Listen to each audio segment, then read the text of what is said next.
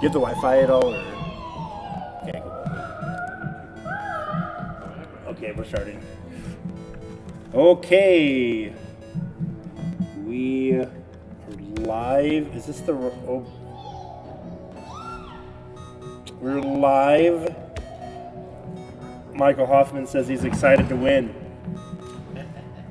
Okay, we actually are waiting for Nivlak 13. He said he was going to come, but he hasn't come yet, and I texted him. He didn't respond, so hopefully he's okay. We want to make sure he's good. Before we start, we're probably going to do a couple of test rounds. We're going to see how well you can hear me compared to the device, and we'll probably be playing around with that for a bit. So right now this is a friendlies match. We have who's hold on one. I'm gonna be right back.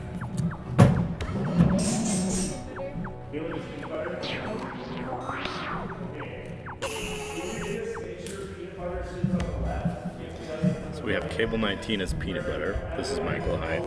If anybody's watching, I hope you are. This is pretty exciting. This is going to be our annual tournament instead of our semi-annual tournament. Like we want to do Genesis. This is going to be the Honey Cup. Adam probably already introduced it a little bit. I'm just taking the hot seat here. Yeah, we have Cable 19 as peanut butter and Exiani, a newcomer to the game, as Jelly. He's been doing a lot of practicing lately. I think this is going to be a good match. Cable 19 has really upped his strategy since the last tournament. He's been trying to beat the story mode. Found some interesting little, I'm not going to call them hacks because the game's not exploitable or anything. It's not like breaking the code, but he's found some really interesting interactions between different units that I'm excited to see put to use today if he can do that. Sino Solas. Alright. Peanut butter versus jelly. I love the intro music. I love the music in this level in general. It's so peaceful. Okay, we're getting a sell-off quick. Ooh. Okay, Exiani's sending out a UFO and the powerbolt right off the bat. Drop the powerbolt after the egg so we can get the full benefit of the bulb, but it's still going to hatch real quick if it doesn't get broken. Looks like Cable 19 saw that and responded with some cannons in range, some laser cannons with the bulb. We don't see a lot of laser cannons in use, or we haven't in past tournaments, and I think that's a shame because they're very powerful. They cost a little more than the default cannons, but the range is better and they do a little more damage too, so I think it's worth the upgrade. A quick pause to change some configurations. We've got some sound issues here. Too much desktop audio, I guess. Okay, you're good. Okay. Okay. On the economy front, it looks like Exiani's falling a little behind. He's only got his initial 3 banks, which is gonna be painful, it looks like. Unless he's built some up top and I missed. Cable 19, being the veteran he is, knows to build up that economy as much as he can. At the same time, though, he's got to balance out on offense, or Exiani's going to extend too far and win the real estate war. It's always a trade-off between real estate and bank economy, because the banks are not defensive at all. Okay. Cable 19 is putting up a solid front of bread, and we might have a little cold war here with 2 layers of bread opposing. I think Cable 19 is going to win that because it looked like Exiani just placed bread and not cannons. So those cannons are going to wear down eventually, but that's probably going to buy both players a little bit of time here. Both time to build up their economies and assess each other's strategies and see which units they want to focus on. Just slowly building banks. Okay, this was a good initial clash. I feel like both players respected each other and responded well to their strategies. No one really has any advantage right now. Cable 19 does have much more land, but it's mostly bread. A few ants is going to take that out real quick. There we go with some hives on a power bulb. That's going to be a constant pester. And Exiani is responding with bumblers, which are not the ideal response to those laser cannons, who do much more damage than the default cannons. Not much more. I think it's 1.5 times, but it's enough more that they pretty much take out bumblers instantly. Oh, and there he is building toast instead of bread. That's expensive. Don't know if that was really necessary unless he anticipates some splares coming up there, which they might. Okay, and he's doing 2 UFOs with the power bulb. That'll be a contender against the flies. The UFOs do splash damage, so when the flies cluster, these UFOs can hurt. He's having a hard time on his south front, though. Let's see if he can hold off these waves. I don't know if the splares alone will be enough, but he's doing the right thing, because the splares kite in the flies, and then the UFOs can splash damage them right there on the splares. He might just be outnumbered, though, unless he can put up some toast. Here we see the dimension-breaking toast. It lays flat on the ground, but blocks air projectiles, because this is a world of magic and wonder. Okay, he's really pumping out those UFOs. It feels one-sided in favor of Peanut Butter, in favor of Cable 19 right now, but those UFOs can really be a game-changer with how powerful they are. They're kind of a slow little behemoth that can change the tide as they get closer and closer. Unless they can be outnumbered with flies or maybe bumblers. Bumblers are an okay response to UFOs if you can space them out well and not get them clustered where the splash damage hurts. Exiani is real happy with that toast. I wonder if he knows that bread might be just as good for him for a tenth of the cost.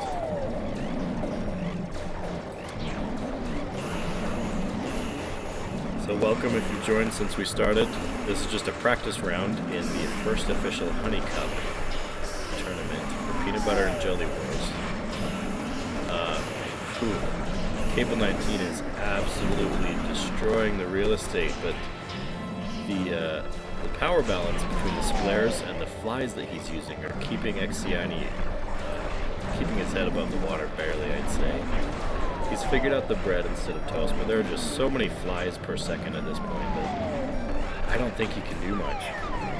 I think Cable 19's all but won it, and he seems to know it. He's sitting on 40,000 grand, just waiting for the flies to do their work, and there they go.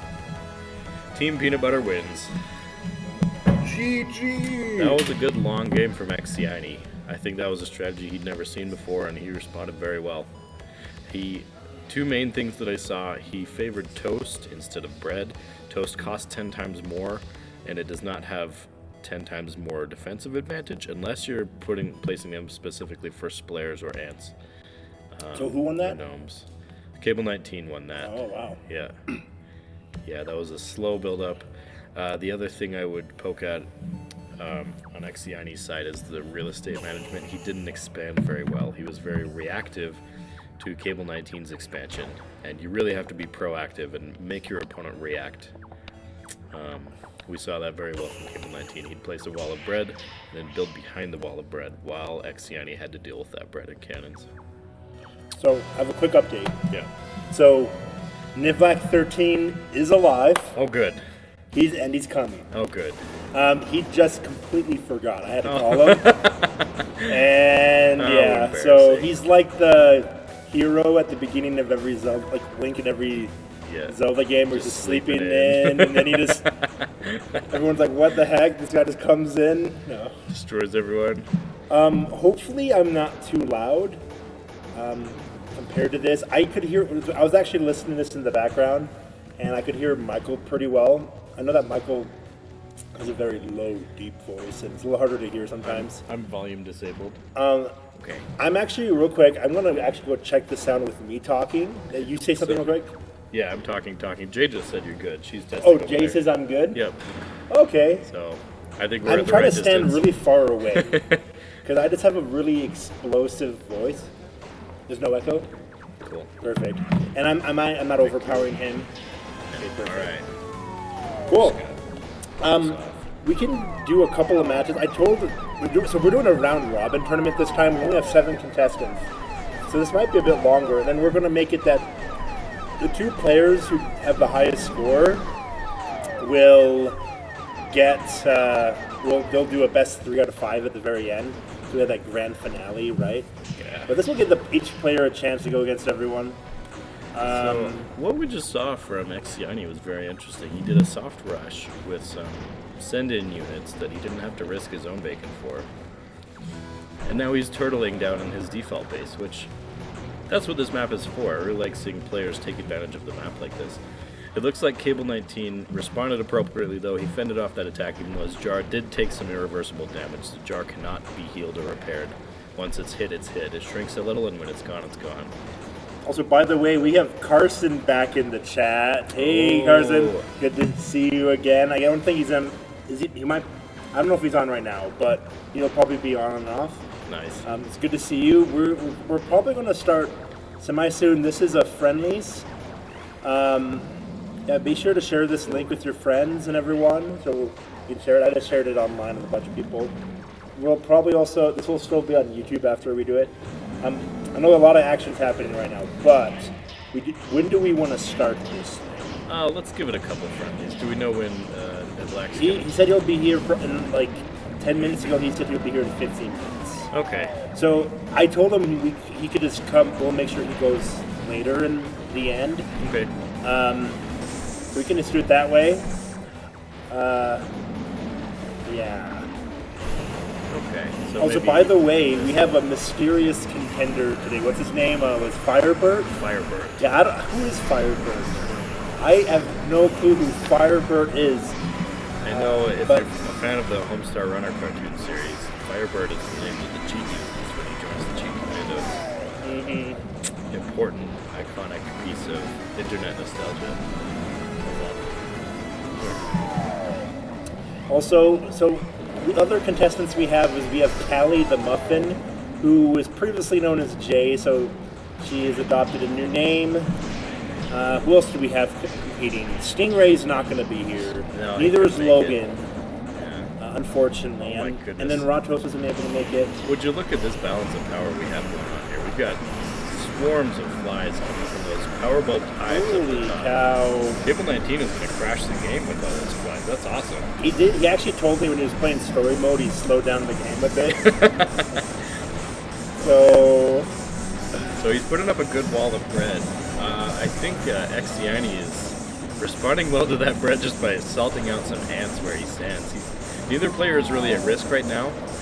They're fighting proxy wars in the middle, but Cable 19's kind of winning the real estate. Exiani's turtled back in his cave, and he's got to learn that to build an economy and to build more spawners, you need more real estate. He's seeing that now, struggling to find a spot for a new power board.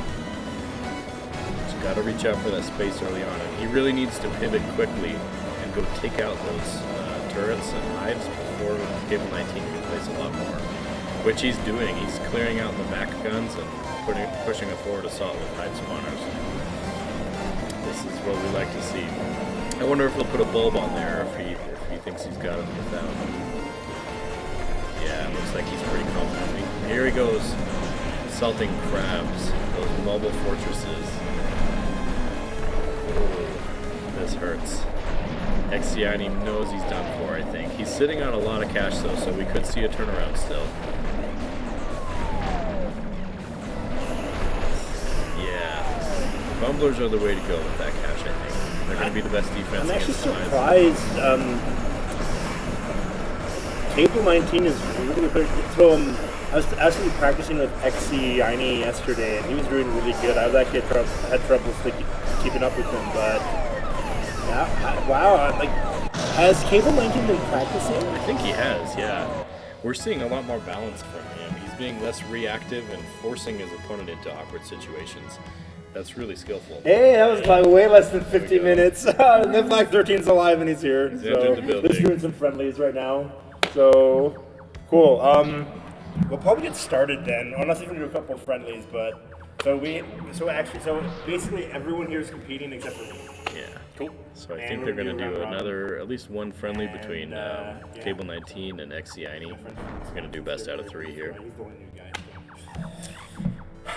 How's your? They're doing a total shakeup of the teams here. I guess Exiani's mostly keeping what he had. Sorry, I spaced this. No, you're good. Like so many people weren't able to come today because of it. Memorial Day weekend. So. Those dang holidays. There's actually the guy who actually did one of these tournaments when I was in college in Rexburg. The guy who actually won that tournament wanted to come, but we weren't able to. Dang. Ooh. Anyway, We're going to yeah, Desolation. you can. This will we'll be let you really know when interesting because starting. it's a mix of default turtle. You've got bases spaced out further here than on any of the other maps. Is that right, Adam? Say it again? The bases here are spaced out further than on any other map. This map and the Holy Land. Yeah, so we're gonna see a reach out from Exiani, which is good. He's really turning it around and going for the real estate early on, which I like to see. That's a mistake he's made on the last 2 maps. Let's see if he can take advantage of all of the space that this map offers and really spread out and get some spawners and a good economy growing. He's getting hit by single projectiles, which is a big mistake. You really need to dodge as the captain, and he needs to take out those bumblers before he places ganks. So I apologize. I'm just like, I am just trying to like send this to as many people as I can. Yeah, if you're here in the comments or watching the live, please just share this. Make sure you click that like and subscribe. Hijack the algorithm. I'm not paying attention to the chat, so I'll look at it in a bit. Oh, Jay took my phone. Oh, she's right behind me. Cool. Yeah, I don't see the chat either.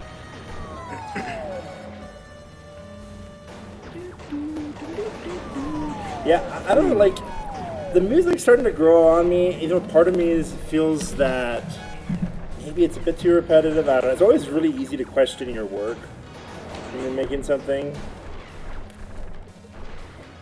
I'm just sharing this with a bunch of people. I'm probably going to be marked as a spam bot. I'm just looking at my friends who might be interested. You're gonna call people scam likely. What is it called? Yeah, definitely send it to everyone. Tell them you're competing.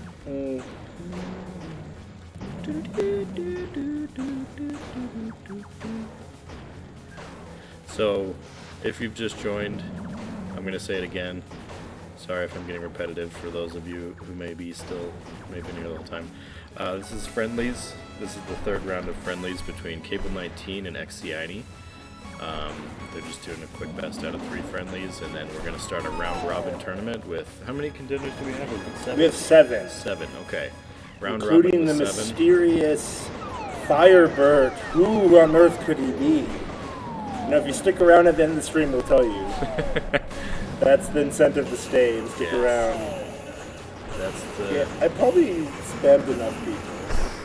So we're seeing a reversal here, which I like. Exiani has grabbed a lot of land, and he's using it with an aggressive forward push with a power bulb and cannons right there. And he's staging a UFO while fighting off cannon shots with flies on his own body. That UFO has hatched. That was close, but he made it. He dropped another UFO. That might be a waste of money. We'll see how that pans out. Yeah, after this match, we'll get started probably, because this might last a while. Okay, that looks like that egg is still there. That 9,000 is not Okay, destroyed. no one else has responded yet, but it's cool to see Carson in the chat. Yeah, we'll start after this. Who's that Cable 19 of peanut butter? Yeah. Wow, Yeah. Exiani's turning Revenge of Exiani. Nice, and that's match. I was not paying attention that whole match, because I was just... It's okay, I did good commentary. I was just sending a bunch of things to a bunch of people that I'm sure might be interested. I don't know. I'm just trying to think of all my nerdy friends. Yeah. I don't know. Okay, cool. I'm going to get everything set up. So Cable 19 actually won that friendly set. He won the first 2. They just did a 3rd for fun. Okay. But Exiani won the 3rd. So this cool. is everyone who's competing. We got guys. So this, in case you don't know, this is the Honey Cup Season 1. We're hopefully this is like the annual springtime tournament. This is our trophy. You guys can't see. We don't have a camera yet. We do have a camera, but I don't know. Not here. Maybe I need to put on makeup first. But anyway, we have the Honey Cup itself. It's a wood cup from Hobby Lobby. Nice. 50% off. So that's good. Anyway. And also cash prizes. First place will get $50. So first place will get $50. Second place, $25. Third place, $10. I don't know if anyone will tie for third place with the round robin. So we might have a match where people like 2 people tied might be duking it out. So we can include a match for third place. You want to do that? Oh yep, let's do it. All right, that'll do probably 1 extra match. Yeah, and then how does this? 7. I don't know. How does the? I'm pretty sure that's weird.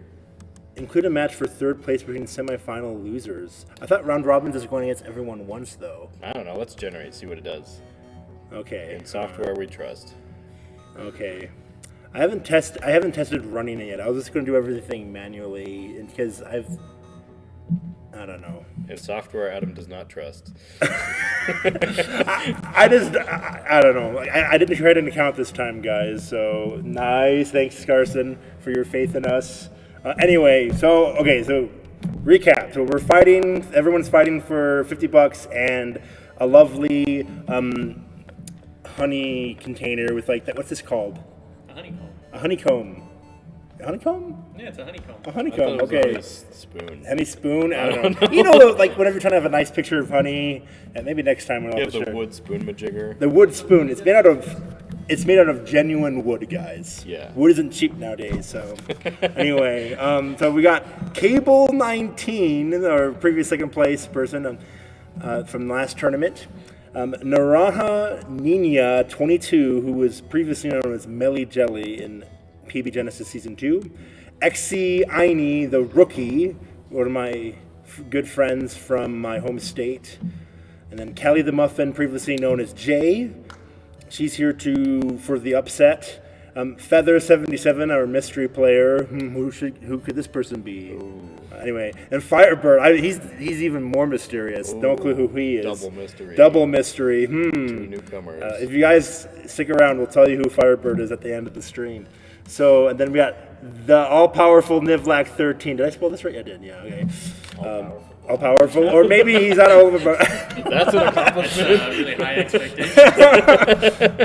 Maybe it was too high of expectations, but I practicing today like I did for the last tournament. Pressure's on. Yeah. So this will be interesting how this will work. Maybe we'll just trust in the software and see what happens. Click the big orange button. Okay, we got randomized seeds. Grandma threw We're this going to one. generate this bad boy. Oh wait. Required. Name of the game.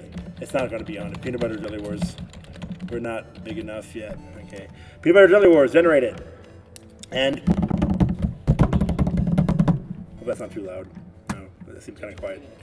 Okay, round 1. We have Cable 19 versus Naranja Nina, Callie the Muffin versus Feather 77, Firebird versus Exini, and the Nivlac is in for a while. Okay, cool. I don't think we're going to need... should I just say run this tournament? Yeah, let's do it. Honeycup Season 1. Oh, we get a custom URL with that. Oh, cool. Sure. You gotta verify your email. Okay. Or just don't put a description. That's fine. I'm not going to put a description. Ranked by match wins. Okay. Can I just start it? Save and continue? Yeah. I'm just going to save and continue. Okay. Start time is 2:30 and then sure. Okay, I'm not going to require them to check in. Save and continue. Okay. Start the tournament. Okay, everyone, welcome to the Honey Cup Season 1. Okay, no. We need to have a theme song. Yeah, Bum, I bum, was thinking bum, like the bum, Game bum. Star music. Oh yeah. Ba, ba, ba, ba, ba, ba. Okay, we're not. I guess I was a singer. I'm not making my So here you voice just person click proud. the winners, right? Okay, so how does this? I have no clue how You this just works. click the person that wins. Oh, Heather Common says that she's excited to play. Challenge, let's go. Hey, Johnny SQ, nice to see you here. Yeah. Okay, so we got. Let's just start the match, I guess, real quick. We'll probably figure this out. I've actually never used this before, so if anyone wants to shout at me in the live chat, tell me how I'm doing it wrong, you can let me know. You want to go full screen so they can see it better without your bookmarks? There Mate, we go. perfect. Okay. Cool. We're going to start with Cable 19 versus Naranja Nina 22. Boom. Okay. So we got Cable 19 versus Naranja Nina 22. Oh, they're going to run in this restroom? Okay, maybe we'll do, while she's using the restroom, we'll have Callie the Muffin versus Feather 77. We'll do that first. Oh. Okay, this is gonna be this kind of a casual tournament, guys. So you don't have a whole lot of people here. Cash on the line. Yeah. There's- This isn't casual. This is for blood. Or Okay. blood or something. I guess compared to the last one, I don't know. There was more cash on the line last time. So it's like last time was twice as serious as this one because it was twice the amount of cash prize. There also wasn't a jar of honey. Oh yeah, even though there's nothing in it, but you can put honey in it. I don't know. I don't think you should.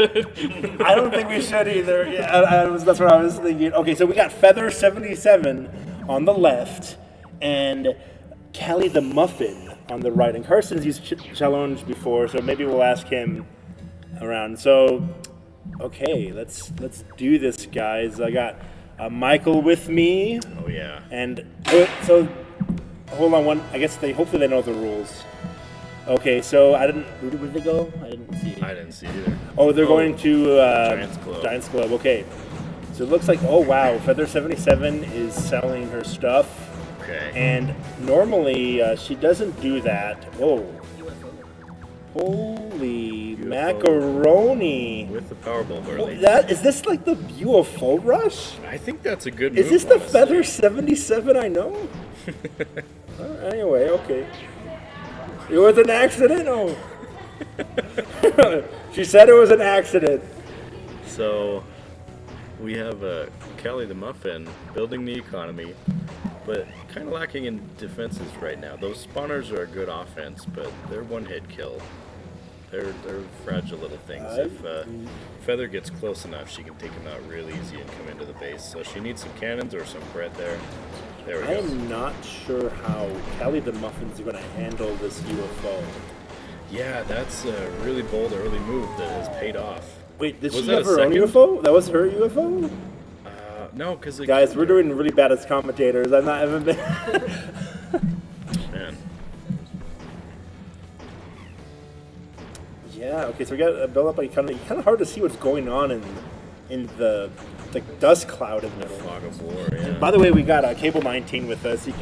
He's helping us do the commentation here. We're trying to have our competitors come, and Exiani's here too if he wants to chime in and whatever. Jelly's got flies and splinters that are floating off the peanut butter space. Yeah, I think peanut butter's not responding so well, but peanut butter has the bigger economy right now. Oh, maybe not. Well, it looks Put like that on jelly.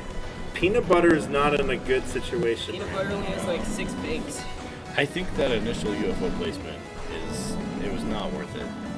Jelly was able to cannon them off. I didn't really see any damage to the jar or really a threat to the economy from that UFO, so I think maybe that was a mistake early on. It could have been better if it were placed closer and the UFO didn't have as much travel time before it could have any effect. But where it was placed right on peanut butter's base, it didn't really do much. So many squares coming through. Luckily, that toast is helping delay the inevitable. Yeah, and I think the splares are probably the best response to all those flies right now. Mm-hmm. We'll see what she's doing with that power bolt behind that line of cannons. She placed another one up front that got destroyed instantly, so that was a waste of some money. By the way, she's going for another UFO. That's bold. By the way, live chat. Let us know if you can hear us. Okay, if we did do a test before to make sure the sound is right, so making sure you can hear us. And looks like Team Peanut Butter win. Team Jelly I mean, Team Jelly, guys. Team Peanut Butter loses. I meant this. Guys, that was embarrassing. Go take a lap at Whoa, it. look at those money numbers. Jelly had way more money. I was looking at the jar of That's peanut butter, true. and I was thinking about peanut butter. Maybe Adam needs some lunch. Yeah. Team Jelly wins, guys. So, yeah, that was an early failure to pivot from Peanut Butter. She had a strategy she was going for, and she got kind of stuck on that, I think. And that failure to respond to what Jelly was doing. So now led the to a loser is loss. going to pick this stage here. And remember, no repeats, guys, of stages. So Ooh, Bella we Vista. got Bella Vista. Fire music. All G? Okay, all good. So Carson says the sound's good right now. Cool. Thank you, Carson. We got the selling at the beginning from both players. Get that sweet, sweet toast money. Now, Cable 19, what do you think Peanut Butter needs to do in response compared to the last match? What does she need to do? Feather 77. I think Feather 77 needs to protect her base. Yeah. Yeah, right now like nothing there. But she is kind of putting some Or she could pressure. go really on the offensive. Probably be successful in this case. There's not that much Yeah, with this map, I think a strong offense is a good idea usually, because it's a straight shot to the enemy base. You've got the little blocks in the corner, the unpathable area there, but those don't really give anyone any advantage or disadvantage. They just kind of help to limit the real estate on the map. So the real estate. Oh yeah, on the left there. Okay, that'll be interesting. Laser cannons are something we didn't see a lot in previous tournaments. I'm glad to see people using them more. Got a captain face-off, and surprisingly, Peanut Butter won that. Oh, wow. Okay, Feather maybe doesn't have the base building chops that we're seeing from Kelly the Cat at this moment. But she won the captain stand. Kelly the Muffin, right? Kelly the Muffin, yes, not a cat. Cats and I think muffins we all are need different. lunch. Kelly the Muffin just placed 2 UFOs there. We'll see if they hatch. Oh boy. She's got her base protected pretty good, so I think there's a good chance they do hatch. Yeah, I it's think going to they're be gonna hatch really fine. hard not to destroy those before they hatch. And Especially in the power bolt. Okay, Kelly the Muffin. Right? Not the Yeah, cat? Kelly the Muffin. Okay, I'm thinking alliteration. Kelly the Muffin. Kelly the Muffin. Yes. Kelly the Muffin. So Feather 77 placed a gas cannon by the light bulb, which is helpful, but I'm worried that there's just going to be too many flies from those hive clusters. Yeah, I think there's too many she's gonna flies from need those hive bulbs. a lot more than one gas cannon, but she doesn't have the banks for it. She lost the real estate reach again. So we. And she has the UFOs right now, right? Yeah. Yep. Yeah, Almost 4. Better than toast. This is not a good Yes. situation to be in. Oh, those cannons keep taking her out. But those flies are kind of making so the way the UFOs work is that once they see a target, they'll stop moving and fire. And I think those UFOs are seeing those flies, so they're actually not reaching the jar. That kind of like delayed it a bit. So that's a good placement from her. that's too late for Peanut Butter. I think so. UFOs got her. Peanut Butter needs to do a good hard counter rush. She's got just enough money, I think, to run behind enemy lines and drop something, but I don't see where she could do it. There's not really a good bridge. There's no opening. Kelly the Muffin is closed off.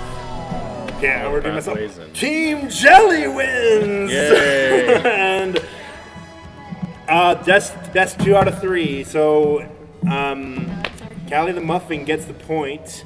Nice. And we'll go. Now it's going to be Cable Nut. So let's repeat the scores. So the score was 1. Yeah, submit scores. I think you can just click the name. Where it's Can I do that? Oh, okay, I that's think so, good. yeah. Okay, cool. Maybe next time. Real quick, while they get ready, I'm going to just situate some things. Do you have a preference on who does which? Yeah, so we'll have you guys go first. I mean, like, which is which?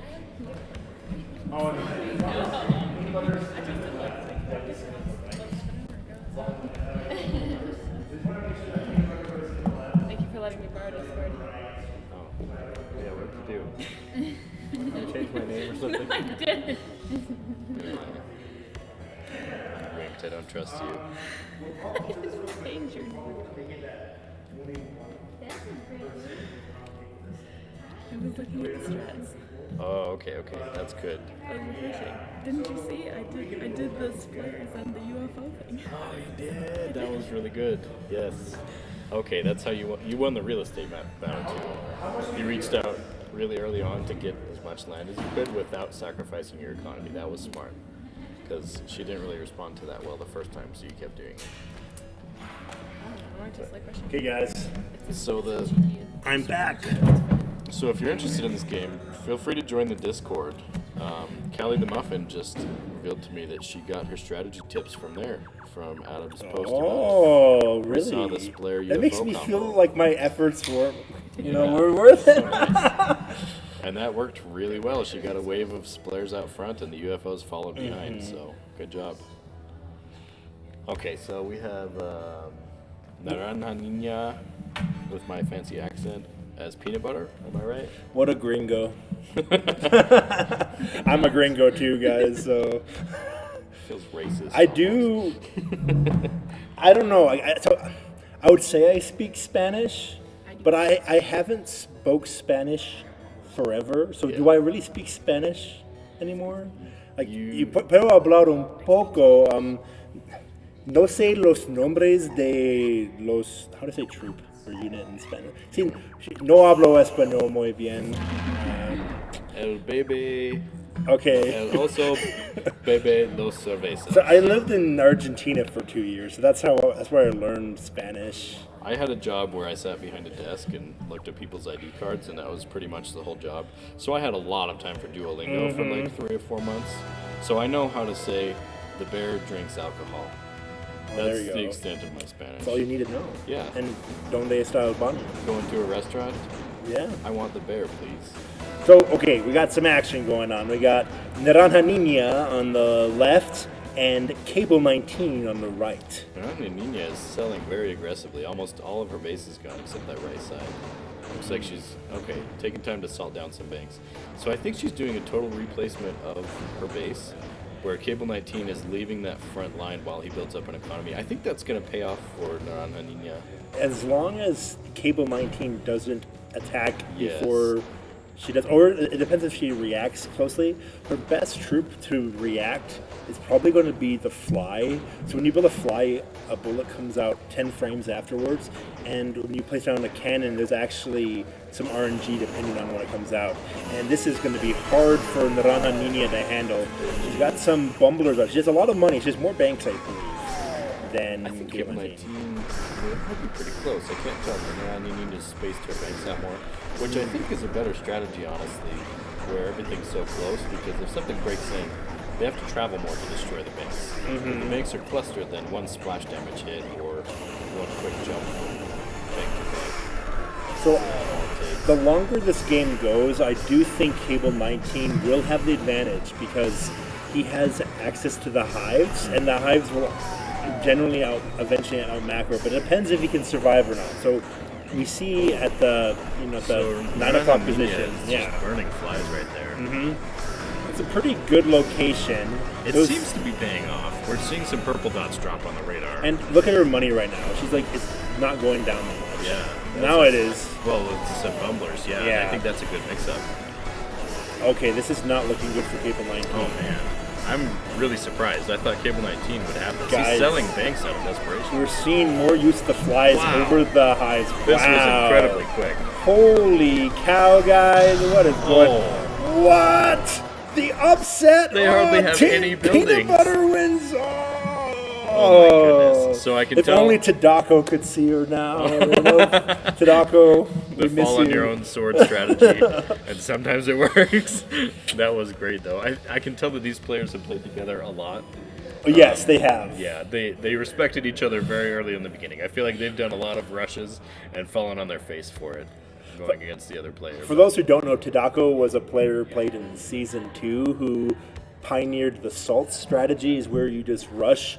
But it's not any normal rush. You're like sprinkling banks in the open as you go, but it's super offensive. But we haven't really seen anyone do that lately.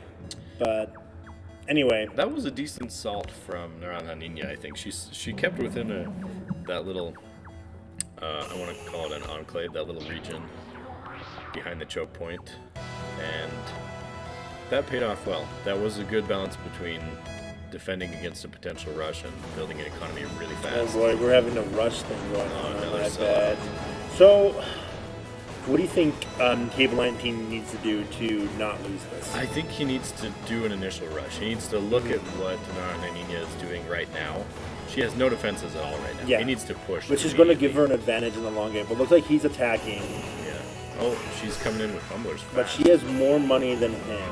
Goodness. But he does have those cannons that he didn't sell at the Yeah, beginning. that That's going to paid help. But oh boy, guys. Oh, those So that flies. iron cannon was maybe a waste. Nothing's in range. Oh my gosh. So flies actually have one of the highest DPS against the jar. Oh, he's responding This very is- aggressively. Oh, but it wasn't fast holy enough. cow, guys. Oh. Naranja Nina takes the match. My goodness. Holy cow, the upset. That was a King's Kitchen classic, let me tell you. Oh my gosh. King's Kitchen is where the salt was invented. It's where the salt gets in your eye if you do not respond defensively. That was quick. That was less than a minute, I bet. Dang, that was less than a minute. Dang, I'm gonna have to like look back and. This is insane, guys. Does that work? Dang. It doesn't. I have to do this. Okay. Submit scores. Wait, are we doing each match individually? So should I give this person a 2? Oh, yeah, yeah. We should do that. That way, like that. Well, but then it's 2 and 0 because we're not playing all 3 matches. But if they won a match, that would count for right. them, Okay. right? So, perfect. Okay. Okay, now we got the mysterious Firebird. Excellent. Oh, actually, Michael needs to go to the bathroom. He'll be Yes, back. I need to step But away for no Firebird's reason. going to come. If anyone else wants to commentate with me, if you want to, Naranja Nina's here. So, Naranja Nina, that was a pretty good showing. So, I like the way you use those flies there just to rush and destroy everything. So, what was? Oh, by the way, we got a message from Carson. You record each match that they won. So when you're saying, so if it's 2-2, then you put, okay, perfect. Thank you, Carson. So we did it right then. So if they got 2-0, then they get 2 points, and if it's a 2-1, then the person who lost still gets a point. Oh, because they won one of the games. Yes. Okay, that makes good sense. Oh, Team Peanut Butter versus Team Jelly. So we got Firebird on the left and Aini, the rookie, on the right. So are they both rookies? I'll give you a hint, guys. Firebird actually did compete in the previous match. But anyway, we got Naranja Nina here to help us commentate, and yeah, this game's going by so fast. There's not even enough time to talk about the previous match. But This particular board is really good for choke points, and if you can control that choke point closest to your enemy first, almost always it will get you the win. If you manage to get things around that, you can, and having this UFO out was really going to help, but those 2 edges on the sides of the choke point are where you're going to be able to get out of that choke point. You're going to want some type of flying troop that can just get past all of that fortification in the choke point to actually make some progress. which means that Aini is in a really good spot right now. Even though he's building those piggy banks pretty close, one benefit to that is he doesn't have to run all the way back up here. But he could just teleport back. They could just teleport back, but then you have to run back up, right? That's true. I don't know. It's a risky strategy. I know that Firebird really loves the UFOs, which I'm glad he got that UFO out, but it seemed like it died already. So this is not looking good for Firebird, our beloved Firebird. UFOs aren't actually the all. A lot of people think they are, but one UFO is not going to make a difference. 5 UFOs all at once are going to make a difference.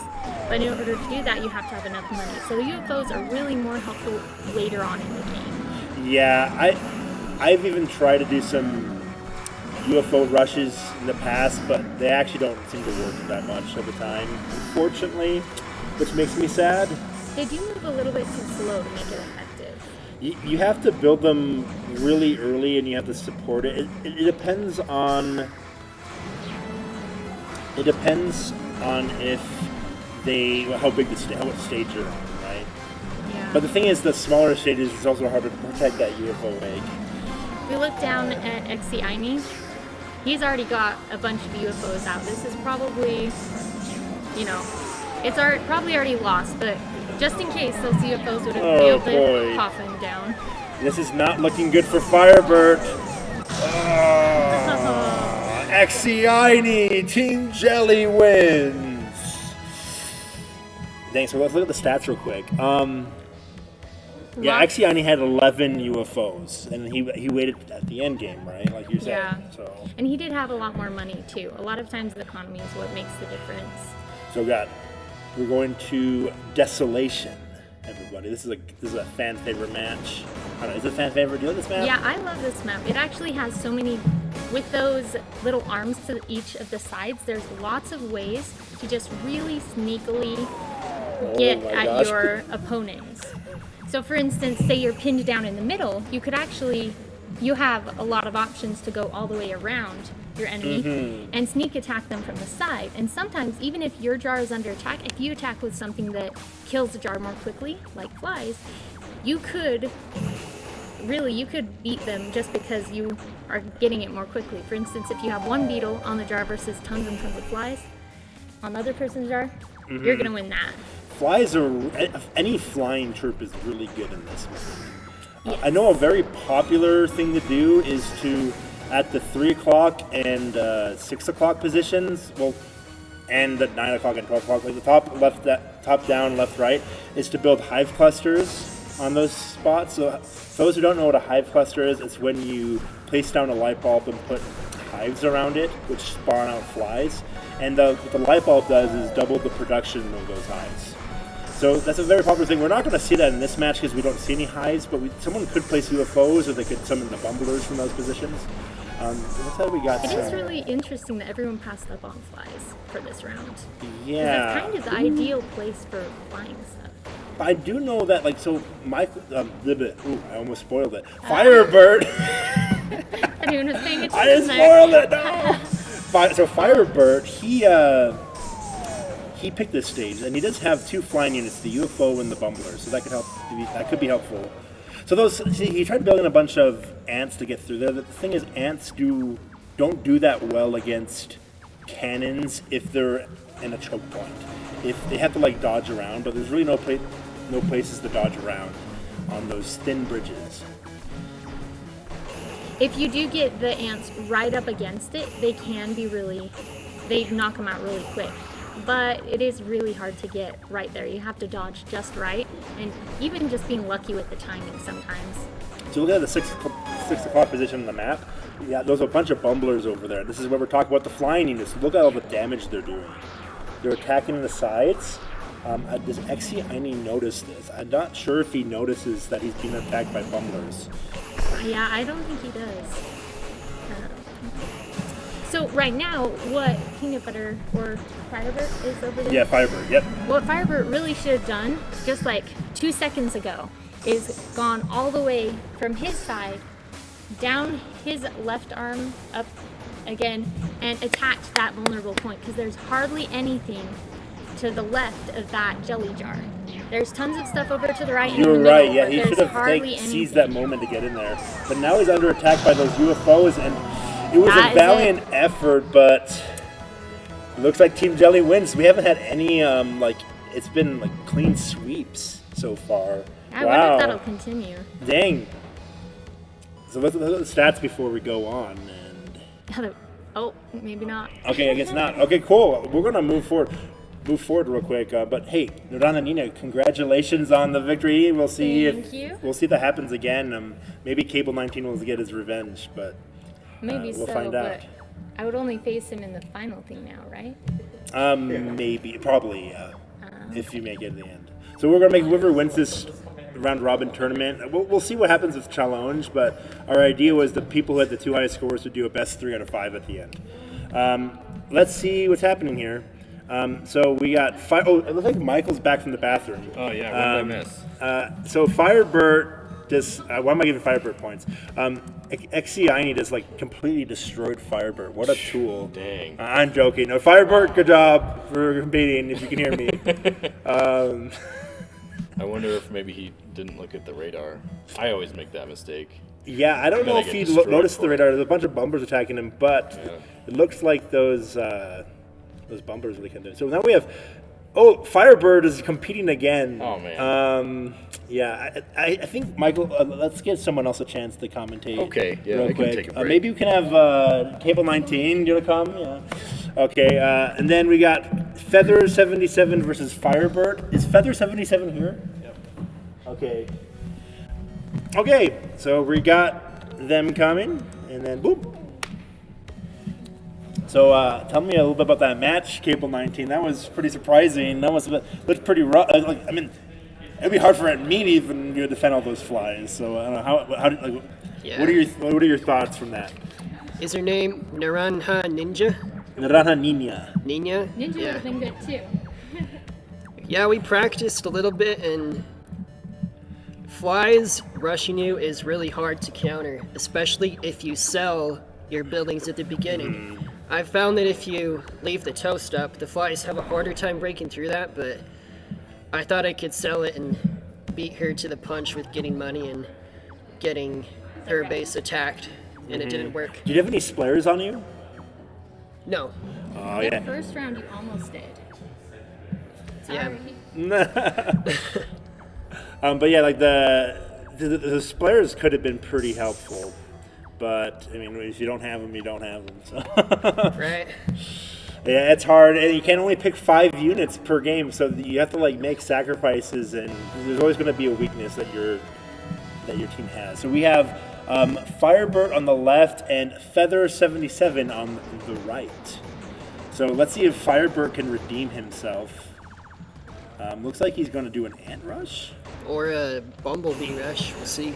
So I know Feather 77 has opted not to. She opted not to sell her billions, which might be helpful because she's going against a rush. Those laser cannons will do well against those bumblers, and those bumblers were probably not going to make it through the wall.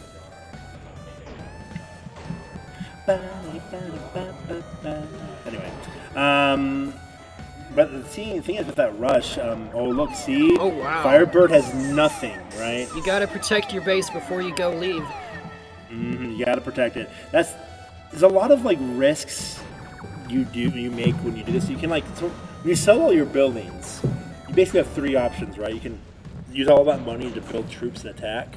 You can use all that money to build banks, or you can kind of do like an in-between of both. Yeah. I don't know. It depends on there's like pros and cons to each one, I think. One thing I've gotten better at as I've played the game is I can use all that money on banks, and then if I get in trouble, I can use the teleport button to get right back to my base. It doesn't matter if I'm across the board or not.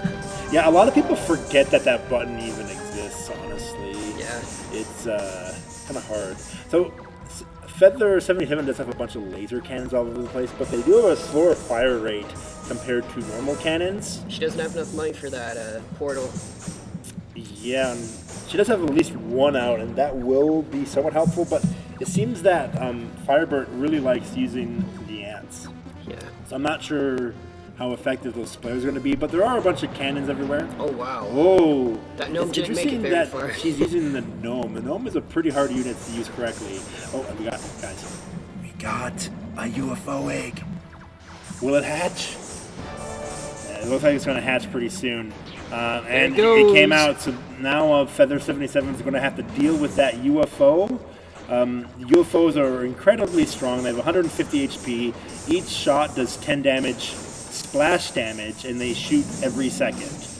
They're just very slow when they have to come out of the egg, and they're really expensive. So that's the downsides of using them. She doesn't have a great defense setup to defend against UFOs. She's got a bunch of toast, and she doesn't have a bunch of money to just spawn things that can attack the UFO. One thing that is going to help her, though, are those laser cannons, which do 5 damage per hit. And as you see, that UFO did not make it that far. So actually, these laser cannons might have paid off. Huh. I guess that's right. So, this game is really young. There's a lot of things that we're all still learning about it, which makes it really exciting. So far, well, the thing is, Firebird has so much more money compared to... She's right at his base. Yeah. I don't know how... Well, those laser cannons are also good against the bumblers. So a bumbler dies in 2 hits from a laser. So, but however, this is going to be 4 UFOs coming out. So unless if she stops it... Yeah. She's doing pretty good, but I do think she needs more banks, which she's building. Maybe she hears me, maybe she doesn't. I don't think she hears you. You don't think she does? Okay. No. I'm looking over to see if she does. This match looked like it could be a stalemate. Maybe. Yeah, because Feather 77 isn't a very offensive player. It depends if she can get in there. Oh, wow. She's running past everything. That's good. She likes using the ants, I've noticed. The ants are gonna... He doesn't have that many cannons, so the ants could do good here, but there are the bumblers coming. The bumblers are... They made it almost to the jar. That was really close. This might turn into a stalemate, unless if... Actually, what's probably going to happen, if Feather 77 doesn't build more banks or finish this soon, she's probably going to get out macroed. Yeah. Yeah. And Firebird's getting some more UFOs, and those UFOs are probably going to finish the job because she lost a lot of laser cannons. And look at if you look at the top right of the map, those are bumblers coming in, and this is probably it, guys. This is it. Maybe not quite yet, but it's going to happen soon. Oh, and there's a UFO coming. Okay, guys. Yep, we got it. This is the GG, and Firebird. The redemption of Firebird. Team Peanut Butter wins. Holy cow, guys. What a inspiring story of being publicly humiliated in the last match. I'm joking, no. If you can't tell already, I'm pretty close with Firebird, so I wouldn't, this is sarcasm. This is like love sarcasm, guys. He's a good guy. Anyway, so we're going again. We're in the Cosmic Terra. This is probably the least popular map in the last tournament. Have you played in this one, Cable 19? In a tournament? Yeah. I think I played it once last tournament. Oh, in the finals, right? And I lost. So this is a very, so what do you think? What is like the mindset to have in this map, you think? If I play this map, I want troops that can run on the ground, like beetles and okay. ants that can get around those dead spots in the middle that you can't walk over. Yeah. And looks like those, oh god, there's a lot of bumblers coming in right now. Yeah. Can she stop it? I don't know if she'll be able to stop it. They're being distracted by the captain. They're not getting, I think he only needs like 2 more hits and it's dead. It's dead. Okay, it looks like Team Peanut Butter wins. That was a fast match, okay. Feather really could have used an iron cannon there to blast away those bumblers. Mm-hmm. Oh, Carson says, gonna keep watching, but gonna play some games while I watch. Perfect. We're glad to have you here, Carson. It's nice to have some people in the chat to talk about the game and see how the metagame progresses. And it looks like Michael's back now. What do you think about Firebird's performance, Michael? I caught the end of it. I think that was incredible. That was amazing. Best performance we've ever seen. He did really good. Yeah. Yeah. And okay, let's give him the 2 points. Submit scores. Perfect. Okay, now we got Naranja Nina versus Callie the Muffin. Fight. Finish him. Finish her. Of her, yeah. These are both girls playing, so. Okay, so yeah, like that was. You should just use Alt Tab. It's a little quicker. Alt Tab. Yeah. Just switch windows. Okay. Fun shortcuts. Yeah, we should do that. I'm pretty bad with my shortcuts. Nope. Come on. Yeah, Carson is watching while he's playing some games. Nice. Which is really nice to have him here. What are you playing, Carson? Yeah, I think he's playing WoW, but Nice. we'll see if he responds. Man, I haven't heard of WoW in a long time. My brother plays WoW a lot. Oh, yeah? Maybe he's Overwatch now. Maybe he switched to Overwatch. I know there was a big uproar about it. I play Overwatch. I don't play it a lot, but when I do, I play in binges. Like, I'll play every day for a week or 2 and then get sick of it and then go back a month later, Mm-hmm. I love Overwatch. We've got Naranja Nina, who had the really impressive match against Cable 19. She is Team Peanut Butter, and then Team Jelly is Callie the Muffin, who also did very well. Yeah. Yeah, and I also saw her do some friendly matches with Exiani, and she was doing really good against Exiani, and Exiani is a good player as well. So I think definitely one of them is going to win for sure.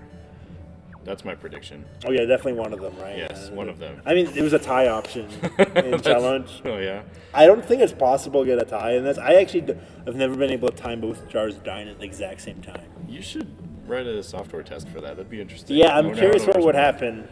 happen. I bet it just. Well, I'll tell you my programming. I bet you perspective. Peanut Butter would win. Because it's checked first. in the Yeah, code? that's what my guess would be. Yeah. The chances of that happening is really slim, but we'll see if it happens or not. Yeah. Maybe we'll have to do like a check, like if it's in like a second, and is considered a draw. Yeah. That would be fun. That would be Really kind of interesting. And then what if there's a sudden death mode? Oh yeah. Is this like both a tiny map captains? that's just a straight It's line. both captains, but with that they both die at the same time. I don't know. Huh. We'll have to figure that out. Oh, like a big open square with 2 captains. Yeah, Just running around and they just have a like crazy. cannon duel. Yeah, that'd be fun. That'd be cool. Okay, so we got the UFOs, man. I don't know if they listened to the metagame discussion live stream, but we were talking about how the UFOs were slept on, and now we're seeing them. And this is interesting to see from Naranja Nina. She is using flies, so that's interesting. So we'll see if she uses the dreaded fly strategy again. What makes that strategy so efficient is that the flies shoot every second, so they have the highest fire rate tied with UFOs, but they're faster than UFOs and they're cheaper. They're very mobile, yeah. Mm-hmm. Yeah, they're really scary if they're right up there in your face. Especially in a wave. Flies are very weak. Cannons can take them out. The default cannon 500, so they're not a threat on their own. But if you can get a lot of hives spawning in sync, that's terrifying. Yeah, so it looks like so Naranja Nina, no, she sells everything as all banks, which does make her very vulnerable. Yeah. But if she gets away with that, then she's in an advantage, right? She has a little bit more income.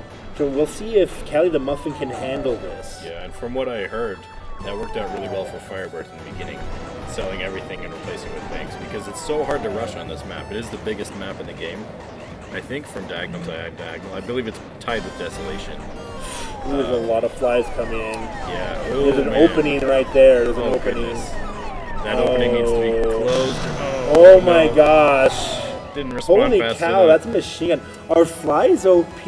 Maybe. I don't know. I mean, it's too early to say, but I think if they're grouped up like that, absolutely. Well, what happens is that she builds the perfect amount of banks where Yeah. she can just rapid build them. I wonder if and her money hardly goes down. Yeah. I wonder if she's actually counting that, or if that is worked out that way. Yeah. I think one thing that could have helped Callie the Muffin in that match was to place an early portal. Yep. Because so splares completely destroy flies. So one splare can kill 10 flies, and all the flies are attracted to go toward the light and die instantly. So splares are a hard counter against flies. So we'll see if she uses that to her advantage or not. Looks like she's picking Ullrich's Domain. For those who've played story mode, they'll know who Ullrich is. They'll think they know. They'll think they know who Ullrich is, or is it all a dream?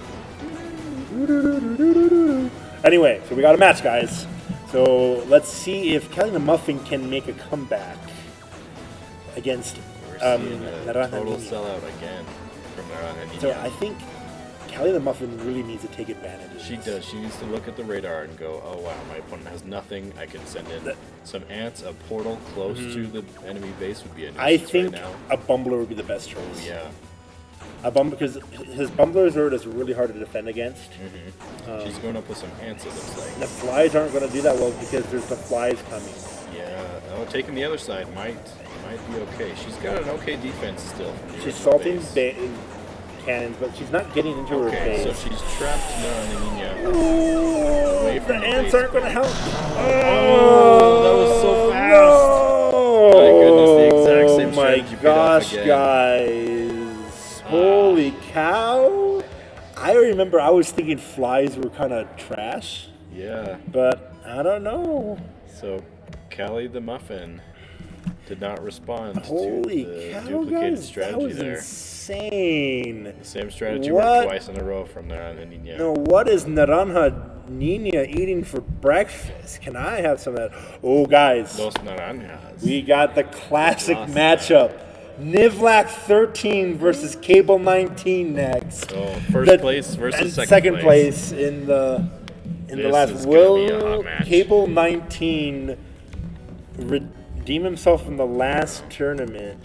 So that previous match I liked a lot because we got to see Callie the Muffin try some new things, Before she's been kind of extremist about selling. Either doesn't sell anything or sells everything and builds banks. And she sold just a little bit this time and built some banks. So we can see some progression in that player. That's I good. wonder if Callie the Muffin knows that the ants don't hurt the flies. I feel like she'd know. Maybe it was panicking. Maybe. It might have been a misclick too because she Yeah. did have the bumblers almost I think buffered. if she would have built Bumblers at the beginning, it would have been a different match. would have helped. And No. she also didn't go that far with the cannons to Yeah. the other base.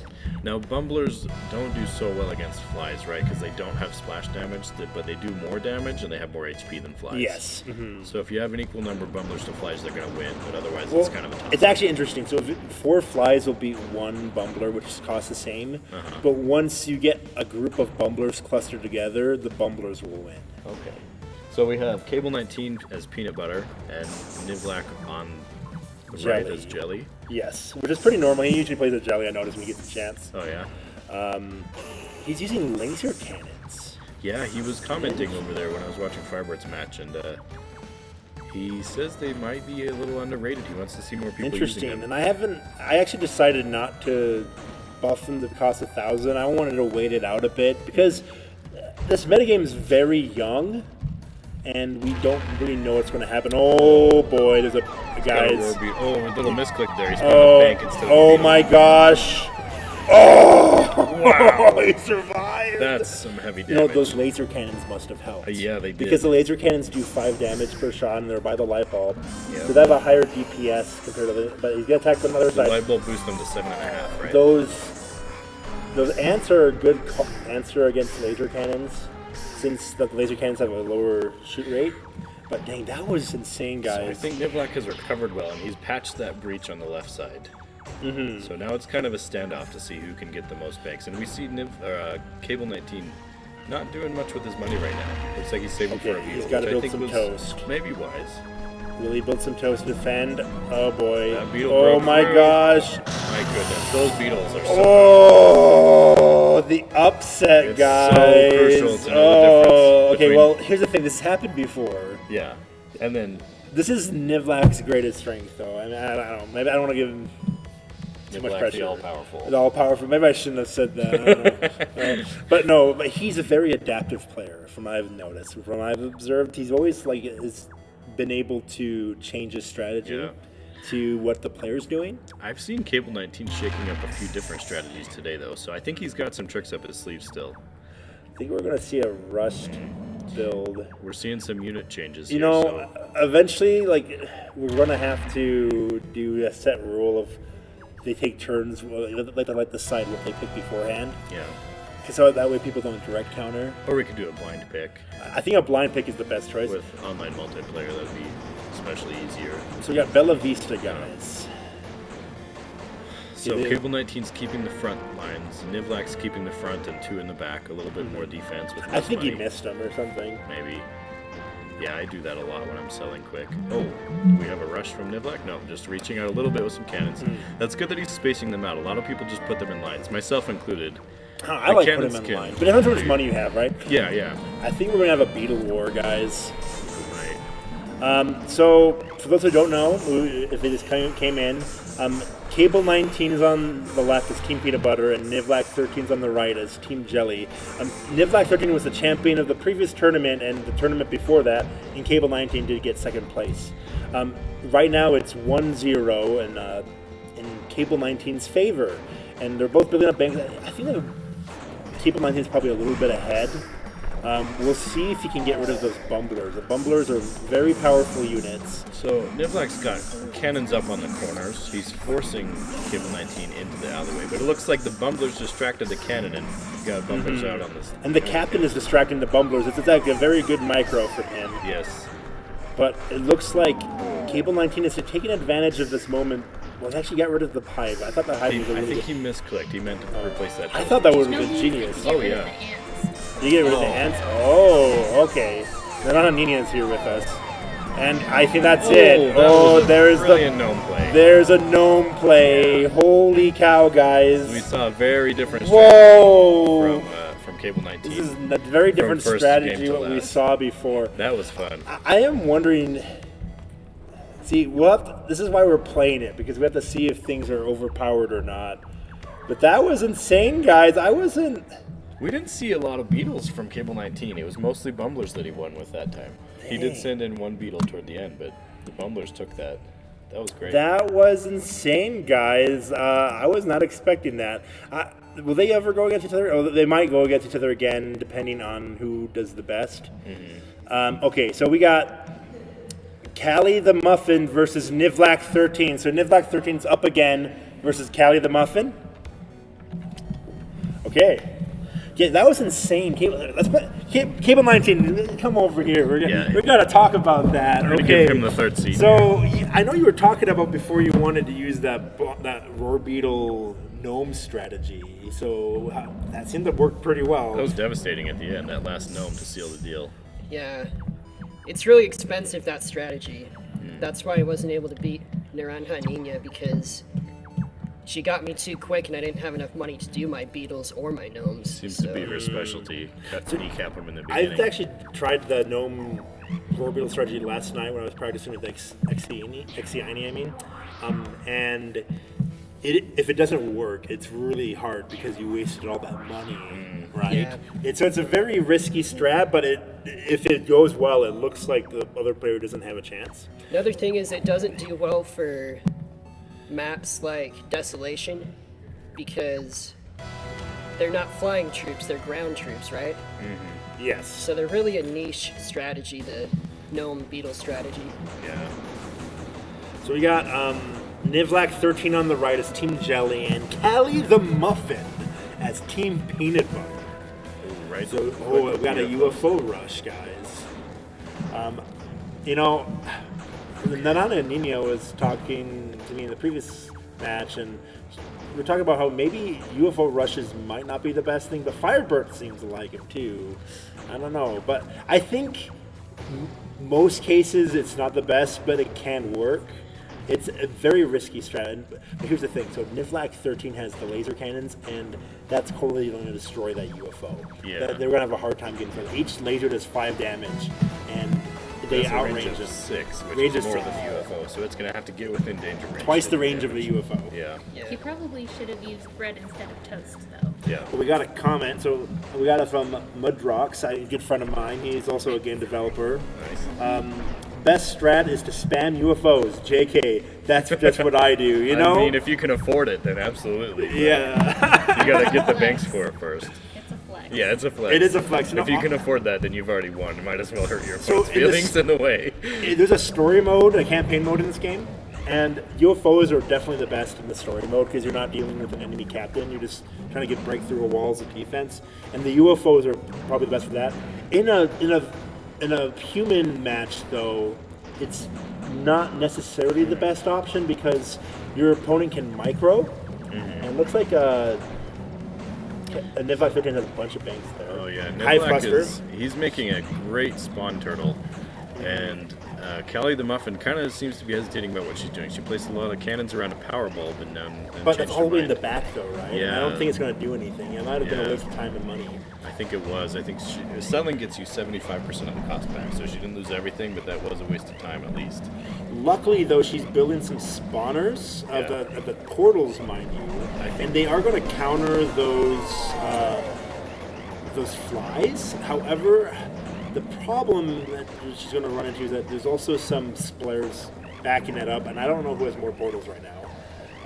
I think I'm going to call this early and say Nivlac wins just for the number of banks. Look at the money he's got. That's Almost true. 100 grand. Hell, he doesn't have a big burst option. That's one thing to keep in mind. He doesn't have like a spam. That's happy true. unit. And also he has to get through that choke point, which is pretty loaded with cannons. There are also like 3 or 2 UFOs. There's 3 UFOs coming down. You can see on the map there, Yeah. and they're definitely going to cause some damage. 3 UFOs is perfect because they will all kill. There's enough damage to kill one splair. It is the splash damage, but look at the number of splairs though, and it's Yeah, I think Callie the Muffin, that wasted power bulb up near her base was not great, and even now it's just sitting there dormant, not helping at all. she lost the light bulb, and yeah, this is not looking good. Yeah. And those UFOs are slowly going to get whittled away by the flies, slowly but surely. If she had like 3 more UFOs, it might have been a different story. So Firebird during his first match against XCID really wanted a surrender button. I think we should make that feature. Yeah. Or the ability to sell your Sorry, well, I can't. Yeah, I didn't know what you said. What did you say? I do that all the time. I've listened to some of the My recordings wife and I says- notice I do that a lot. So I'm trying to be better. Yeah, What yeah. did you say again? Sorry. a surrender button. Oh yeah, we definitely need a Yeah. surrender button against GG. Firebird was saying that he wanted that in his first round against XCID. Maybe the ability to sell the jar and then have the victory be I was when the thinking if captain you loses. like press the sell button 3 times in a row Yeah. on the jar, then it breaks. I want to see children panic, sell everything, and accidentally sell the jar. That'd be hilarious. That's why I was thinking 3 times in a row, Yeah. because that way, like, you don't accidentally do it. sell. Yeah, like, ah! Yeah. But we've talked in the past about making it so when the jar breaks, you don't actually lose until your captain is dead and has no jar to respawn at. I think that could be a fun combination. We've if you could also- sell the jar for 10 grand and then Yeah. you don't lose until your captain's dead. Oh, that'd be interesting. Yeah, because then you can't let your captain die again or you lose, but you've got maybe a chance for a comeback. So, Cable 19, what do you think Kelly the Muffin needs to do to win this match? I think she needs to match the economy of Nivlac 13 at least. Yeah. Last game she didn't have enough money, Yeah. and that Unless really if she didn't hurt. rushes. I do think she need to get closer, and those iron cannons are gonna make short work. They are well placed, yeah. One Yeah, thing it's about got this through. map is she can get the money bonus in the middle of the map. I'm surprised that Nivlac fell to those ants. He's usually better about kiting and dodging than that. Looks like 2 cannons is gonna By a light bulb, protect him. yep. And for those who don't remember, who forgot, iron cannons do auto heal themselves, and Yes. they auto heal themselves faster when by a light bulb, which adds an extra. I did forget that the power bulb makes them heal faster as well as doing more damage. Yeah, I mean, not and that they need more he's also got damage. some laser cannons behind that, which I actually think laser cannons and iron cannons are good combinations. They complement each other very well. So Nivlac's got a variety of spawners immediately. He's got the portal and a hive right there on the same power bulb. And I think that's going to be clutch. We're going to see Kelly the Muffin maybe regret placing so many cannons in one spot when she needs to be mixing up the splares and the UFOs. So how many cannons was that? Was that like 6? That could have been 3 hives. Yeah. You know, Flies. and that would have been a much better investment in my opinion, because those cannons aren't really doing anything. They're defending, but they're not really causing pressure Yeah. on Nivlac, which she desperately needs right now. Yeah, they are right there on a corner, so it's going to be hard for anything to get around that corner like ants or anything else with Pathfind. But Nivlac doesn't have any ants, so I'm He not sure what she's doesn't. doing with that corner. You know, honestly, I think Kelly the Muffin needs to spam splares. However, the splares are going to struggle against laser cannons because she attacks from the top section. The bottom section, he has no laser cannons right now. I think the splares are a good option for defense, though, with the number of hives that Nivlac has out. She should be placing a few splares at least. Oh, that was some good dodging. However, though, yeah, the ants are going to help her. See, the thing is, splares also do very well against cannons. They instant kills cannons. But it looks like she's kind of cleaning it up with her ants there, but it's going to delay the inevitable. Oh, there's a bunch of iron cannons on the top. I think I just saw him salting the They iron are, it cannons. looks like, yeah. She got a lightsaber. Ooh, yeah, lightsaber. Yep. So that's a lightsaber. For those who don't know, is when you place an iron cannon right by your opponent, and it instantly just Like Sends that. the Like lightsaber that. blade out and chops their head off, yeah. yep. Or yeah. Chops the- their hand the- off because that's okay. Yeah. It happens all the time in Star Wars. Kids movie, hand off. That's okay. Yes. And they'll get a robot hand after. Nobody is unalive. Everything's pretend. It's just a game, kids. Calm down. Yes. Don't hurt yourselves. I do think she's improved Okay. a lot from last tournament. Oh, she definitely has, yeah. She's good at Oh, dodging. yes. She's good at knowing the rock paper scissors relationship. And She just she did like mess up a couple times in previous matches by building ants instead of splares when Bumblers. flies were attacking, or bumblers when Yeah. flies were attacking her. But yeah. I think that might have been misclick or nerves, and she's maybe got it down a little better now. But Nivlac is really winning the real estate match, and that's where we're seeing Kelly suffer time and time again. She needs to reach out and get more land early on, or she's just going to suffer. Ooh, she did get the bank. Okay, that's going to help a lot. That central bank, if you don't know, counts as 20 banks. If you have the glowing green from Ulrich's grave, that's a huge boost to your money. So maybe we can see a comeback. But Nivlac's sitting on a lot of cash right now. So He is sitting on a lot of cash, and he has so many spawners. Look at all those are like all splares coming in. Yeah. And what she desperately needs right now are like 15 UFOs. Yeah. That's gonna buy some time, but 15 luckily she UFOs got that. spaced well. Niblack 13 probably needs to steal that. Is he doing it now? Yeah, he's gonna Looks do it. like Yep. it, yeah. Okay, he's All got right. it. There's no way. I think Niblack 13 It's has canon this. now, yeah. It's just going to be a slow murder from We here. got a comment from Heather Comment. I wonder who she's related to. My last name's also a comment. Wow. Iron cannons are being used more in this method, I noticed. Yep. And like Nivlac 13 has always been a strong advocate, strong user of iron cannons. He used them ever since the first tournament he competed in. And they're just, when you place them down, you can place them down by your opponent at point blank range, and it's really hard for your opponent to deal with them. Yeah. And yeah, he's just building more and more spawners, and This is when we need the GG button. Yeah. But surely. Yeah, so I think we're gonna have a GG button to be a little bit better. Yep, we got it. And GG! We should probably do GG at the end. That's more, yeah. GG! Team Yeah. Jelly wins. Okay. I would love to see taunts where you can spend 20,000 and do a little dance or something. Like, I got And, like, so you much just extra throw money. money, like- yeah. Make it rain and just rub your opponent's face in it. Or like the L button on Smash Brothers. Yeah, Yeah, exactly. Yeah. exactly. Yeah. Okay, let's go see what's happening next. Show me a move. And Yes. Nivlac 13 had a good showing. Kelly the Muffin did pretty well too. It was this, Nivlac 13 is a hard opponent, so. Yeah. Okay, then we got Firebird versus Naranja Nina, and I think like Michael has, I think he has to help his mom do something at home. It shouldn't take that long. He'll be back after this match. So versus Naranja Nina. So we got Cable 19 with me, and then we also got another comment from Heather Common again, and she said. Iron cannons are pretty powerful if used correctly, and that's the key, right? If used correctly, iron cannons, the best iron cannons you have to be really good at dodging the bullets and getting through, and that's easier said than done. But like honestly, I gotta say, every time we do one of these tournaments, the strategy like changes. I don't know if you noticed that, Cable 19. Yeah, There's always absolutely. like a different. It's like I wasn't expecting. We are seeing a lot more bumblers and definitely a lot more splares. Not as many hives. I mean, we're still seeing them, but Yeah. I'm curious to see how Firebird will survive against Naranja Nina's fly. It looks like Firebird just got the plane flies as well, so I think he's gonna give her a taste of her own medicine. Yeah. So by the way, so Firebird is Team Peanut Butter, and Naranja Nina is Team Jelly. And this is going to Yep, be here he interesting. comes. Oh, here we go. Got some ants there too. Okay, this is actually good because, oh boy, he's got some of those bangs. I thought he was going to build a hive. I think it would have been good to build a hive. Yeah. So now there's some. Are those flies coming at him or bumblers? Those are flies. It's too slow to be bumblers. I like matches like this that are scrappy because neither team had enough time to kind of build up their economy. Yeah, no, I like the scrappy matches too. They're kind of just scrambling to get anything down to give them an advantage.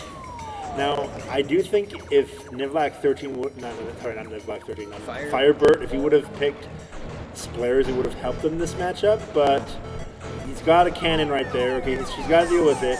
Best thing for her to do would probably build a splare, but there are a lot of things coming. With that, okay, flies are helping. Wow, this is a very, very scrappy match. She can't build anything. She All has those no money. bumblers are gonna. Those flies though killed. See, if you only have 2 or 3 bumblers, they're not gonna do that well against flies. You need at least like I don't know what the magic number is, but 5 of them. Yeah. So he's got some hives. That's gonna help him now. Okay, he really survived the barrage, the flies. And it's not. The thing is, she actually doesn't have enough money to make a barrage at this time. No. So what do you think has made him survive the barrage? Game 19. I didn't really see. I think he just reinforced his defense as I saw him building bread. I also think when he attacked her, she had to spend more money to defend, which gave her less money to do the barrage, right? Yeah. And she also lost some banks too, I'm pretty sure. Oh yeah, he took out most of her banks. She's got 3. This is very interesting because Firebird, we saw him lost against some players, but now he's doing pretty well against Naranja Nina, who had a really strong turnout. She beat Nivlac 13 and Cable, basically the top 2 players in the last tournament. Yeah, but she has like only 3 banks right now, so this is not a good sign. Yeah. And now he's building some hives. He's playing this beautifully, Firebird. As a last-ditch effort, she could sell her cannons and her banks and just try to defend herself. But if you have to do that, you're in deep trouble. Yeah. So what do you think? Oh boy. That's it. It's actually kind of hard to commentate this game because things happen so fast. There's not a lot of time to process everything. But so what do you think Naranja Nina Team Jelly needs to do to make a comeback? I think she needs to go up there and build a splayer. But at the same time, she's already under attack by these bumblers, and Yeah. this is when it's gonna. This is probably the GG button. GG, probably. Type it in, guys. GG. Team Peanut Butter wins. Wow, guys, this is a really crazy tournament so far. Like Nonana Nini had a really strong tournament. She did a lot of. She wiped out like some of her 2 best players, and now she's out of all people. Oh, they're switching sides. Out of all people, they're losing to Firebird. I'm just kidding. Firebird's great. He's the greatest player. By the way, doing a switch. The Nana Nini is now Team Peanut Butter, and Firebird is Team Jelly.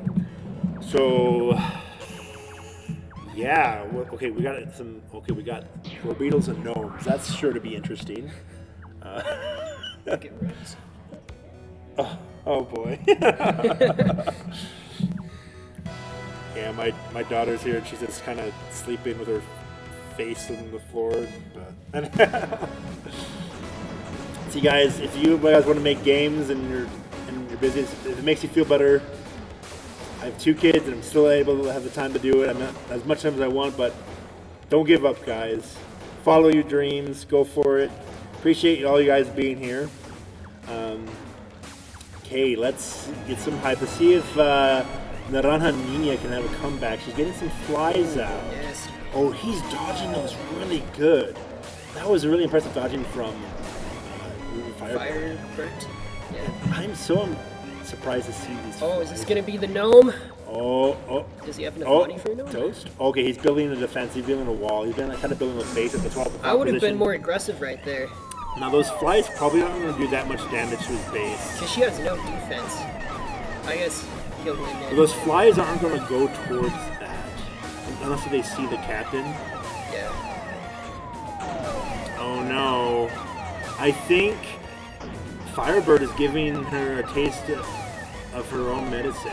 Yeah. So, even though the flies do shoot really fast, they don't do a lot of damage per hit. So I think her jar has a decent amount of health left. There's a bunch of flies coming. This is like a fly match. We're all using flies. Does anyone have splares? No one brought.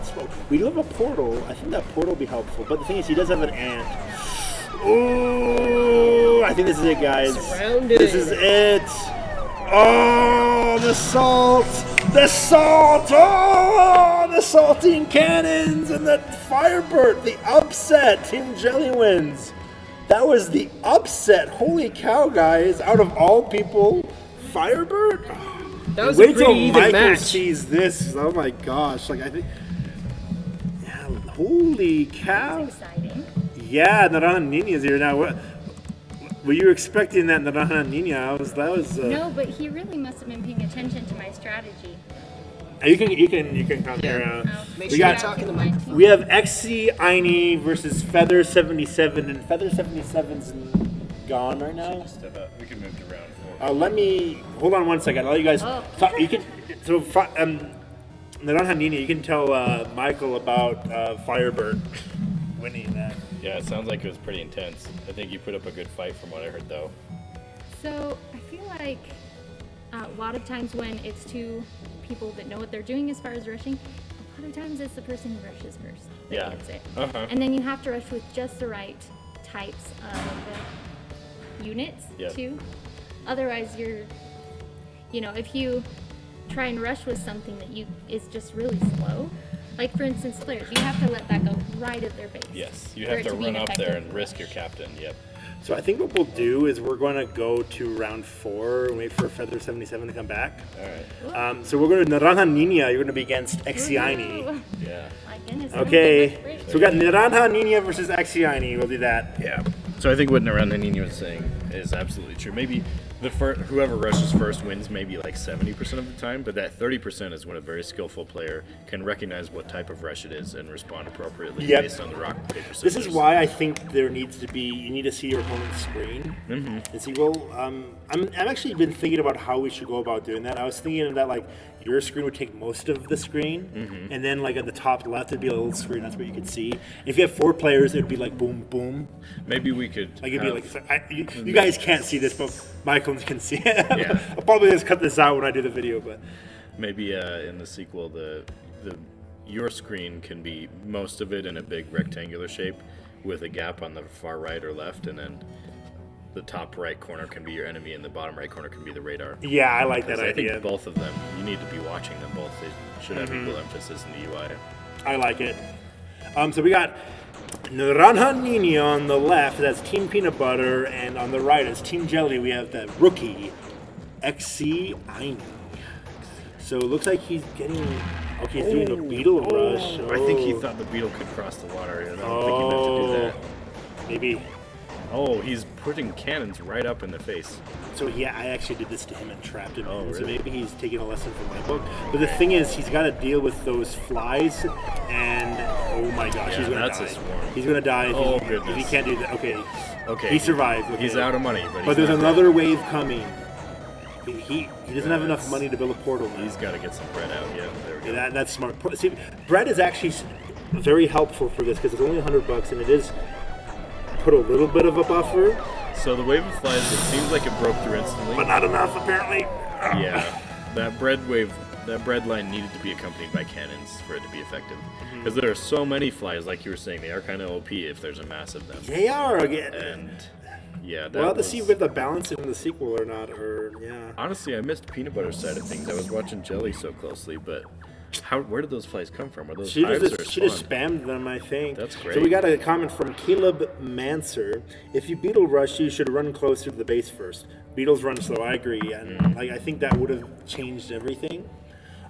One thing to know: the roar beetles can't hurt flies, but the thing is, they have 100 health. A fly has to hit them 100 times. Flies hurt roar beetles. Yeah. So, but Not too roar much. beetles still are very dangerous. Goodness. Oh wow. Maybe I wonder if this is very interesting to see, guys. This is a very different metagame from the last term. So we still got Naranja Nina as playing as Team Peanut Butter, and we got on the right we have XC Aini playing as King Jelly.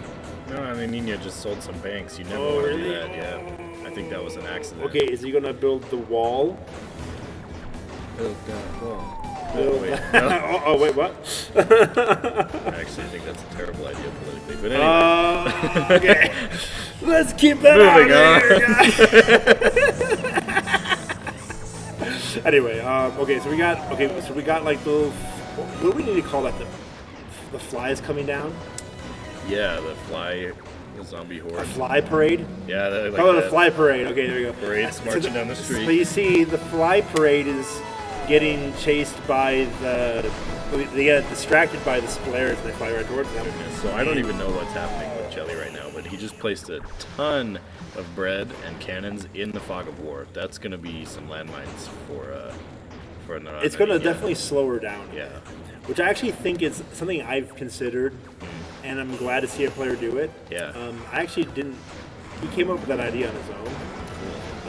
And it's going to slow them out. There's a lot of bumblers coming now, so we'll see if I'm really Naranja Nina impressed can by survive. the economy that they've built in such a short time. Both players are just selling and building exactly the right things and not losing a ton except their expendables. By expendables, I mean the very cheap units or the ones that are spawned for free after the spawn building is placed, so you don't lose any money really by using them. I just realized I thought of another place to share this this stream. I need to put on that other Discord channel. Oh yeah? Yeah, so I'll let you talk about this while I do Yeah. that. Yes. Oh, okay. We're seeing Naranja Nina sell the initial cannons. That's overdue a little bit because they're not doing anything sitting there in the back now. She's moved her front line forward into that choke point, which you really should do on this map to take advantage of as much real estate as you can. Got a power bulb on the spawners. That's great. And it looks like Exiani has almost filled his starting space. Maybe not. He's got some space on the left. So we're not going to see a squeeze for money from him anytime soon. He's not going to be short on cash. Oh, and he's got all of that. Oh my goodness, he's so far up front. So bread placement in the Fog of War does two things. It acts like normal bread, obviously, but also, if I understand this right, Adam, the units are not affected by Fog of War. No. So a fly can see a splare in the Fog of War, even when a player can't see the splare, for example. So if something is kited toward a bread, like if ants are attracted toward bread, they're going to go toward that bread inside the Fog of War, which the player that Yes. placed the ant might The not only expect thing if that they can't see it. won't are the flies. Okay. Because they'll shoot towards it, but they won't fly towards it.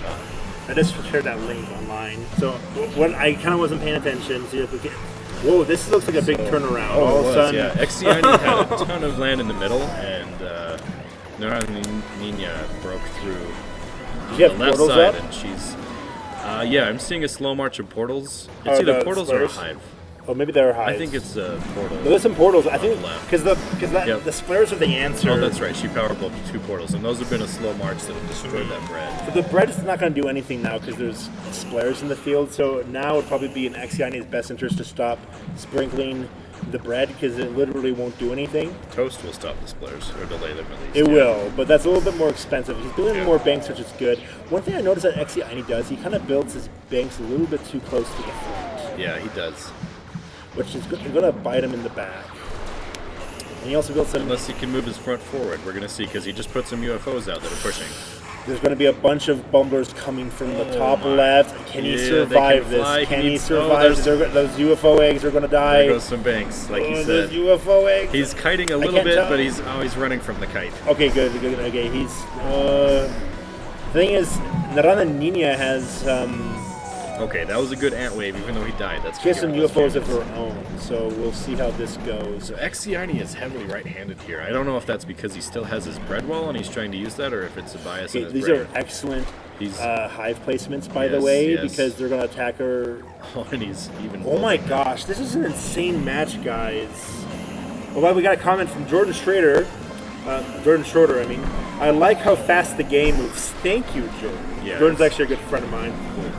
Yeah, like, it's a really fast-paced RTS game, and as we can see in this game, it's been going back and forth so much. Most games are not like that, honestly. Yeah. I really like this match. These players are great. Holy cow, what did Xi... We're going to have to So- research this match in the future to see what he Yeah. did to turn this around. So Xciani overcame that left side bias, but you can still see up on the left side of the center part up high. He hasn't placed anything there, and he totally could. No. I think he should, honestly, to prevent a spawner from impacting him too much. Oh, what was that again? I missed that, you said. So in the center, just above and left of the Fog of War, that's totally empty, and Xciani could fill that Oh, with you're right. He cannons or should do anything. that. Attack her from all sides. Because she could send bumblers from the left. and As it'd you be can kinda see, he's doing that now. open. With spawners, though, they're pretty vulnerable. Oh, there we go. Okay.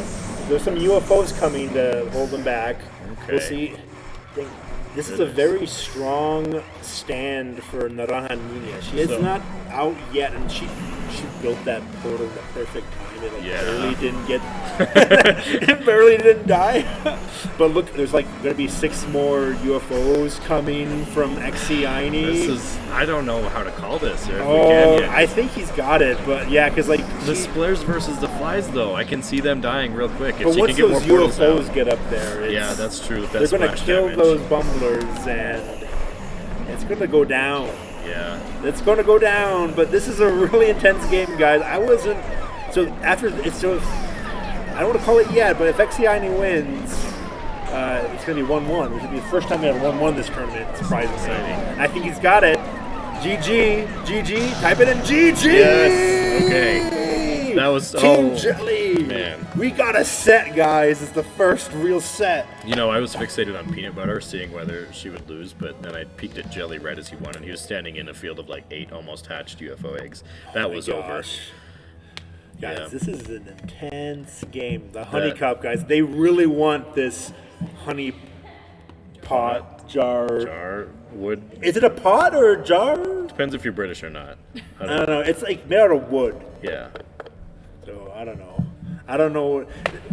We're seeing a lot more UFOs this tournament, which is we were talking about that, but in our stream, I think we talked about they're being slept on. Yeah. But we're probably not going to see them. Well, we were We're wrong. seeing a lot of them with the power bulbs, yeah. I think a lot of people have played the story mode and realized their potential. Oh yeah, I think you're right. So we're in Ulrich's domain, and we have Xiani on the right as Team Jelly, and Naraha Nina on the left as Team Peanut Butter. And this is going to be a pretty intense game. We'll see if this is going to be a lot harder to do a full Comment? Hey, Nivlak, you want to? Yeah, jump in. Nivlak 13's here. He can comment. So, yeah, Narana Nina has a pretty good turnout. She Yeah, the last game was incredible. I think a lot of it was just her using the right units at the right time. The UFOs will often end up grouped up and sort of stuck where they don't fire fast enough. When a new unit comes, they hit that, they sit there and wait, and then a new unit comes, they only hit one unit each time, even though they've got the splash damage, which That's can delay true. the UFOs walking across the screen quite a bit. And that's kind of what you have to do to survive against them because they're so powerful otherwise. But maybe it was a good feature that keeps it Oh, it's a balanced, hopefully. good balance. Yeah. I like that the timing of spawner placement matters just as much as the number of spawners you place. Because they spawn at regular intervals, you have to be aware of that at those intervals and counter UFOs very well. That's a good point. I didn't even think of I have that. to admit, whenever I play, I never pay attention to that, but I think as the metagame progresses, you're going to see more of that. Yeah. Especially for anthills, I think it's going to be more important for anthills, but no one's been using anthills. Yeah. It's kind of hard to use anthills when there's so many flies. Yeah.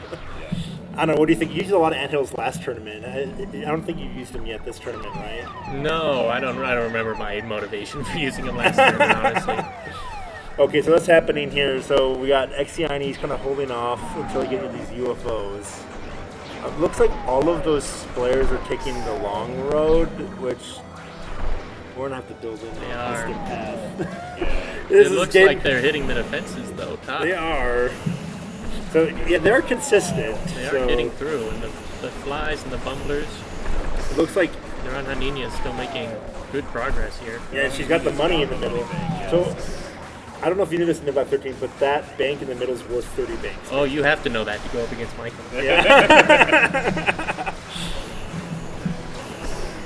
Okay, so looks like this is looking good for Naranja Nina, not so good for Exiani. That bread isn't going to do anything, but those ants are. What happened to all his UFOs? Where'd they go? I don't know. They're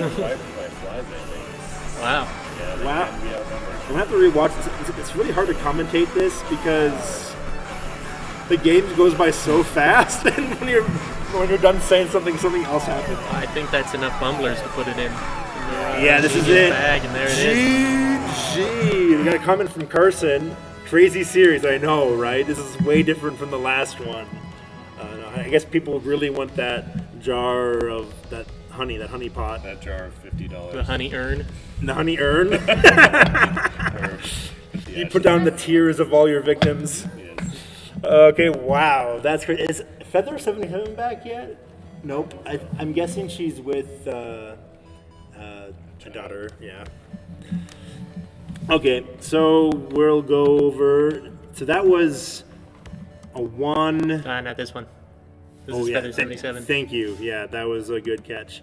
Then Nanaha Nina won, and then Exi Aini won 1. So that will help him. The ties don't exist in this game. Yes. Yeah, we were talking So now we got about Nivlac 13 versus the Tryhard Firebird. I've had times when we both start doing the jars at the same time, Yeah. and it literally is just who did it first. Huh. That's good. That Like, was who has the faster unit.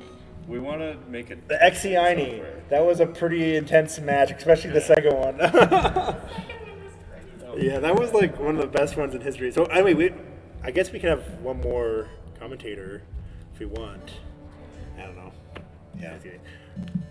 Oh, I'm up, huh? Yeah. Oh no, you're not up. I'm not playing. Yeah, he's not playing. No, you don't. I'll know go how to get play. Firebirds until Yeah, he's he's gonna tell I Firebird, think he went and to his car. he's also Michael's probably gonna go advertise. Yeah. I gotta go post this on some other Okay, places. guys. Thank you all for coming. It's been a crazy series so far. We got Nivlac 13 versus the incredible Firebird. I've been changing adjectives for him every single time. I guess we can have Nadana and Nina come in. So still no one has used the Hive Mind, I noticed. Is anyone going to use the Hive Mind? Probably not. Probably not. At this point, it's a little bit too much of a fast game to get them all down. Because a lot of the units, you're chewing up your money as you're You know, going your offense. whoever wins this tournament, I'll challenge him and I'll use Hive Minds. That sounds like it'd be interesting. That'll be interesting. Maybe we'll see. Okay, Giants Globe. On the left, we have the Firebird, and on the right, we have the previous two-time champion, Nivlac 13. And it looks like they're selling their buildings. And what type of builds do they have right now? So interesting. Firebird doesn't have light bulbs, but he has hives. Interesting. Well, I feel like that can be useful because it Gives him more flexibility. But you do wonder if that is worth the extra slot, if the unit he picked is worth the extra slot. Mm-hmm. By the way, I did get a text from Feather77, and she will be back shortly. She's busy right now, but she'll be back. Just want to say that real quick. So they're doing a slow build up.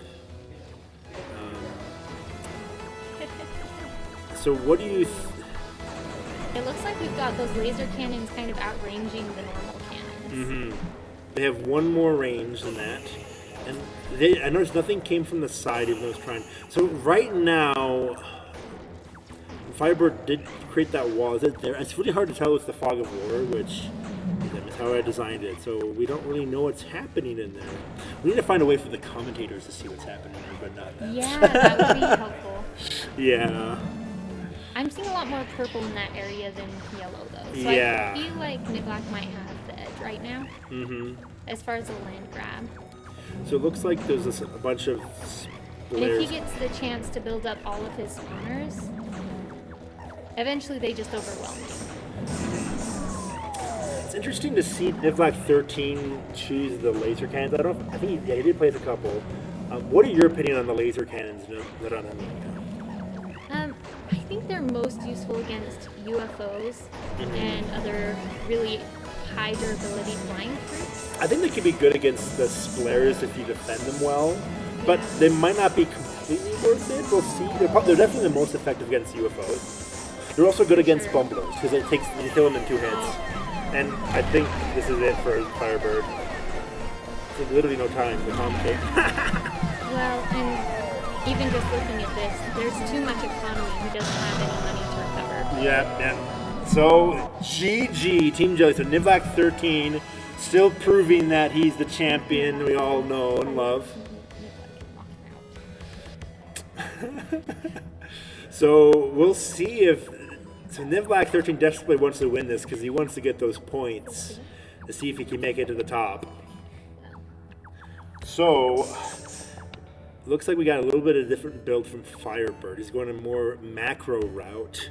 So he's going to use the anthill. So we haven't seen anyone use the anthills yet, I don't think. Ants really are good, but the anthill seems kind of slow. I actually think the anthill, in my opinion, is one of the weaker choices because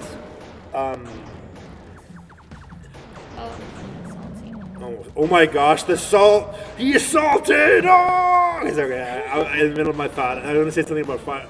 So right now, if you look, Niblack 13's pretty... Okay, now he's setting up some offense, but for a minute there, he could have been attacked and just annihilated. Yeah, he could have. But he is getting a good... He has a good start there. He's got those laser cannons. If he tries any rushes, they'll help. One benefit a laser cannon does have compared to a normal cannon, which is important to note, is that the laser travels faster than a normal bullet.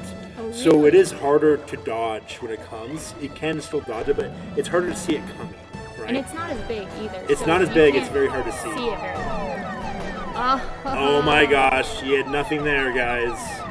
Oh, he's dead. There's no way. Oh, ant. But Okay. the fly's not the ants out. That's why he has those in combination so that they can... He survived? Wow. Well, if you look at the distance between troops, it had been a lot closer, but right now the distance is pretty small. The one thing that's going to Pretty help big. him, look at the bottom right. See the bottom right there? Yeah. We got a bunch of hives coming right there, that flies. So that's probably going to have an effect on this match, right? Yeah. That beetle's just chewing through things, though. That beetle is getting distracted. A lot of times with beetles, if you can catch them before they lock onto that jar, you can just lead them in circles and spam cannons until that beetle's dead.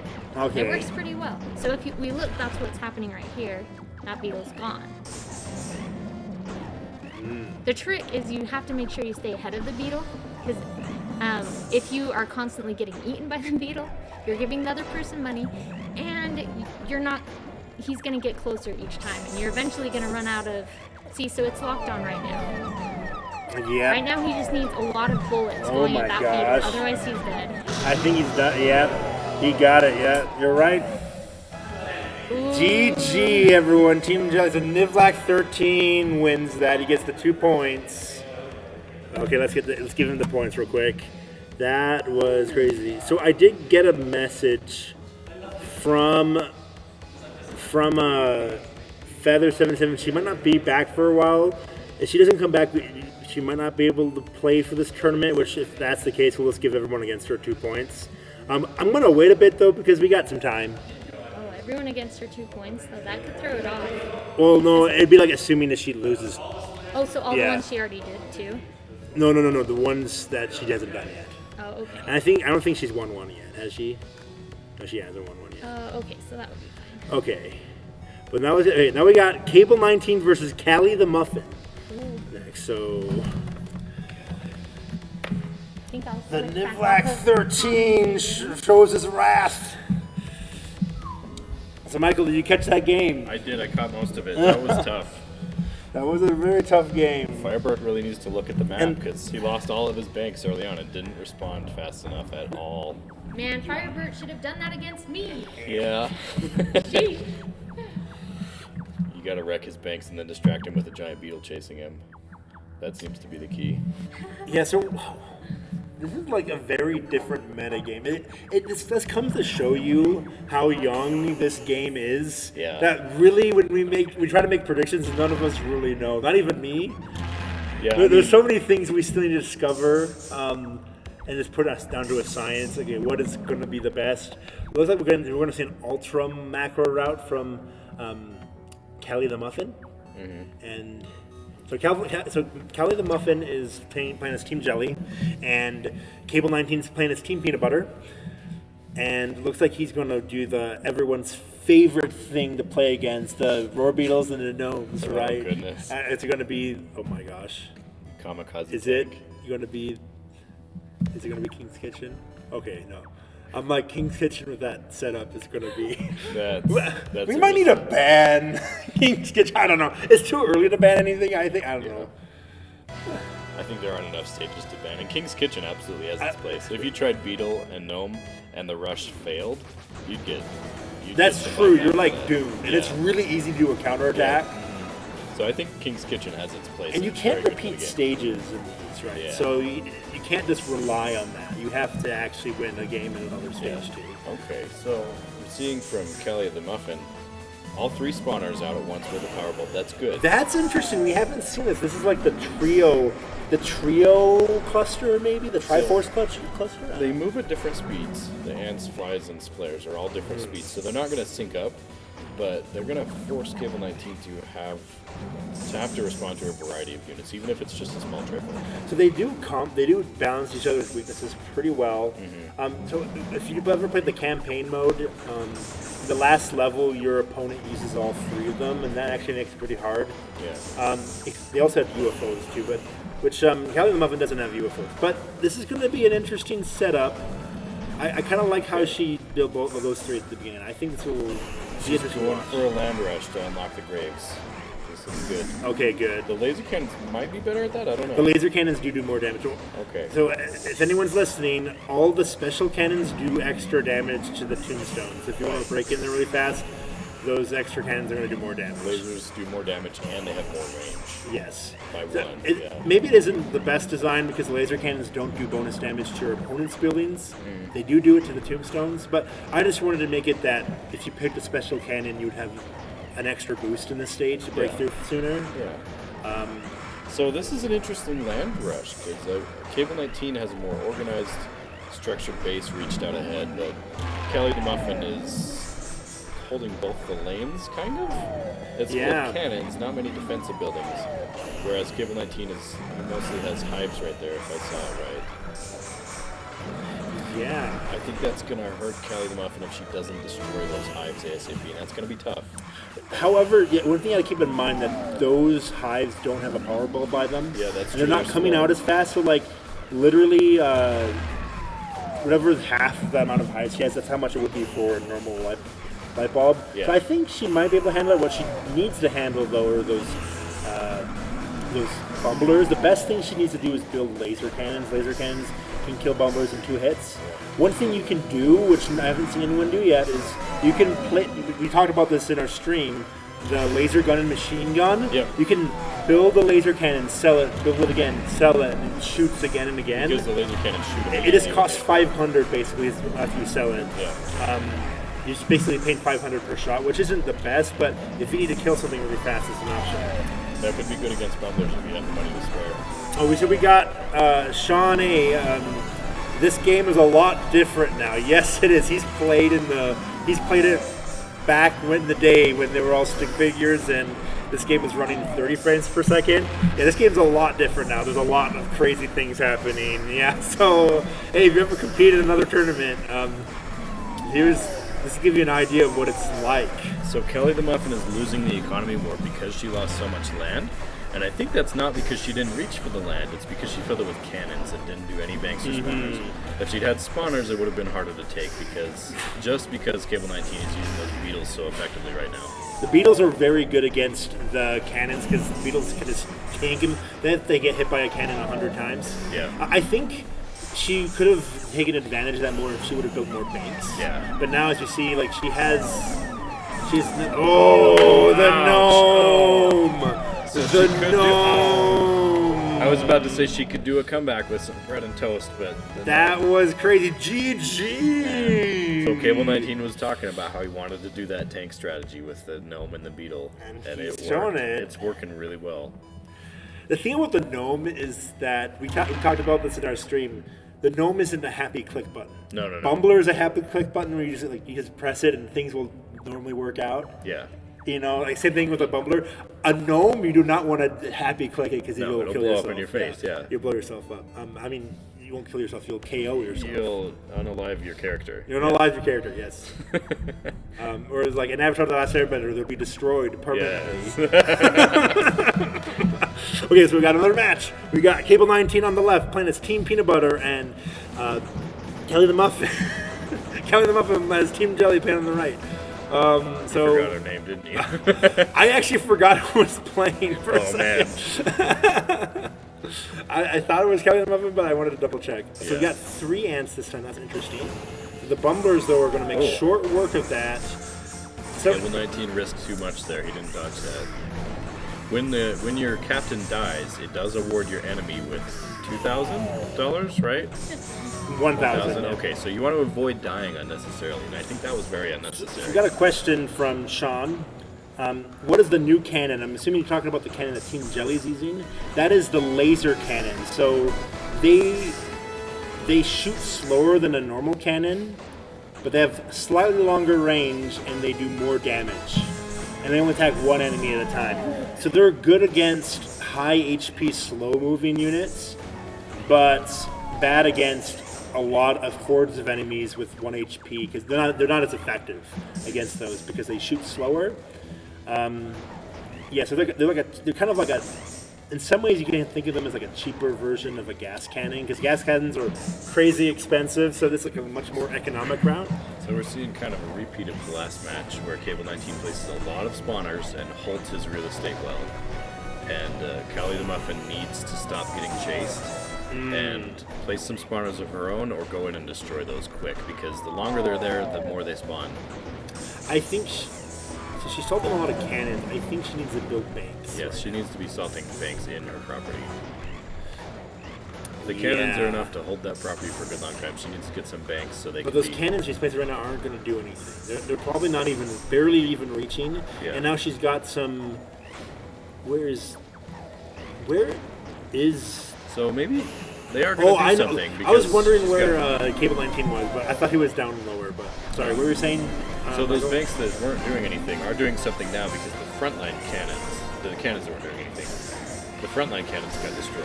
So now those cannons. But the are thing good is, if backup. she would have built, some spawners, she Yep. might have not needed to do that. Yep, spawners can defend themselves a little bit if their units have some distance to travel.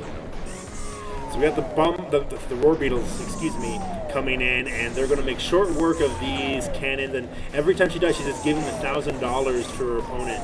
And and now he's selling. And he's gonna go for the kill. I think he's gonna play. It's gonna cherry on top. Is he gonna put the gnome on? He's gonna put the gnome on. He's gonna put the gnome. He didn't make it. He missed. Cable is so short on cash. I don't know if this is wise right now. He's kind of getting.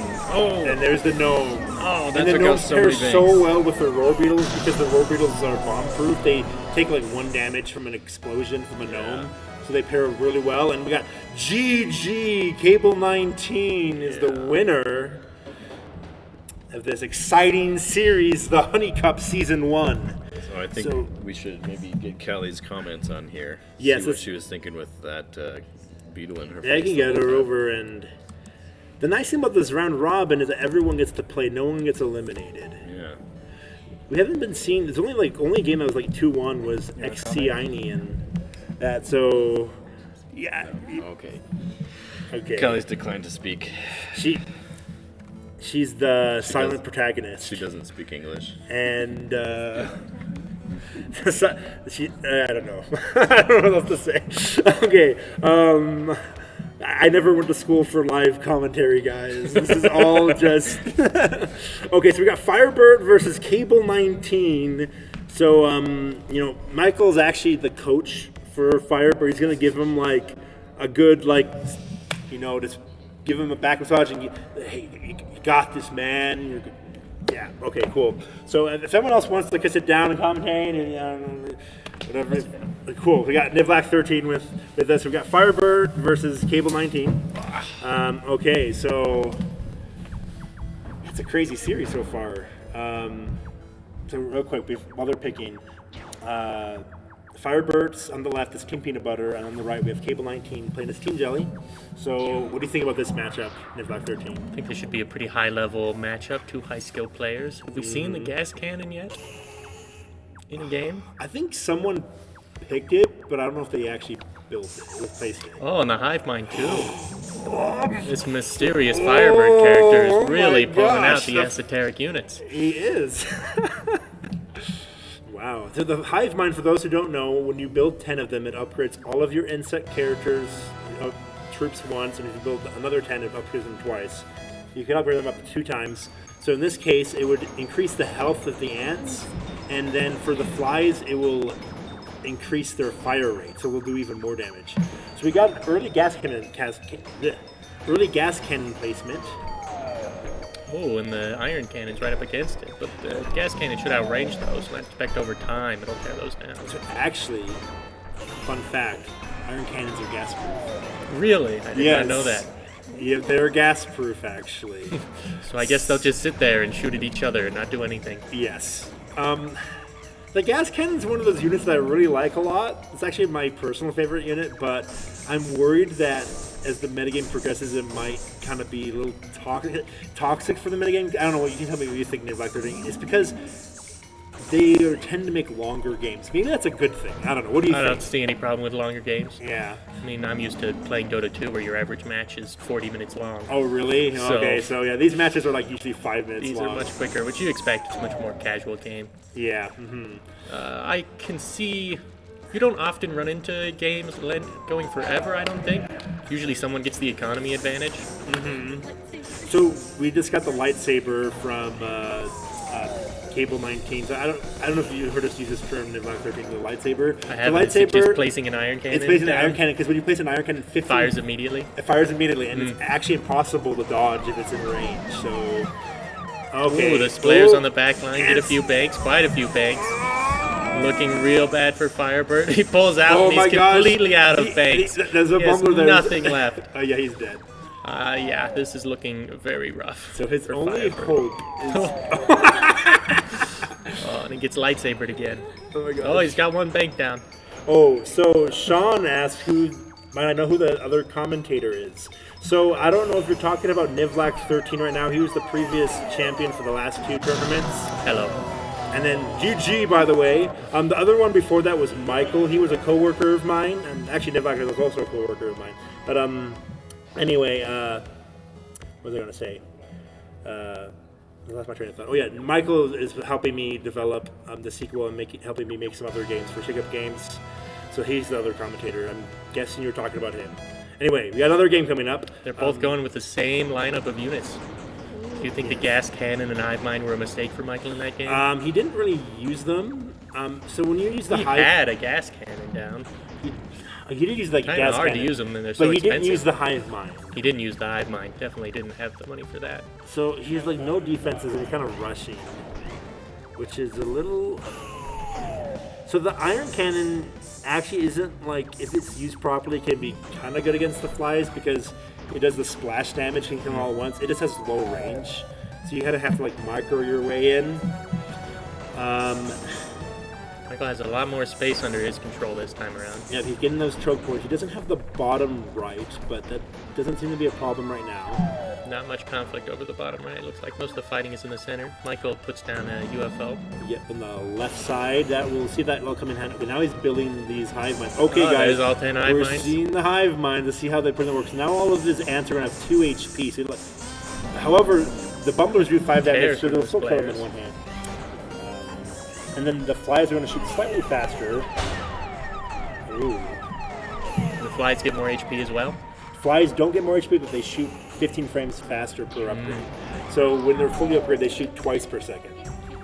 Michael's UFO's up. And Slowly this making is it way. not looking good I for should Table say. 19. He doesn't really have an answer against a UFO once it comes nearby. I don't even know if he realizes it's coming.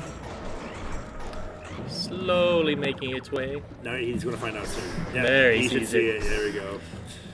Okay, so he needs to build those bread. The bread is actually... So UFOs have a harder time getting past bread compared to toast. I don't know if we do that either. I did not put that together. I need Yeah. to keep It's in my good. head which one does which. It's impressive because he's been playing super well. He's been going for it. But the thing is, so the bread is kind of this. My reasoning was, let's have like the bread, quote unquote, counter all the high tech units, so the cheap unit's not completely pointless at the end of the game. But so it's very situational how you use it. So he's building the hive minds. Those could have been banks, but they should be helpful. What were those ants doing? They're probably distracted by splares. You can see right there that those ants obviously tore through the ants of Cable 19. They had more HP there. Oh, T. Ooh, a huge hit from the UFO. That just killed like 6 bumblers in one hit. Oh, it looks like the UFO finally went down though. That's good. Good for him, but it did a lot of damage. It did do a lot of work while it was up. Yeah. Damn, okay, okay, though that was clutch. That was clutch. Even fully upgraded displays are very good against the flies. The biggest benefit unit is from the upgrade is probably the ants, and he's going to lose because these ants have 3 HP a pop. They have to get hit 3 times, and yeah, GG. So I think it's 1-1 right now, right? 1-1. So we got a set, great guys. set We going got on. another set. Oh, okay, cool. No gas cannons placed, but he No did the gas hive minds. cannons, and it was Okay. really easy, really even spend from both of them. If you saw, they both spent about 280,000.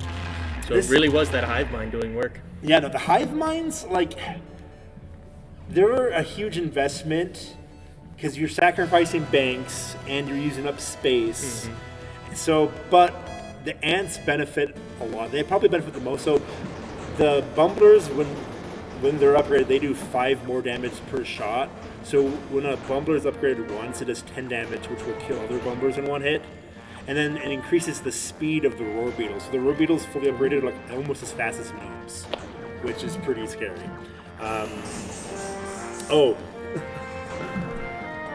Mudrock says hi to Sean in the chat. Anyway, what's going on here? So we got the bumblers coming in. Some bumblers, some flies. Firebird's got the hives up in the back line. Those will keep some fly pressure down the center.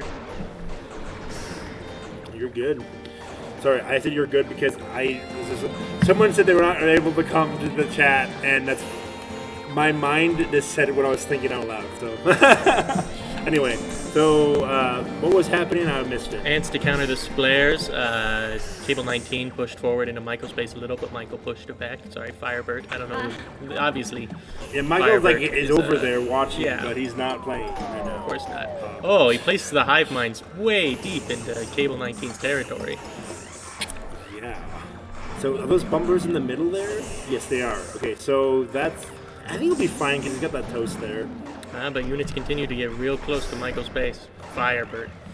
Yeah, Firebird. Yeah. The mysterious Firebird. Whoever The he mysterious Firebird who's being coached by Michael. Or is he being, I don't know, maybe? I don't know. may be. Who knows? He's building some piggy banks right now, which is a good call, I think. Because even though building hive minds is tempting, he really needs the extra economy to stay alive.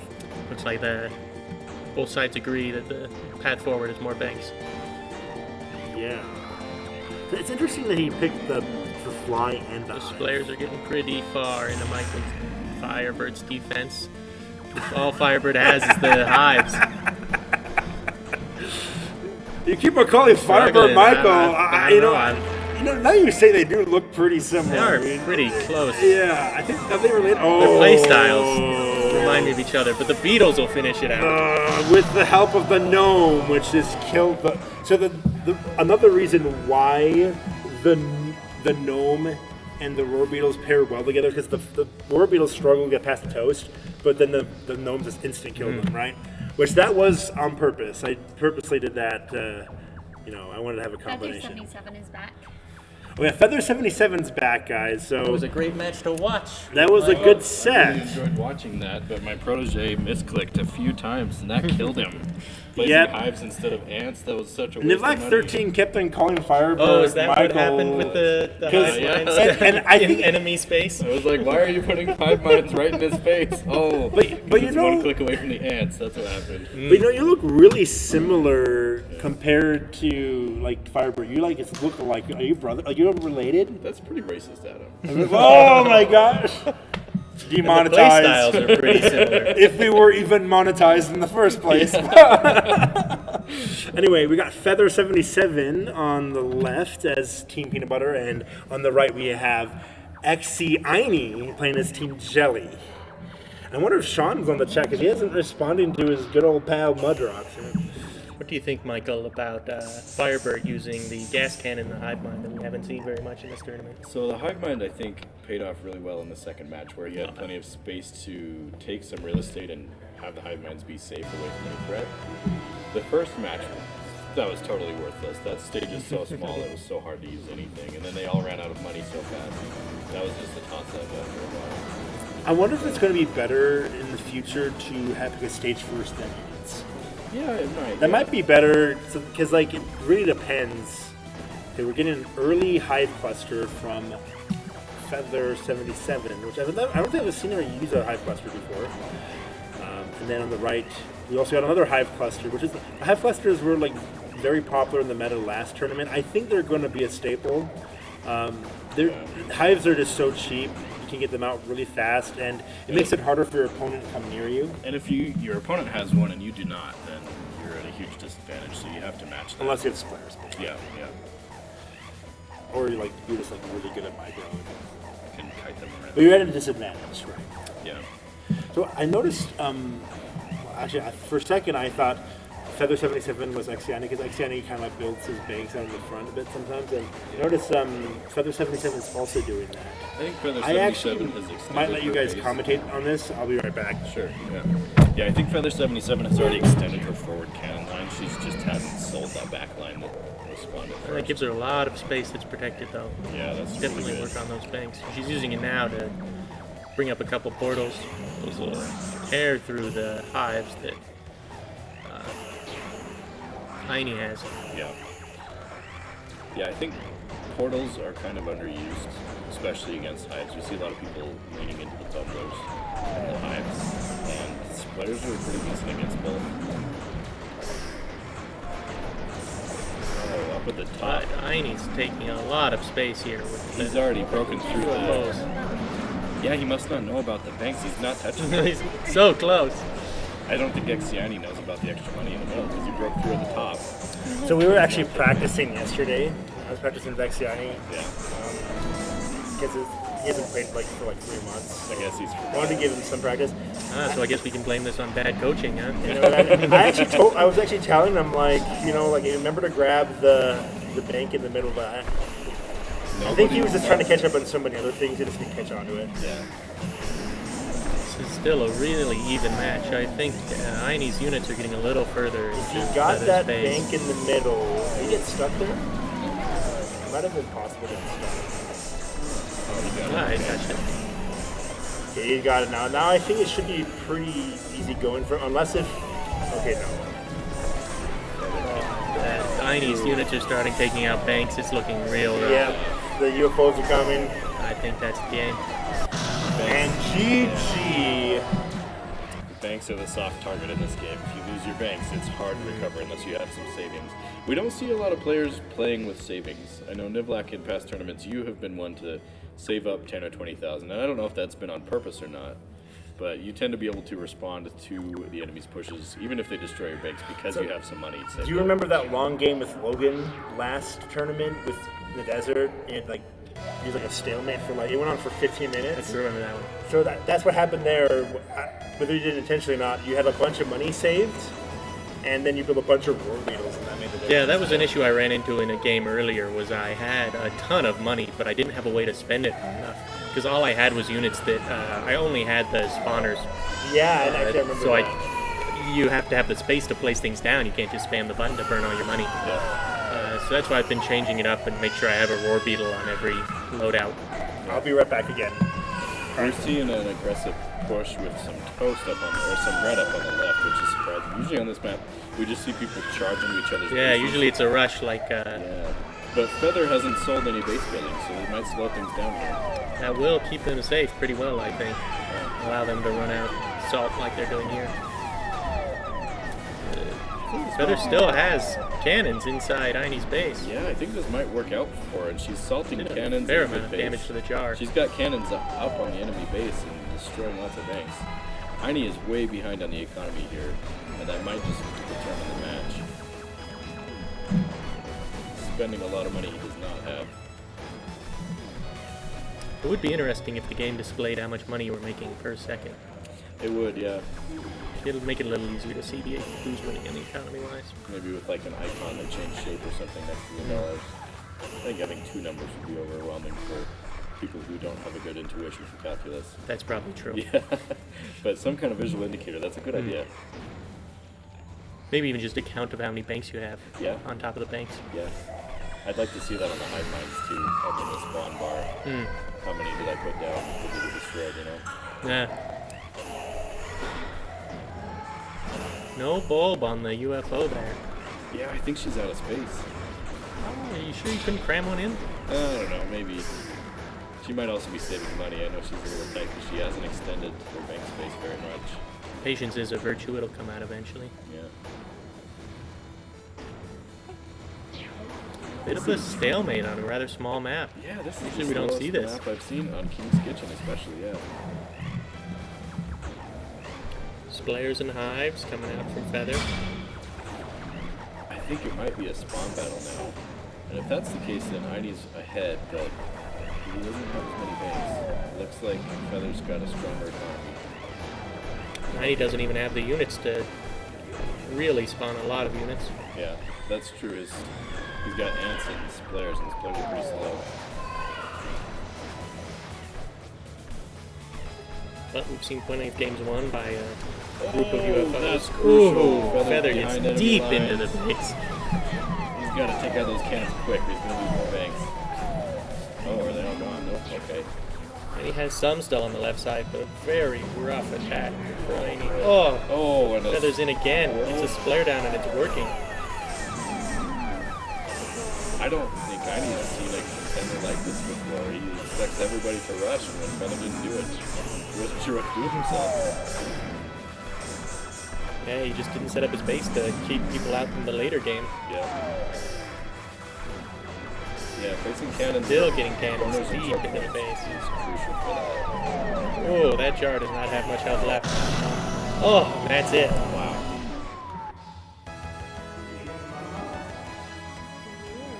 Very interesting game.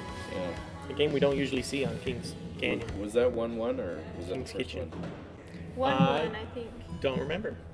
Yeah. Feather's doing really good. She had both of her kids Console. all concerned for a while there. Oh yeah. So, focusing during that is a champion effort. I'm sure you could hear one of the people watching this being so sad and distraught. Wait, was it 1-1? 1-1, I believe. 1-1. Einy Wait. won first, and then Feather won another. Oh, wait. I need it. Oh, sorry. I'll be back. Okay. No selling again from Feather, keeping all the base up. It's really interesting. Does slow down your economy a little bit. It's an exponential thing with the banks. You know, I think that's not a wise strategy on this map, but of all places, because we can see she's already boxed into her little enclave. So she's gonna have to fight to get out of that and take more space. And Aini You are pretty now much has the middle by default. Really limited in the space you So have to work was with. it Feather 77 who won the last match? Wow, I wasn't. Dang. On King's Kitchen, she didn't sell anything in the initial base. I wonder if that's the meta in King's Kitchen. Just don't sell. It might be without. It doesn't Easy it is to always work, rush. though. You have to. I think the thing you have to be careful about is in the top left and right of your base is bread there. You have to be careful that no one builds squares there because they just walk through the bread. Oh, she's losing toast. What's that? Oh no. Maybe. Oh, okay. She's making a portal area. I thought that was an accident. I mean, that could be helpful, but that could have been $4,000 quicker if she didn't do that. But maybe it'll pay off. They're protected now.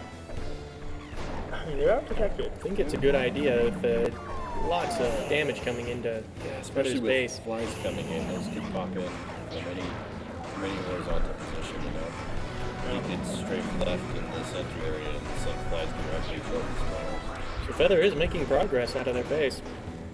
Yeah, Doing some that's pretty surprising. I don't know if you caught the beginning of this, Adam, but Aini rushed in quick and built a bread wall, keeping Feather inside the base, a bread cannon wall. And Feather didn't sell any of the initial base, so Feather's all the way through it now. yeah. You're Feather seeing is- UFOs from both sides. Oh wow, so that's good. That'll help her stay alive because even though she seems to be being outnumbered by the UFOs, but maybe the cannons will You know, help. if she sold that initial base right now, that would be a huge boost. Yeah, that's probably what she needs to do. Have you guys read the comments real quick? No, I haven't. He just says he is great at making banks. I'm guessing this is talking about. I don't know what he's talking about. Probably Aini. Okay. And those UFOs have reached Feather's base here, starting to do damage. She's Okay. using bread well, though. Ooh, what is that? Are those flies coming out from the fog of war? It looks like Aini has a lot of pod clusters set Yeah, inside okay. the fog. There is bread. Bread does kind of stall the UFOs for a bit, but she's only got one UFO now, maybe Yeah. two. I think those hires might be wasted if she doesn't. Oh, okay, she's placing Okay, bread. she got those. That's good. She's got her UFOs holding off the enemy UFOs while they're distracted by bread. That's very conscious of her. I like that. Okay, lots more spawners are gonna help. She's got a little more of an economy now. Still gonna struggle to spawn UFOs rapid or anything, so it's not quite end game, but The major disadvantage that Feather 77 has right now is she has less land control. yeah. And also, she hasn't sold that toast yet, which I think she definitely needs to do because that's not only is it free money, but it's also taking up space. It definitely is holding on, though. I don't know if maybe keeping on to that toast is the right idea. We're seeing a lot of damage taken by the toast, not on the back line. That's The true. bread, the The toast, and front, I think, is good, but the back line is where, because once they get to that point, it's pretty much going to be GG. Of course, Feather's been on the back foot this whole game, so it's tough to think of what you can be doing to make your base more efficient when you're under attack like this the whole That's game. true. It is easier said than done when you're watching it now. And Yeah, look this at this. looks This overwhelmed. is, yeah. Holy cow. It's like they Wow. just came out, then they came from the fog, Yeah. from the mist. Terrible A ending. great set, though. And you can see that Aini just had way more money. Yeah. Yes. Okay, let's see who's next. So we got, this was way from up here. So we got, it was 2-1. Yep. Wow. That There we second go. match was one to watch again. That King's Kitchen standoff. Now we got Exiani versus Nivlac 13. So I guess we'll be watching you from the sidelines. XCINE, Nivlac 13. Yes. And there's a grumpy child among us. Oh man. Do you want to commentate? Yeah, Is give that us your thoughts on that actually, match. hold on a second. I'll let you talk right now. All right.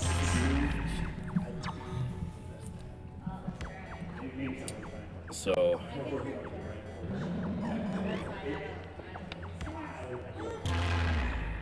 we've got Nivlac 13 on left as Peanut Butter, and Exiani, the newcomer, on the right as Jelly. This will be really interesting because neither has played each other before. Exiani is not tainted by the existing meta, which has really been established by Nivlac 13 as he's won the last few tournaments. I think it's going to be a slaughter, honestly. Nivlac knows what he's doing, and he can adapt to whatever Exiani is doing. So yeah, Nivlac as Team Peanut Butter. Interesting. Okay. Yep. Normally we see him as Jelly.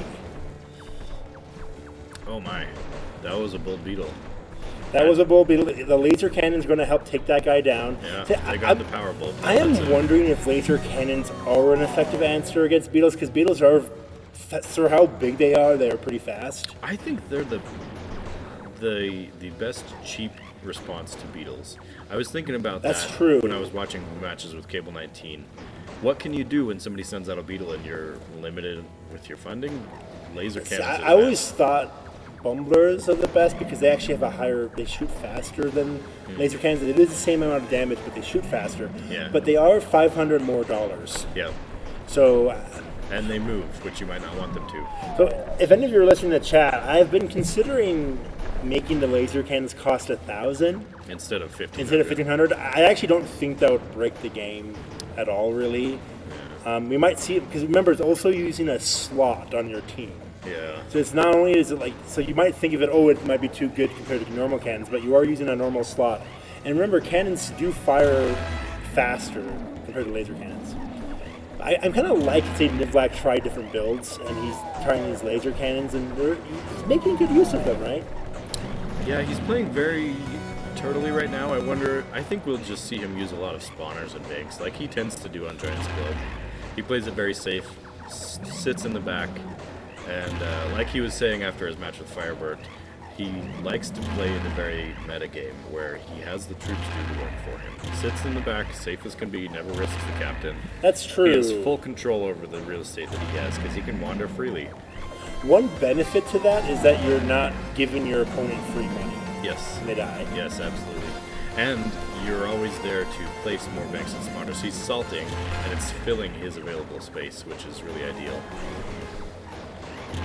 Yeah, I like he's building beetles whenever he can. So a beetle is a good proxy for the captain, I think. You can't just ignore a beetle when it comes at you. Mm-hmm. Those splairs are a really good answer to it, though. So the splairs actually have a higher cost to HP ratio than beetles. Yeah. So, for example, 4 splairs, that's 120 HP. That's $6,000. Yeah. A row beetle is 100 HP, and it's $8,000. And when they touch each other, they both do 1 damage to each other per frame. Okay. So they actually, cost-wise, splairs beat out beetles. But the thing is, beetles are just, More HP for your money. they're faster, and yeah. So we're seeing Exiani respond to the beetles with splairs, and I think it's going okay when he spawns them in mass. When he spawns one at a time, he's doing what you said and putting his banks in the front. Yep, and also see that to the right, there must be some Yeah. high flood. Yeah, he's putting high flood. Look at the left. He's putting high flooders to the left. That's a really good spot to put Yeah. them. I That don't might think be he can answer this parade. It's a Oh parade my on 3 fronts, and gosh. he's just overwhelmed. Oh. And with that loss of banks, that's Oh unfortunate. my gosh, guys. All right, that's 1 out of 3. GG. That goes to Nivlac 13. Okay, well, he's playing well. Yeah. Exiani held out. That was all right. Oh, I dropped my water bottle lid. Oh, I'll let you. Not grab it with your feet. Yeah. I was gonna grab him, but I'm okay with that with me, but I probably shouldn't do that for someone else. Chew on someone's water. Anyway, so we're in the everyone's favorite rush stage, King's Kitchen. So Aini expected a rush from Feather 77.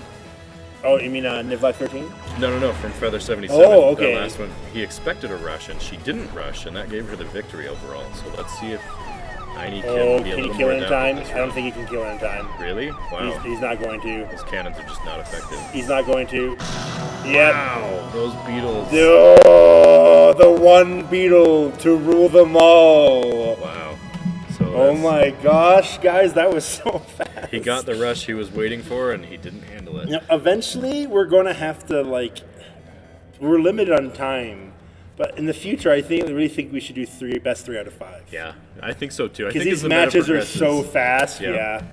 Dang, holy was- cow, that was a really fast last match. 2-0. That was insane. Okay, it was 2-0, okay. Submit scores? Okay. Feather 77 versus Naranja Nina. I think Feather 77's busy. So we're gonna go on to we're gonna skip that again. The next one too. We're gonna go Cable 19 versus XC Aini. We're I in think Xiani just stepped out as well. Yeah. okay. I don't know. If How you about noticed we'll do that. Callie the Muffin versus Firebird. Come here, Firebird. Come here, Firebird. Okay, and then Sounds like you're calling a dog. yeah, Come here, I mean, he is right. Like, I'm surprised he's been playing so well. It's Didn't we? amazing that the rulebook says that you can't bring a dog to the peanut butter and jelly tournament. And you know, like it shows you how good of a trainer. Like, I just realized we said that Firebird looks like Michael. What does that say? Because I'm offended. Okay, well, He's not coaching, he's just fuming in the corner. I guess we'll have Niblack 13 here commentate with us. Okay, so cool. Well, that was yeah, you got that one beetle. Were you expecting to win It's that? King's early? Kitchen, you gotta rush. I ran down, and normally I have ants somewhere in my lineup, so I ran down, realized I didn't have the money for ants. Oh, really? So I was just trying to survive until I had the money for the beetle. Died the first time, then I went back with the So you didn't have beetle. the ants selected last time? No, I just didn't have ants. I had Oh, I didn't have hills. I didn't have anything. this for is what you ants. had, right? Yeah. No. No. I had no. Ants are worthless. No reason to make ants at all. Oh, really? You don't need ants are hills. You worthless. don't need No ants. hills, no ants. No. Dang, this don't you remember like the first tournament that you were here? Like Oh, I use the ants all everyone the time. used the ants. Granted, the game was different.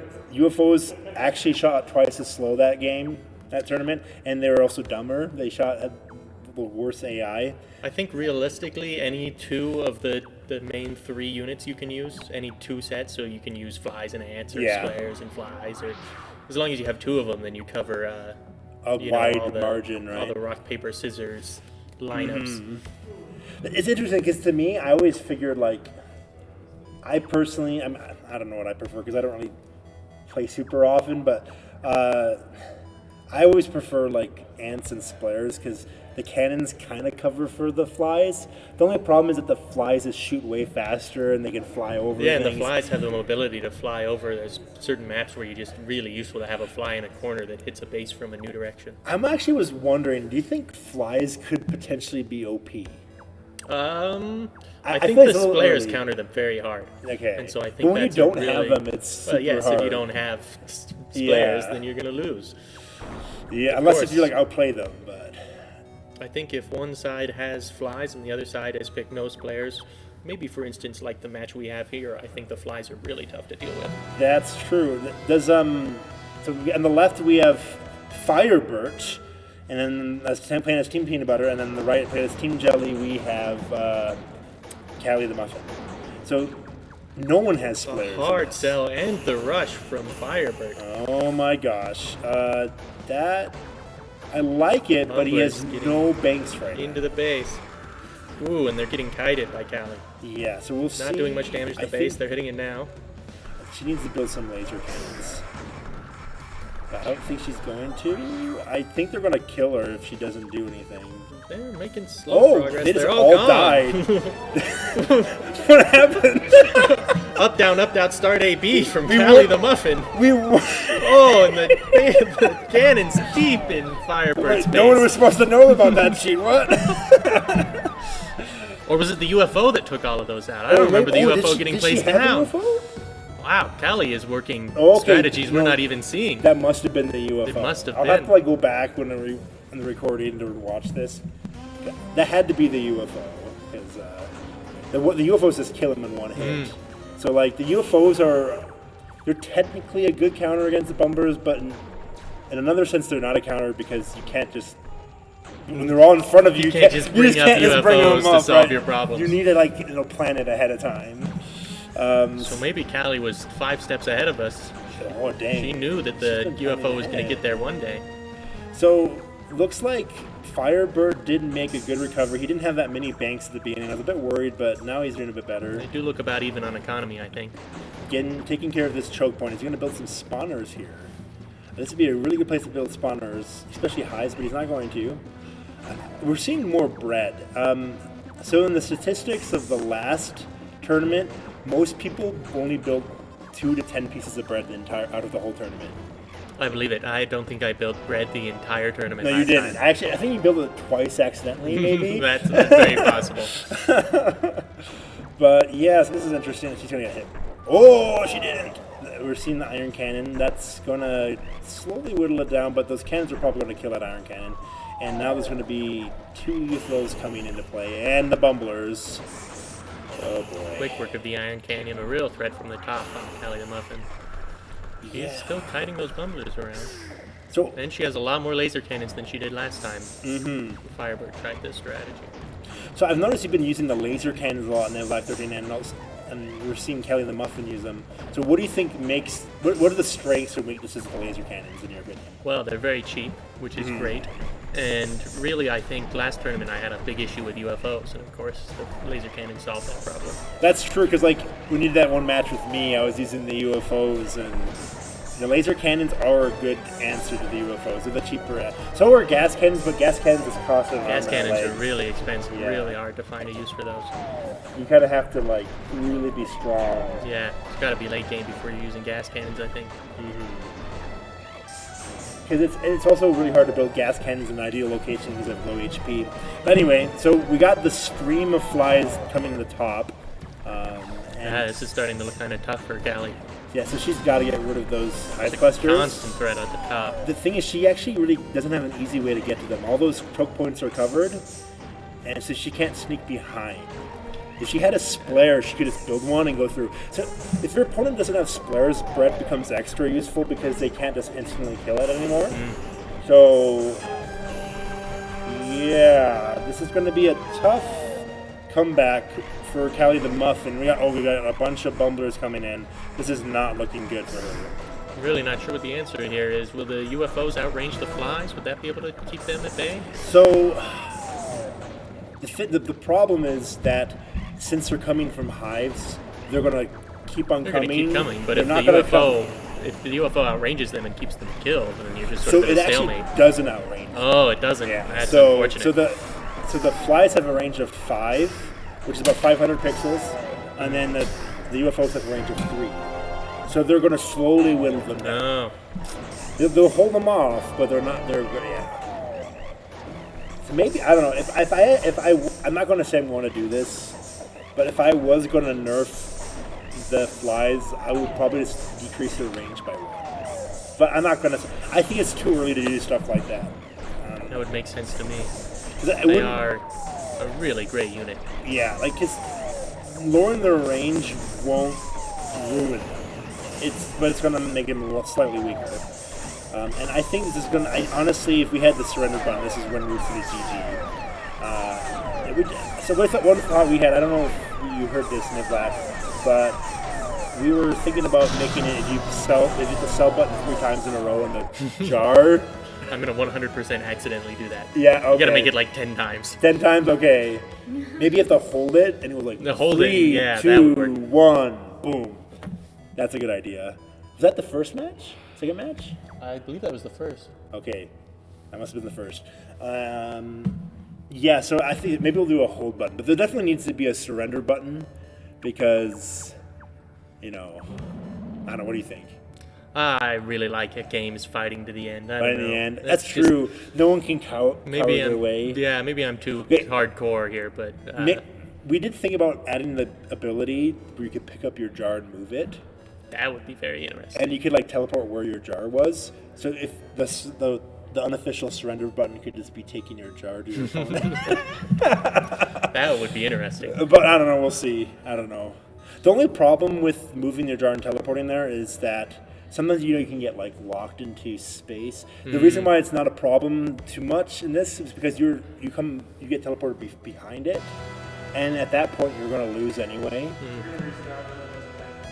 Oh, it's a misclick? Okay, this is a misclick, guys. Then hit select. Yeah, okay. So if we did do that, we would have to have like an invulnerability state, which I mean, I guess wouldn't be that hard to do. But so many questions. So by the way, this Memorial Day, I'm off work, so I'm going to actually do a test on GameMaker. I want to try to get 2 balls moving on the screen on different computers. Network?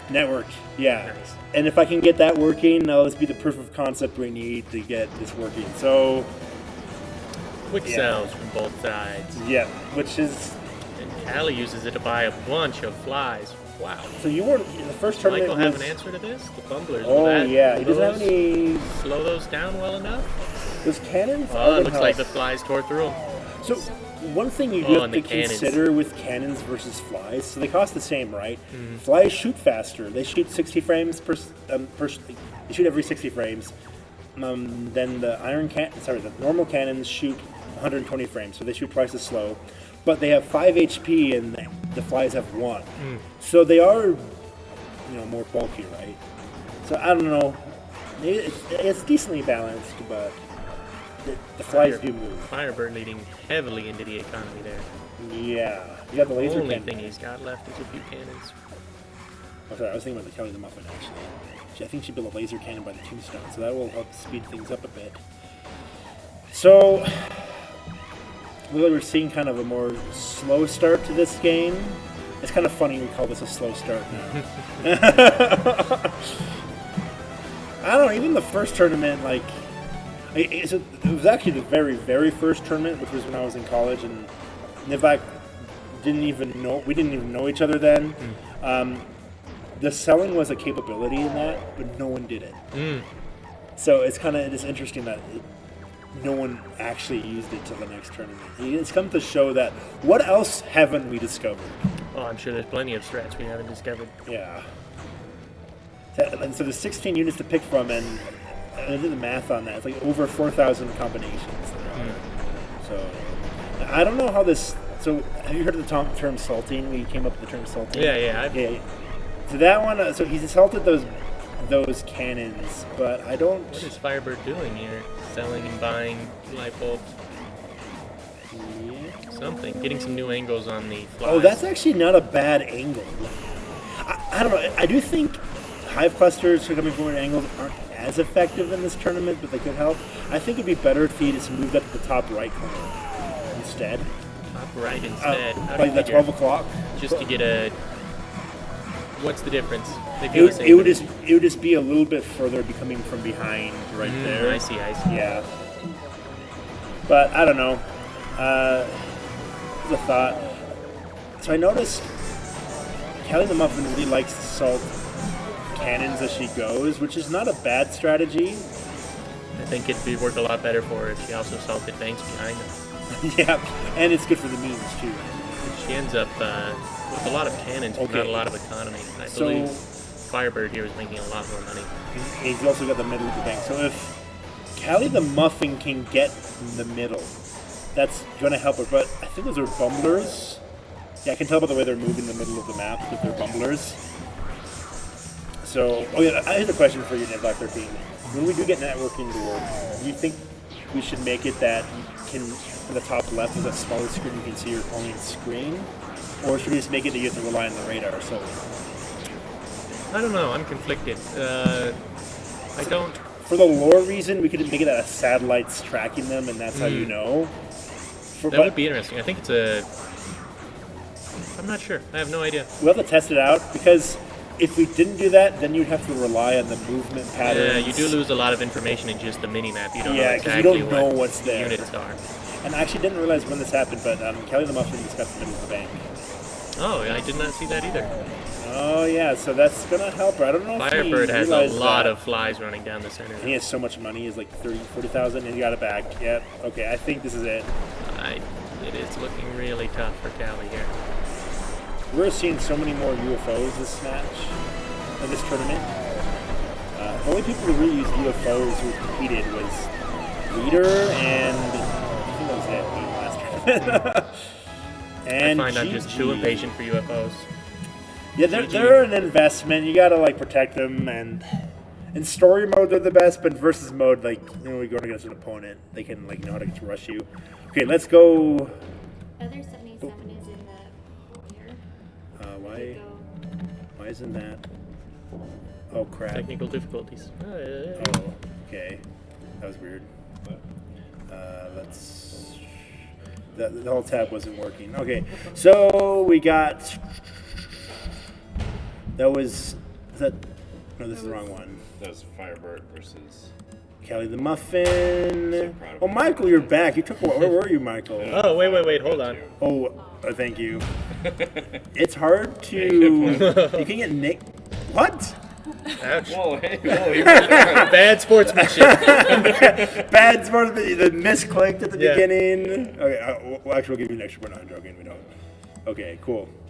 Okay, Michael's back now. I don't know where he was slacking off at, but I'm joking. No. Okay. So, We got Cable 19 versus XC Aini. So, Feather 77 was good. That's me. oh, actually, take it back. It's fine. I mean, you can. Well, if I'm here or not. You're gonna watch. Okay, guys, Feather 77 actually won't be able to compete the rest. So what we're going to do is we're just going to go give an extra 2 points to the people who haven't gone against her yet. sad. So, Well, not that sad. I guess that's. not that That's sad. better. That's better. Oh yeah, we can leave it like that, right? I think I might need those points. Yeah, you might need those. Yeah, you're right. Okay. Oh. Yeah, there we go. Did I do it right the other time? Okay, good. Yep. And I won't miss it this time. Okay, now we have Cable 19 versus XCINE. So, yep. You're up. Oh. Messed up now. If you just push tab again while you're holding Alt. Yep. You can select which window. Yeah, Mike. Okay, what is going on? It's not full screen now. Oh, I see. There we go. That's weird. Okay, that was strange. Okay, guys. Thank you again for all who are participating watching right now. It's a pretty exciting game, and we're kind of getting near the end. So when we get to the, what time are we at right now? So whoever has the two highest scores, they're going to do a best 3 out of 5. Yeah. And so on the left we have Cable 19, and on the right we have XCINE. So we've seen Cable 19 build up a decent defense, but mostly focus on economy so he can use his Beetle Gnome tank. And I wonder how XCINE is going to respond to that, or if he is.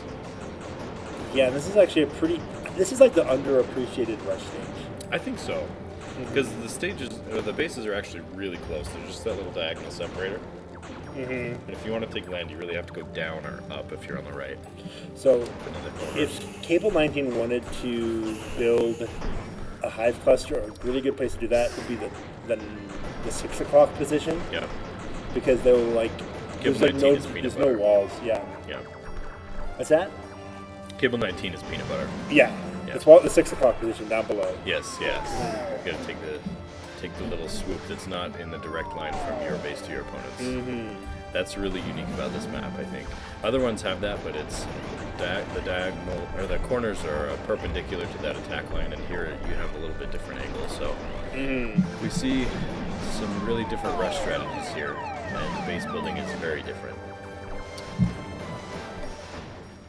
Yeah. So the gnomes are coming out, but the gnomes actually aren't going to do that well because there's a bunch of bread coming out, and for some reason bread is bomb-proof. Yes, of course. Have you ever Yes. tried to blow up bread? Yeah, seriously, it's super hard. Now blowing up toast, that's easy. Yeah, it's all crumbly. Yeah, it's all crumbly. Yeah, exactly. Anyway, it's too squishy, right? Yeah. Now it will kill the splitter before it does any damage, which will definitely be helpful. Oh, we took out lost those some hives. Ouch. That was 4 hives. That's some money. Now, what do you think about using the hive without the use of a light bulb? I think it's fine, but you have to have much more of them to have the same overwhelming effect. Hives with the power bulb, if you can get the hives spawning in time, which I've been trying to work on with Firebird, trying to get him to time the hives so they spawn at the same time, so you get giant parades in bundles all at once. Make a super fly, if you will. I'm going to start calling it that. Super fly? Yeah, super fly with a bunch of flies grouped Have them together. all fuse. We should have like a fuse button. What if you like place down something and it sucked a bunch of troops. Like and created a polymerization few- in Yu-Gi-Oh. Yeah, polymerization. Yeah. That'd be an interesting idea. That'd be kind of meta. Not meta, but it'd be kind of like crazy. Yeah. Holy cow! Might be So, jumping the shark a little. I don't know. jump in the shark. Yeah, okay. I think building the bread in this case helps a lot. It does, and I'm surprised because like you have to do something about the bread. It slows down Cable 19 is just not equipped for it. It slows down the beetles because they can't get through. Oh my gosh! It makes his gnomes useless too. Holy cow, That's an guys! upset, wow. XC Aini That was great. versus beat Cable 19, and I have no clue who has the highest score right now. I don't know. Because Does it there's show? been no one who's like won. No one's dominated. No one's been everything, dominating. Like people like Naranja Nina, she lost against no. Firebird. Firebird. Yeah, And Nivlak lost against Cable, which was an upset. We Yeah. didn't see that coming. and then also Nivlak lost against Naranja Nina. Oh, really? Yeah, she did. Oh, I missed that She one. won. I mean, yeah. Maybe I was here for that one and I don't remember it. It happens in my life a lot. You know, things happen so fast, guys. Yeah. So we're in the Cosmic Terra. So the splairs instantly melt the bread. Okay, But the splairs are not good offensively against the defensive combo that we see on Jelly right now. So this is what Cable 19 needs to get. Yeah, a bumbler works. I just noticed the particle effects on the splairs. I like that. Oh yeah. Oh, it might be the dust When, from the captain. No, that was when it touches Is it something, the it brings up smoke. I like that. I need to have more particle effects. I think that will make the game pop more. Yeah. Maybe increase the saturation on that one too, so it stands out against the background. Yeah. Not the saturation. There's a lot of things that need to happen. Okay, so that was a nice recovery. We'll see if Good sell from Cable 19. He didn't need those cannons anymore, and he recognized that. he teleported back because he was expecting a rush. Okay, that was a quick. This is when I think the Iron Cannon lightsaber would come in handy. Yeah. He I'm built. surprised he didn't pick that. He seemed to like that against Firebird. Okay, so we're seeing a relentless attack from XCI. Yeah, how does he have the money for that? He's salting, isn't he? Yeah, it's kind of this is what happens in this game. I know is people get steamrolled. Yep. If you can kill their banks, it is slowly like this. Yeah. He's salting pork, isn't he? Just dropping those bangs. Yeah, the and using it. saltine. Yeah, the saltine. We'll always remember you, Tadako. Meanwhile, One of these days Cable he'll come back. 19 is a little slow, and he's placing staggered lines of cannons, which is funny because he was advising Callie the Muffin to not do that, to only place cannons where you need them instead of where you might need them. But we'll see if it works out. Okay, so is this going to be it? I think this is it. This is it. Yep, there we go. Ran out of money. XCI took out the Cable 19. Oh goodness, that was Oh my god. unexpected. Oh boy. So I think the size of the maps really influenced those outcomes because they picked the two smallest maps in the game. And Cable 19's strategy so far has been to build up some real estate, get settled, and then rush in with this powerful Beetle Gnome combo. And he just hasn't had the space to do that before a rush happens. Okay, is this do we see the score right now? Don't. No. What is the score?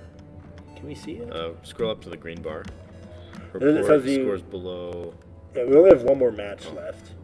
It's Naranja Nina versus Nivlak. Wait, didn't they Two already matches, go? one on the Didn't they bottom already left. go? Didn't they already go against each other before? Naranja Nina and Nivlak 13? I don't think so. Cable 19 and they're on the Oh, they didn't Were the go first against match. each other.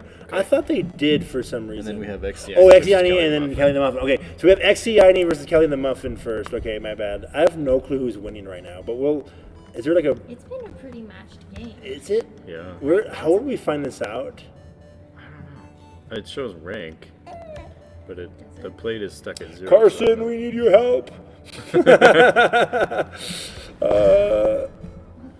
I thought there was something fall. Is it a play? Mark as progress? Oh. Do we need to reopen, edit scores, match details? I have no clue. We're going to maybe we'll have to add Mark it this. as in progress, see if it changes No, anything. this is different. That's because we haven't done this one yet. Okay, anyway, let's just do XCI versus Kelly the Muffin and we'll find out at the end. All right. It'll be anticlimactic. Okay. So, what's that? Where's Jake? Oh, I think she went to the bathroom. Okay, you're up next, by the way. You're against. Wait, are you up against? Oh no, my bad. Oh, okay. We're going to do Rana Nina versus. Callie the Muffin's up next, and she's in the bathroom. Okay, gotcha. Okay, we'll just do Naranja Nina versus Nivlac 13 then. So we'll do Naranja Nina versus Nivlac 13. Okay. Sorry, in a Dota game. Okay, you're good, Carson. No problem.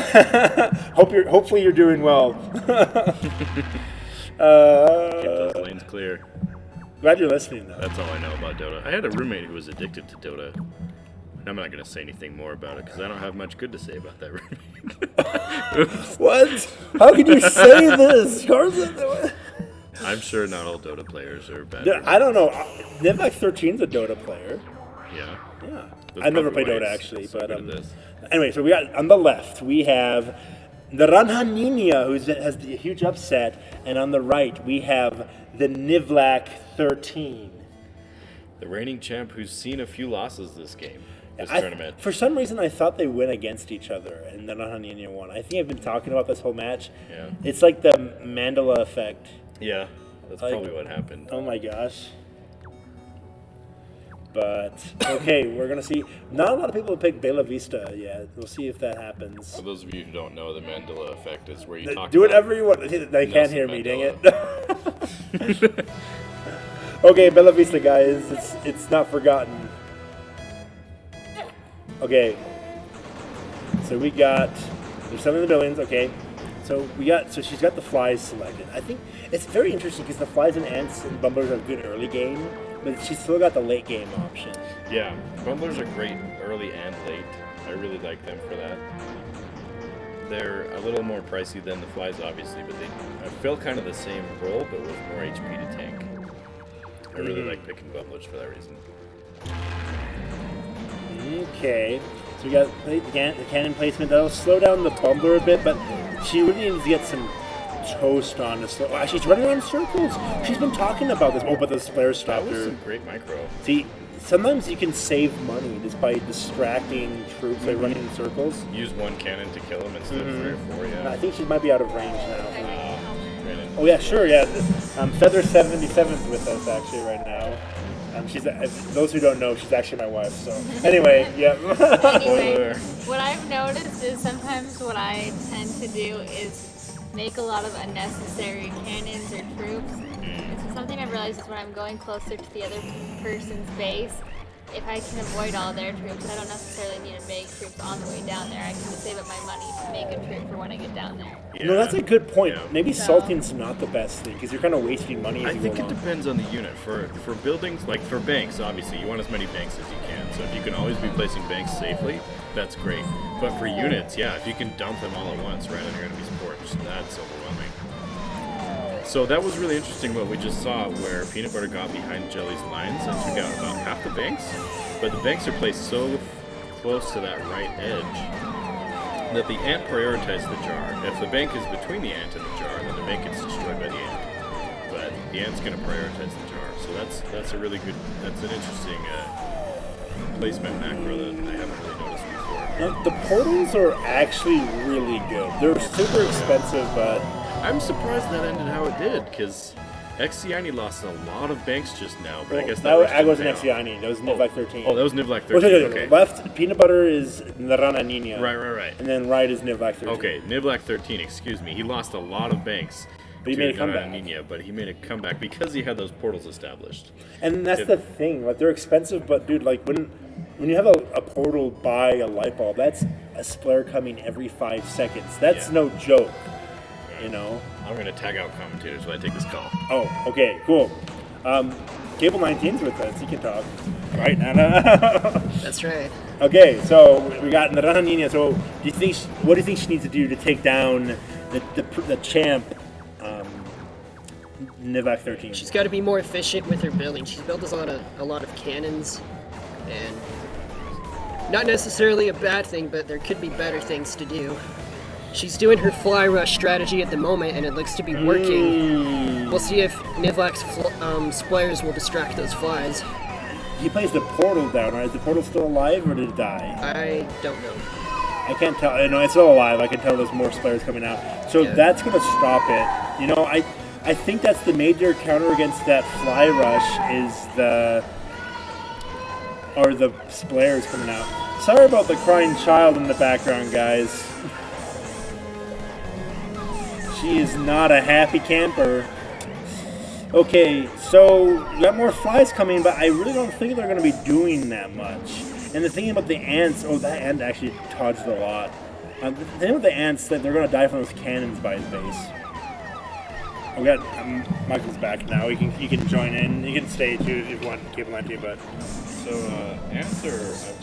I've noticed ants have kind of become fodder in this tournament. People are throwing ants against cannon walls, and that doesn't do any damage to the cannon. how the tables turn.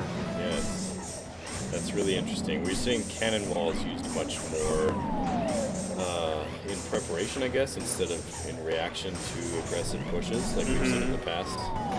And that's making the ants less effective. Because if an ant takes out a peanut or a grape, one of the projectiles from the cannons, it doesn't cost anything for the opponent. Whereas the ant costs you $1,000 or time on a spawner. So We got the bumblers coming in, and they're really just going to die because like this. Once you get the spawners established, there's really nothing your opponent can do. unless they can get in with a gnome or some really good micro. But on this map especially, I wonder if there's we no need micro like that an. can save you. If we add another unit, maybe we need like an anti-macro unit. I don't Like know how a that would shield work. or something? I don't know how that would work though. The force field, we could have a force field, like a Gungan shield from everyone's favorite Star Wars movie, Phantom Menace Episode 1. I thought you were going to say the Clone Wars. Oh yeah. Not Star Wars Gungans are movie. warriors. We said Gungans are warriors. He said Jar Jar Binks.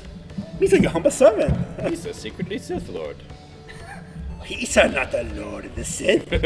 Me said the Lord of the Sith. And you said big doo-doo this. Okay, I'm gonna stop.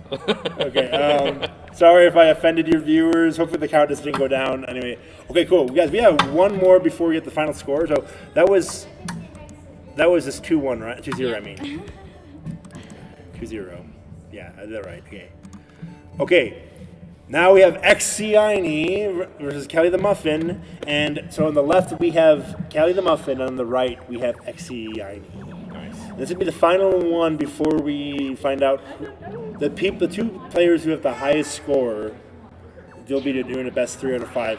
And if we don't have a third place, if we have if we have people tied for third place, They got to fight it out. we're gonna fight out, and whoever wins third place gets $10, guys. Do you know what you can get with $10? Like not even two gallons of gas right now. Maybe enough for the ride home. Enough for the ride home. You know, It's more than $0. more than 0, right? Yeah. And they get the satisfaction, right? Yes, Okay. the title to put on their resume. Yes. Yeah, definitely put this on your resume, Yes. guys. You know. Get all your employers interested. Yeah. Anyway, looks like they're picking Giant's Globe. We've been seeing a variety of stages this time, Yeah. honestly, right? I like that. I think People are getting more familiar with everything. bottom left is underrepresented a little, but other than that, yeah, we've seen a lot. Okay, guys. Oh, very aggressive push with splares. No ants. Oh, if he could drop No a splare in the ants. banks. You gotta build Oh. toast. You gotta build toast.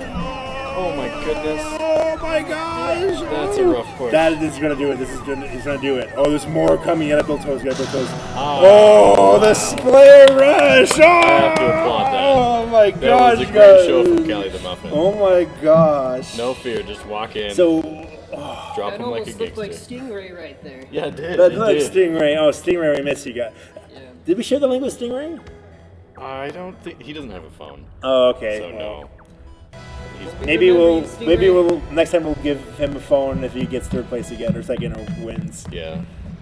Okay. Dang, that's a really good showing for Callie the Muffin taking out XCINE. You know, XCINE, I think XCINE beat you twice. Right? See, this is like I'm not really sure who has the highest score right now because We're seeing so many strategies emerge that there's not really a clear best way to play. Yeah. There's no clear favorite. Like bread. Nobody uses bread like XCINE does. He just sends it it out works and really well. makes an obstacle because the enemy captain can't walk through it. It kind of forces your opponent to use splares. Mm-hmm. Which if you had ants, then you could counter that. But you know, Oh, see. so Kelly the Muffin's losing banks. I don't Really? think she saw that line of cannons. Yeah. Oh. She's salting cannons again, which she says is intentional. She feels that they're a good defensive layer because they're halfway between the cost of bread and toast, which makes sense. It makes sense. I think you can sacrifice, because a cannon can take a few hits before it's destroyed and it shoots stuff out with it. So one thing to keep in mind is that that this when you're salting the cannons, that it is make it this line, and it makes it harder for your opponent to get through because now they have to dodge all of those. Yeah. It can cost quite a bit of money. That's the only downside. Yeah. And you can always sell them back, right? To get some money back. Now we got a bunch of splares coming. We're gonna have to see an answer because she has the anthill, which the anthill I think will help, but she hasn't placed one yet. She did it down. It died? Oh, Yeah, okay. she had it in the power bowl, but some flies came and killed them. Okay, that's good to know. Does Exiani have a super fly on the way? What is that? Oh, that is a super. super. That is a super fly, I think. Ooh. A bunch bunch all of together. flies huddled. Actually, Oh, no, that splares. wasn't. It was the splares. We all.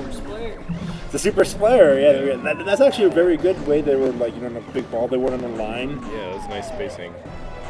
You know, I think no one. I haven't seen anyone do this. Maybe it's not possible, but no one's done a splayer creep, where you just build a bunch of splares and you hide behind them and you get closer and closer and closer. I think they're maybe too weak for that, and also their pathfinding is not Yeah, we consistent need to because they have a- get kited easily. We need a troop where you can do that because the road beetles are a tad bit fast to do that.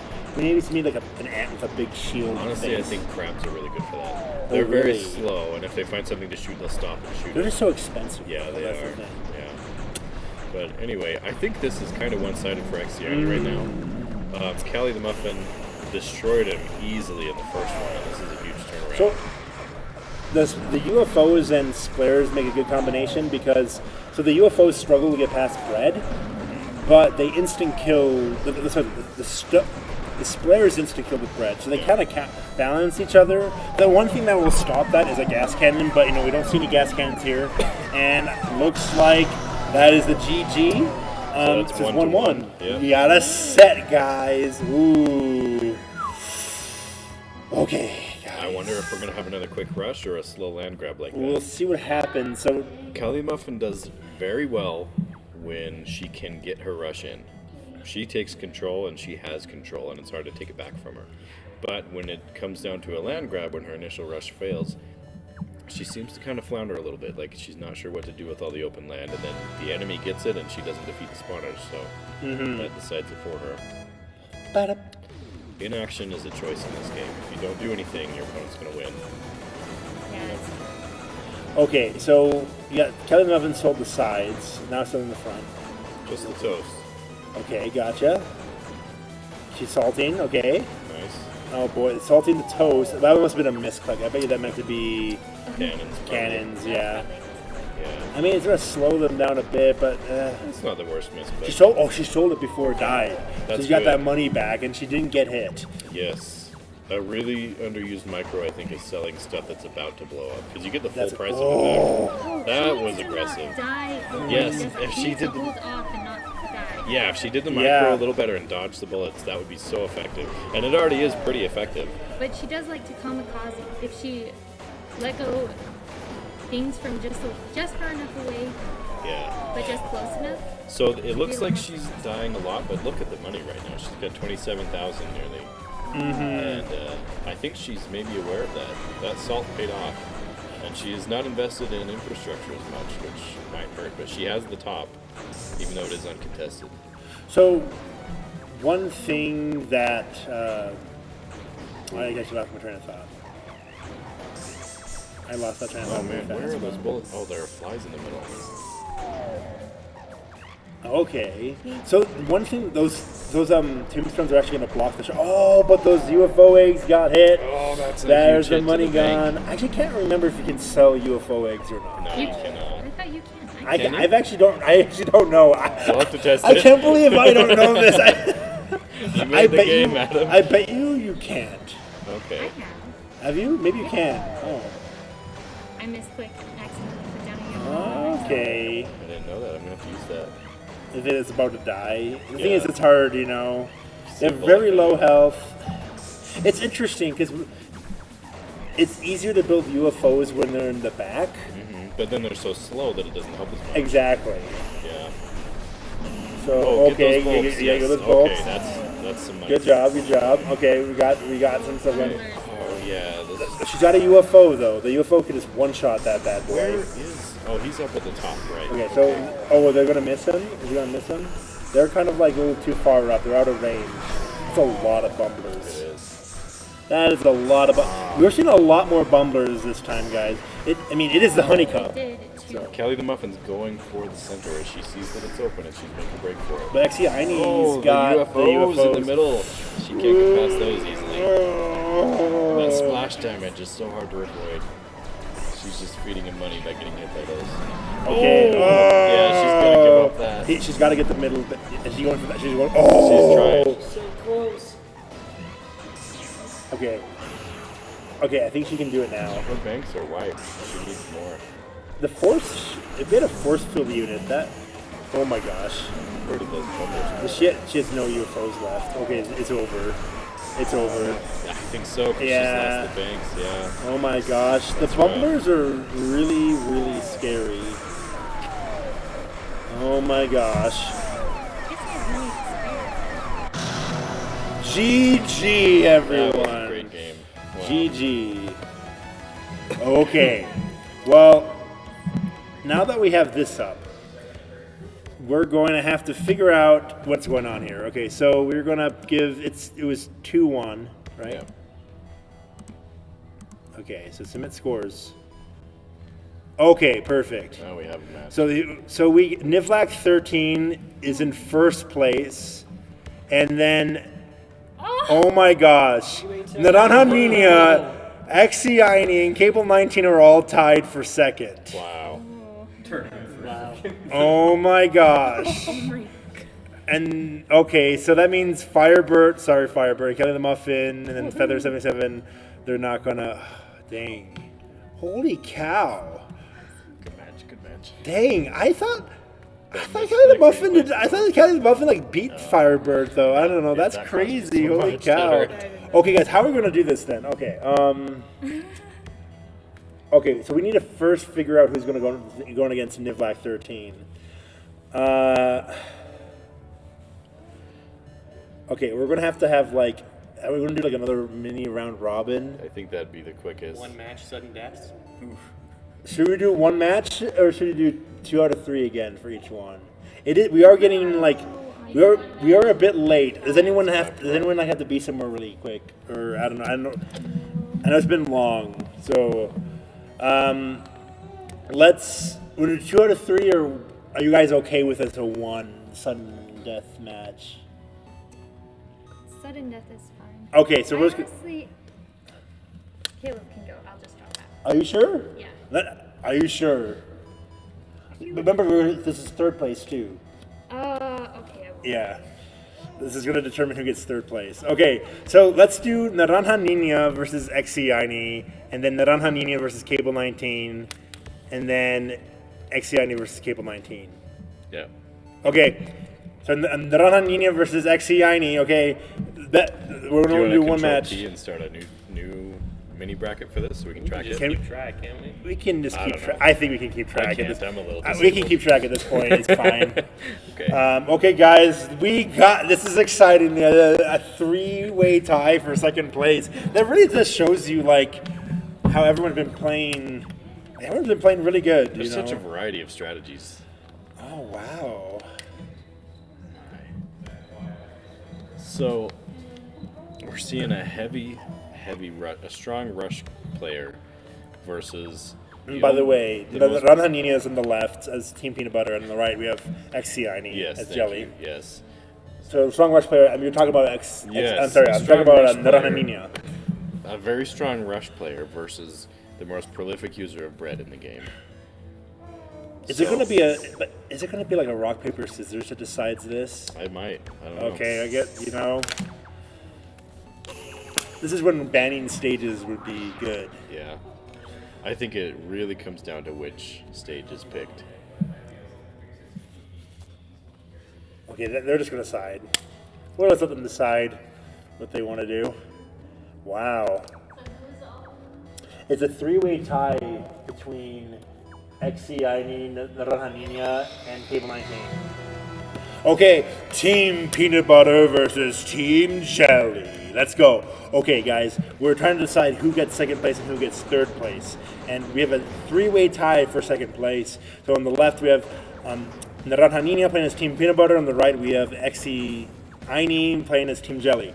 So we got a blue bread wall coming up. I don't know if the two light bulbs were necessary next to each other, but oh well. Okay, he's trying to wall her in. That might work. And no, she does get rid of all of her defense, but she has so much money though. Goodness, yeah. For this early on, that's a lot of money, yeah. Okay, she's trying to defend from up there. And those flies did not make it that far. So she's sending out a counter offense, but they hit a row of cannons. I don't think those bumblers are going to make it far. Looks like they're doing decent. Oh, maybe that was bread instead of cannons. Yeah, I wonder if those cannons will outbeat that wall. I bet they will. I think the There's bumblers are going to bread take there out the bread. defending it though. That's the problem. So the bread is far from the cannons. I think the bumblers are going to take out that bread, which makes it a waste. But then the cannons are going to take the bumblers. So okay, we got the rush coming in. Will XCINI be able to survive this? He got a lot of banks out in the open. This is He so does have scrappy. splares. He has a lot of money. Oh, he can there's throw out. got fewer He has a banks now. lot. Okay, he built the splares. Okay, that That helped was a him. good But splares. she's sending out some ants. He That's gonna, lost 4 banks before he got those splares out, though. he's gonna make sure. Sorry, what were you saying? He lost 4 banks before he got those splares out. That's Oh gonna my hurt. gosh. And he has yet to rebuild those, and he's not taking any more land to make up for it. Okay, building those. He's salting the bread. He's the bread salter. That is so obnoxious as That's the a other waste player. of money in my opinion. Oh You really? think so? Yeah. Oh, sorry. I think she can't walk past the bread. She has to does spend slow her $1,000 down. to get through. So I think that it has its uses, but I don't know about in this situation. I think it's a waste of money if they have splares, but since she doesn't have splares, it does slow her down. And it's like literally 10 of those is worth 1 toast. Yeah. So it's not that expensive. Really interesting use of bread for sure. One that we haven't seen before. Ooh, so XCINI just did this in and put the bank out in front. Hurts my soul when he does that. How long does a bank have to survive to be worth the money that it costs? I actually don't know. So it increases, so it gives you, a bank gives you an extra $60 per second. Mm-hmm. So what is 2,000 divided by 60? Math. So it needs to be alive for 20 seconds, 18 seconds. That's a pretty long time. Yeah. So if it dies before then, it was a waste. Like that. Oh, and it's snuck through there. So, you know, we always get really good matches on this map. Yeah. People kind of build things everywhere. There seems to be those splares coming down or those UFOs in the middle. Oh, there are UFOs coming in the middle. Ooh, so he's putting fragile spawners right in front. That's bold. Oh, you got a lot of It highs. doesn't look like Naranja Nina's gonna respond to that though, so he has time to place that bread. Eric? XCINI's good, right? We're trying to get better at this, guys. Oh, and there's peanut butter. She did not see that coming and did not respond to it in time. Okay, Super guys. fly. So that came from that rush of hive salts. That was really interesting. He got to Yeah. the mid-map, placed everything quick, and then put bread in front of it. So now we have Naranja Nina versus Cable 19. Oh boy. So that's XCINI? we're gonna have you go against So This game stresses me out, man. This is so intense. it is so intense. My brain is kind of dying right now. Sorry if the commentation quality's gone down a bit. We've been sitting here for about like 3 hours. So. Yeah, just trying to keep track of all of And these it's so changes. fast. And we've seen meta changes just today. We've I seen know. people respond to Naranja Nina's quick rushes. Not paying that much attention Just to what I'm like- doing out there. Oh my. And XCINI, if you wouldn't mind commenting. I'm gonna get We'd some love to root beer. hear your take on why you use bread so much. What are your thoughts when you're salting a whole line of bread? Because I'm still gaining money, and I'm also providing distraction.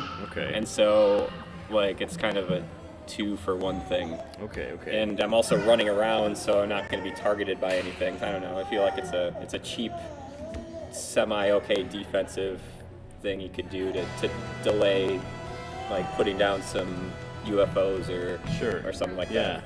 I think it's worked out well because actually your bread stops the enemy from being able to move. They have to destroy your bread before they can walk through it. So it costs them money or at least some time, and that's a strategy we haven't really seen before in past tournaments. It's more like a panic run of just dropping bread everywhere. Holy cow! Rush! No banks for peanut Did we butter. establish who's on each side? Oh, we did not. We have Nina on peanut butter still and Cable 19 on jelly. And so they picked King's Kitchen. Yeah. So I think Narayanini only has 3 piggy banks. They each only have 3. This is a poor man's game here. Uh-oh. Poor man, poor woman, I guess. Oh, goodness. King's Kitchen is my least favorite map to play on. It's just so scrappy. You have to respond to everything so quickly. That's definitely not my strong suit. It's definitely the scrappiest. Oh, that's what this one is. King's Yeah. Kitchen? King's Kitchen, yeah. I shouldn't be talking that much. I don't know too much about the stage. No, you're No, fine. you're good. No, you're good. You're This is like Fine for actually second his place. first You're time a in the bonus tournament. So the only time he really played was yesterday and today, and then one time a long time ago when I still had the forest stage that glitched out all the time that Nivlac didn't even see. Yeah, the Bumblers didn't exist back then. No, they didn't. So this might be my own bias, and it might just be because the game is so young and the meta's not established. But one thing I really like about it is that anybody can be good without very much experience, just because there are so many possible combinations of units, and they all are mostly effective. You know, change one unit out, and it's a completely different strategy. I don't like the answers, but I feel like the answer is more like is a troop that can be taken out just because you can defend it. Or no, wait, you can defend against ants really well with the cannons, so... Yeah, they are one-hit kill, but they're very fast. That's where they shine, especially early on. If you need your opponent to have to deal with something, you can send out ants as proxy for the captain. Actually, ants. I think ants and slayers may be the best because then you can defend everything with cannons, ants, and slayers. Yeah, The cannons kind of replace the flies a little bit. They don't shoot as fast, but they're the same price, and they have more HP.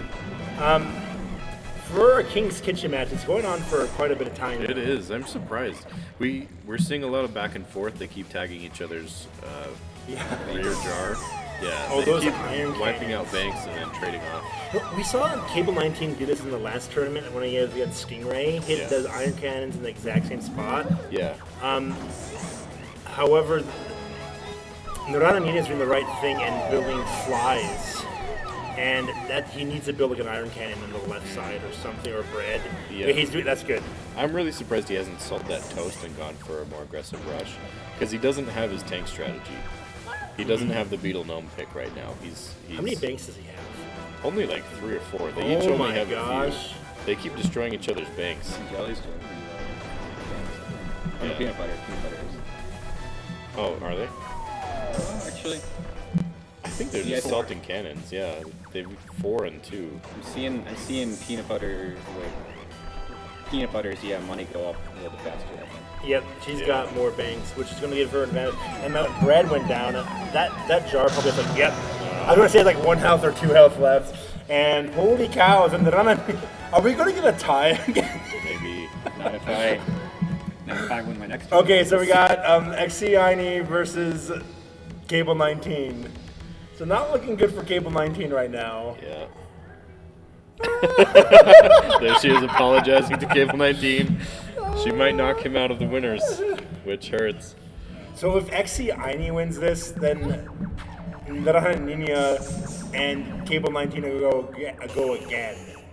It's for 3rd place. Wow. Sorry about the child in the back. So if everybody gets out once, do we have to do again? Or how does that work? So if XCINE wins this, he'll go. If Cable 19 wins, we'll have to see what happens.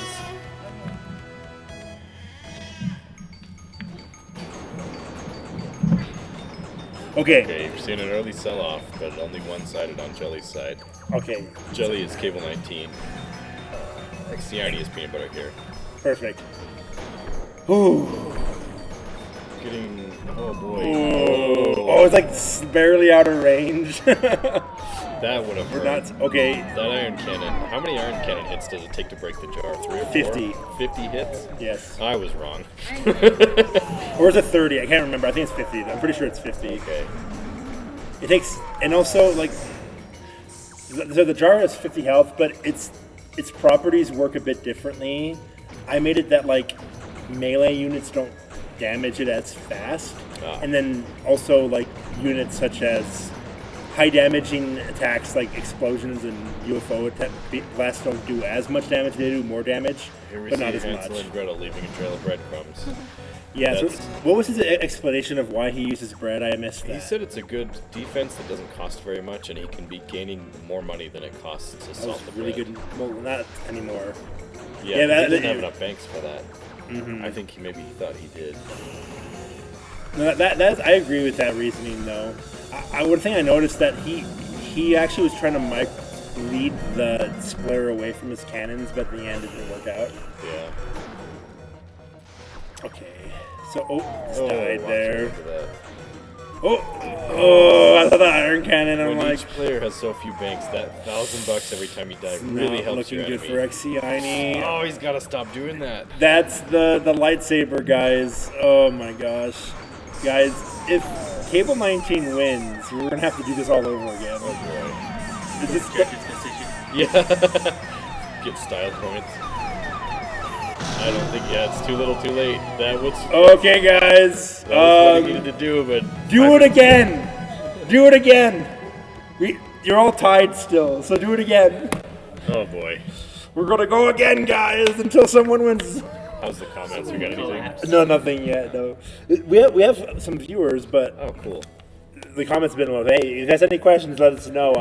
There's a link in the description where you can buy the game, support us. There's also you can join the Discord. So I try to keep posting videos, talk about the metagame, and also kind of give progress of what we're working on. Yeah. And hopefully we can get online play, at least done within the next 10 years. Hopefully It's- less than that. It's but- slated for a year or less, hopefully. So, in case you just came in, on the left we have Xiani playing as Team Peanut Butter, and on the right we have Cable 19 playing as Team Jelly. So, okay, they're all tied again for second place. So, Xiani is just filling the fog of war with bread. I wonder how that's going to pan out, because it's kind of frustrating to just have to walk through the fog of war, but to run into your enemy's bread and not really see what's in your way, that's interesting. I think it might just be wasted, because that one ant is going to take it all. I think he should have built splairs, Yeah. especially since Xiani doesn't have any ants. Yep. So Xiani is wasting his enemy's time, but he's also spending his own time doing that. So I don't know. And if that I bread really there understand. at the beginning didn't really help. So I think it can be helpful to do that, but there is a limit, right? Yep.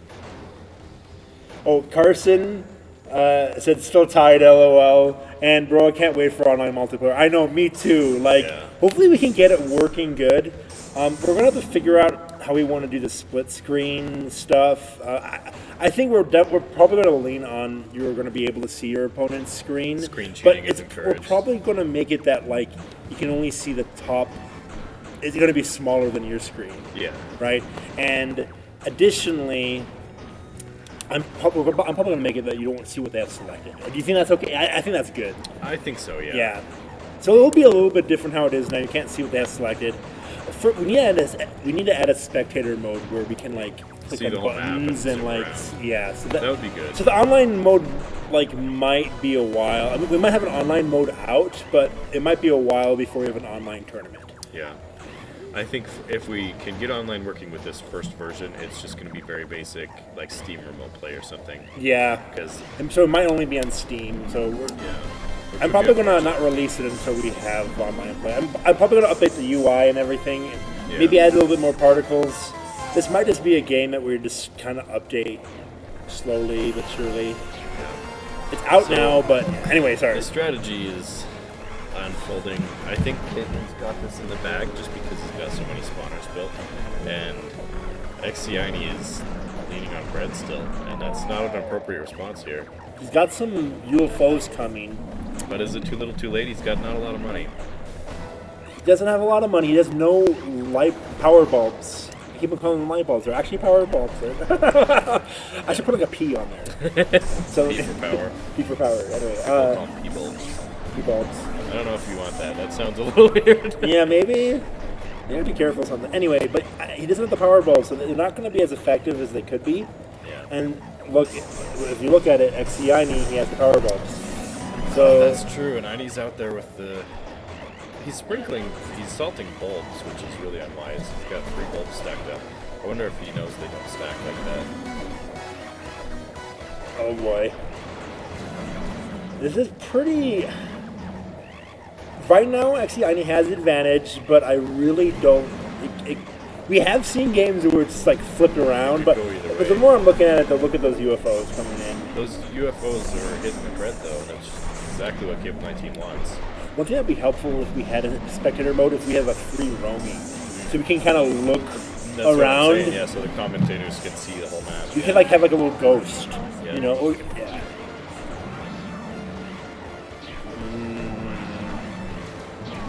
Okay, I think we got Xiani. So, okay, I think this is it, guys. Xiani's there gonna goes win the it. banks. Okay, so now we're probably gonna have Naranja Nina Oh, he's selling the banks in this go race. against Xiani, because if Xiani wins again against Naranja Nina, then Xiani is definitely going to second place. So we'll see what happens. And if Naranja Nina wins, then You can I'll just eat. give the Manser family the third place. I'll just sure, yeah, because they're related, guys. Spoiler alert. I don't know. I don't know. PPI alert.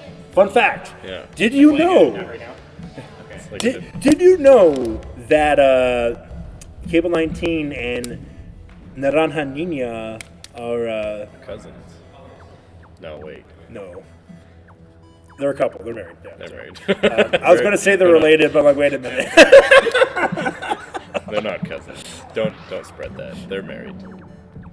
It's weird. Like think about this. You're not related to your spouse, But you're... but you're related to your kid. Yeah. I try not to Food think for about thought. You know, like those memes, like the person's trying to sleep. that. Yeah. That wasn't too crazy, I guess. The New Age Velociraptor. The new age. I was thinking about the one person trying to I'm trying to sleep. Yeah, yeah. Like, Yeah, that's the Gen Z. Are you familiar with Miltank and Rayquaza and No. like Pokemon? You know them. Do you know that Miltank has a higher base speed than Rayquaza? Really? Yep. Wow. So I got Arceus Legends this week. Oh yeah. I've been playing that for hours. Oh, by the way, guys, on the left we have Naranja Nina playing as Team Peanut Butter, and on the right we have Xiani playing as Team Jelly. Looks more And like... he is the bread salter. Yeah, it looks more Salt like that Team Bread right now. He's going crazy. And I'm not sure what his goal is here. Oh, it's... oh, goodness. That is so mean. Oh, my. If that bread ball had kept her out, I mean, she could teleport back in. But this game is settled. No banks, no jar. It's over. I just What realized. just happened? Okay, Team Jelly wins. I just realized you could totally build a building on their spawn point Yeah. and get stuck. Uh-huh. Yeah. I've had that happen to me in You tournament. could out troops You get to punished get out of it, for but dying, yeah. Okay, Xiani is going to second place, guys. Okay, well, not second place. Sorry, he's second place, but he's going to go against Nivlac 13 in the finals. So for third place, it's going to be Naranja Nina versus Cable 19, even though they are a couple. So it's I don't know. Who will sleep outside? For third place, whoever wins this third place. So unless if you guys are done, let me talk to them. I hope you brought a lot of pigeons for that bread I just dropped. Oh, yeah, well, that was crazy. Guys, are you guys going to match or are you guys tying third place or are you guys going to tie? Okay, they're going to tie. Okay, so Nivlac 13. Okay, tied for third. Best 3 They out each of get five. $5 and they No can drive repeating home together. stages. No repeating stages, 3 out of 5. 3 out of Okay. 5, no repeats.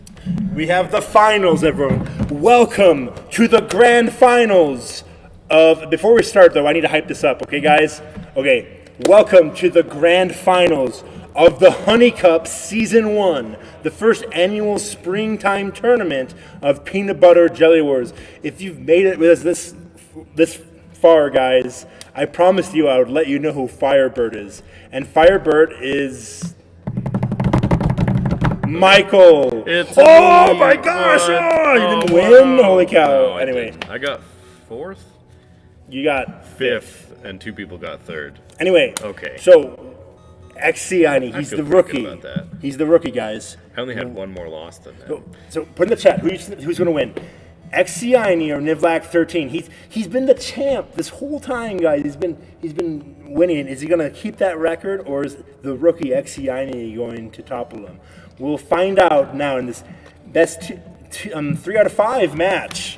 No repeating of stages. So on the left we have Xiani playing as Team Peanut Butter, and on the right we have Nivlak 13 playing as Team Jelly. So I think Xiani found a neat trick with the bread, but I don't know if it's going to be any more than just that against Nivlak's experience. He's got the portal, so he's access to the splares, which is just going to go through that bread like a hot knife through butter. I think Nivlak's ready for that, and we'll see what else Xiani has up his sleeve, but I don't see a lot from him as a brand new player. Okay, here we go. Maybe he's kind of lucked through the tournament. I mean, he obviously has some skill, but we'll So see. we got an early hive placement, which is going to help Xiani survive. He's salting the bread. He said, as he told me before, hopefully we got pigeons to pick up the breadcrumbs. You got some cannons behind that, so that's good. And that's actually not bad because the bread has more HP than a cannon. Yeah. And they're 1/5 the cost of the cannon. It just takes time. You have to The cannon can be it could be a attacking waste of troops. time. Yeah. So that's the biggest weakness to that. So he's getting some banks. I think one thing that Xiani does need to do, he should probably be building his banks in the back. Yes, absolutely. I think it's a little bit risky to do that. I'm not sure why he does that. I don't see know any either. benefit. Maybe It might be a bad habit, or doesn't want to take the time to move. maybe he doesn't want to take the time to move. Maybe because he's already wasting the time doing the bread. Maybe. He just wants to save more time. But I mean, it takes time to build up money. to We can buy just teleport things. back though, right? Yeah. We'll see We'll see if that bites him in the back later. So, okay. So far it's kind of like I think Nivlak's got a clear advantage right now. He has Yeah. a hive cluster already, and he's got way more. He's got 2 hive. we got 2 hive clusters. Okay, Yeah. yep. Xiani needs to get He'll on the be offense getting quick. about there's like 5 or 6 on that side, and there's a 5 on the other side.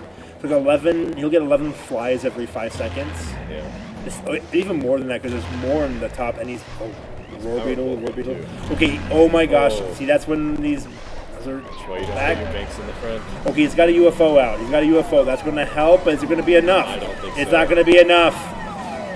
And it's GG, guys. The breadcrumbs didn't work. No. I think you're right, though. The breadcrumbs didn't work that time because Nivlak 13 just ignored him. He's like, okay, you're going to build bread? I'm just going to build banks and hive clusters, and it's not going to matter.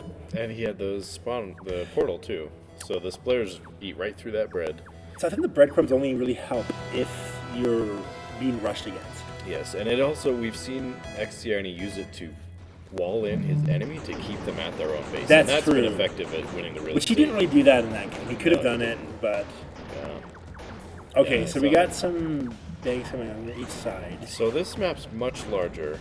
Not much larger. It's about. It's actually much larger. Then- It's just as tall and wide Oh, okay, okay. as the other state. Actually, maybe it's a So little bit there's shorter. a lot more playable area, and the distance between bases is much more. Mm-hmm. So Xiani has just left his bottom side open. The But bread is not we'll really. see if he takes advantage. He can always teleport back at any time to do Yeah, that. yeah. I don't know how I feel about... He's kind of. I say this without disrespect. He's being an NPC. Because, like, in the story mode, you see layers of bread, layers of cannon, layers of bread, and then you have to break through that. And I think Xiani might be emulating that a little bit. I don't know if he's played story mode or if he's just. He found hasn't. that That's pretty effective as an early defense. Because it has worked okay, but, I mean, The against other- players, he really needs to shake things up. Exactly against splairs, they're gonna, Yeah. He is kind of trapped in Nivlak 13 for both sides, and he just died 2 times. And now he's building banks. He just needs to be able to survive against this roll beetle. What he needs to do is build a bunch of bumblers. So Xiani's making a hive cluster, he's under which attack. is a good change. Oh no, oh no. Okay, he needs to do something against that Splair. What's he gonna do? Oh, what's he doing? Oh no. Oh, he's okay, there we go. Holy cow, he just barely didn't die there. That was a little too close for comfort for my liking. And look at the 12 o'clock. That's the roar beetle. It's killing those bread. So the bread has actually distracted the roar beetle. He's trying to eat the breadcrumbs. So it is. So it did work out. He kind of distracted him. Now the roar beetle lost sight of him. Xiani's going, hey, I need to Oh no, re-up my little offensive wall. the roar beetle attacking them. It's not. Yeah, that's it. Okay, I that's like 2 the out of 5. idea. I like the idea, He needs but to watch the radar, and he needs to not sacrifice his defense for an aggressive bread use. oh my gosh. Because we're seeing that. He sells his base and then goes and sprinkles bread far from his soft targets, you know. It's so interesting because Cable 19 beat Nivlac 13. Yeah. But he couldn't beat Xiani. Yeah. And Xiani can't beat Nivlac, it seems. Unless Oh, if we'll he see, changes we'll it. see. Unless if he changes it. But He would like, need to win all 3 of these next 5. yeah, he needs to win 3 in a row, which is going to be a little hard. Holy cow, guys. Okay, he's got so Nivlac 13's got an early portal placement, but it's kind of out in the open. It died. He just lost it. So Xiani just put up a bread wall in your face, and he's not noticing that the splairs are just walking right through it. That was a huge waste of money. You can see on the radar, the splairs are just going right through and killing those hives and bread. That's a waste. That's a waste. So It's much. not doing. It doesn't even slow them down. No. It just instant kills them. He should have really changed his comp and gone for, I don't know what's a good counter to splairs. Other splairs, obviously. Ants, but he doesn't have. Bumblers. Bumblers can be decent. So right now it's 2-1. Nivlac Sorry, it's 2. It's 0-2. I mean, so Xiani hasn't won one, and Nivlac 13 only needs one more, and it's not looking good for Xiani right now. on his sleeve with his banks right there. He in the front. really should have He's had down to 3 ants. banks. Yeah. Okay, he's trying to counter aggress, and I don't think it's gonna happen. He's so low on funds. I think this is it. Yeah. Like I was saying, okay, guys, GG Team Jelly, Nivlac 13 for the 3rd time in a row has won the tournament, which is crazy because Cable 19 he beat him, but he wasn't able to beat it in Xiani. That's what happened last time, too, Yeah. though. Cable 19 beat Sent him to losers, Nivlac. right? Yeah, send him to the losers bracket. Yeah. And I don't know. You always come in clutch at the end, I guess. Nivlac 13, hooray! Here you go. The awarding of the prizes. Here you go. Nivlac 13 gracefully accepts the trophy. Some, Does a little curtsy and a bow.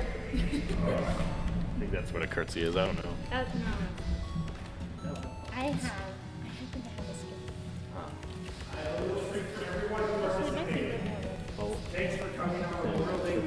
Prizes. How kind.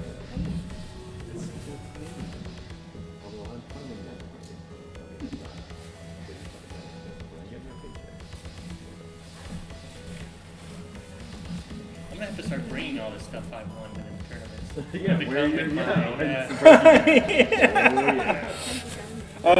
Caramel. it's a little late. I'll make a belt out of this one.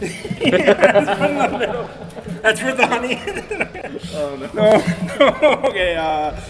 No one saw that. We don't have a camera. There's no camera. It's fine. Okay. Question: do you want to end the stream now? Do you want to do a quick one, or you need to go home? Play against you. We're gonna play against me. Okay. I'll comment that. Okay. We're gonna Today's see. the day I finally win.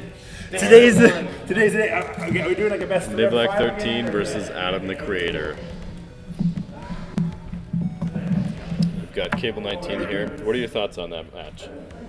I didn't really see it. Oh, well, then, Sorry. no thoughts. I think Adam's going to destroy him, but Nivlac might do better than he has in the past. Yeah. He's been creamed 2-0 in all of their other post-tournament matches. The crazy thing is Adam can cream him with crappy troops. Yeah, he's so good at the micro because he made the game. He knows exactly the timings to avoid all the bullets and everything, which is why I think that shows how much potential this game has for professional play and to get widespread adoption for casual players too. It's something that you can really put the time in and get good at and be rewarded for that skill. Looks like Adam's going for the UFO strategy. Okay. UFO No, rush. Oh, Adam we is have peanut butter. Adam on peanut butter. Yep, Adam peanut butter, Nivlac 13 is jelly. Yeah, Adam's placed down a UFO right early on, and he's trying to block him in his own base. That's But mean. Nivlax flies will just fly right over those blocks Yeah. if they can. He's got to keep those flies contained. Yeah. And Nivlac's got a hive cluster or two, Yep. at least one with 3 hives in it. Okay, so Adam's selling off quick. He had that UFO hatch, and he's done with that power bolt, he says. He's going to sell that and get some banks out of it. And this is a really interesting capture strategy with the UFO, because Nivlac has to fight to get his way to get out of this little enclave, and meanwhile a UFO is Headed right steadily through coming in. space. Yeah. Adam wants to prove that the hive minds are worth it. Oh, yeah. So he's purposely playing with those. I think, well, we saw Firebird use them to some effect, but in the end he only got 5th place. Oh, I've wait, that's tried- me. We already revealed that. I've tried using the hive mind, but matches are just too quick for me to Yeah. effectively use it. They're decent on the huge stages, and they might be okay on Giant's Globe here, because you can protect them from your enemy for a while, but The yeah, thing they're is, if tough you to lose use. one, then There's no benefit. Yeah, so you have to 9 build instead of extra and 10. have a buffer, Yeah. but then it costs so much more. I think he should make it so it scales from 0 to 10 up to Ah, he's selling the hive minds. oh man, he lost it. better to sell them than lose them. Iron cannons shoot a little bit too slow to really counter all of those flies. Yeah, especially where Nivlac has them in a nice parade. So there we see Adam. Nivlax's gonna get a game off him. I think he might. Wow. Dang. We have an upset with Team Jelly. Well, that doesn't necessarily prove that hive minds are worth it. Yeah. So now Nivlac is the creator of the game. He's taken the role of creator because he won. Or wait, no. Is Nivlac gonna change anything? He just got. Did he just get laser cannons? I missed that. Did he have those before? He had them before. Okay, okay. Did he though? I guess we'll see. Of the tournaments, would you guys say that this was probably one of the ones where the players were most balanced out? Oh yeah, yeah. Definitely. I think everyone here has played the game before, or is just naturally skilled enough to play this type of game. You know. We only had one rookie. The Yeah, rookie, and he's played games similar to this a lot. So yeah. Well, and the rookie is He got was second place. so- Yeah. So I think this has been really fun to watch today. Looks like Nivlax's going for his spawner strategy. Yep. He likes to get at least 2 of the 3 kinds of spawners out. He likes to make the troops do his dirty work, which really he should. That's what the spawners are for. Yeah. Use That that way he AI. doesn't have to leave his base. Yep, he can be there building his base, having a strong, impenetrable defense, or building more spawners and just snowballing. Well, and when you get too many spawners out, it's pretty much impossible to get back into. Uh-huh. Because the flow is just too big. Yeah. Too much. You get steamrolled, like Adam was saying. You can't even, if you can't even get into the base, if you have to spend all your time dealing with the free troops that they're getting, then The You're difference gonna lose. between Adam's spawners and Nivlax is Adam has them at a weird angle. Those flies don't have to get any resistance till they get to the base. yep. Oh. I wonder if Nivlac saw that and is putting his spawners there intentionally. Yeah. It looks like he's a little short on cash. I know Nivlac likes to keep a larger reserve of money than most players do.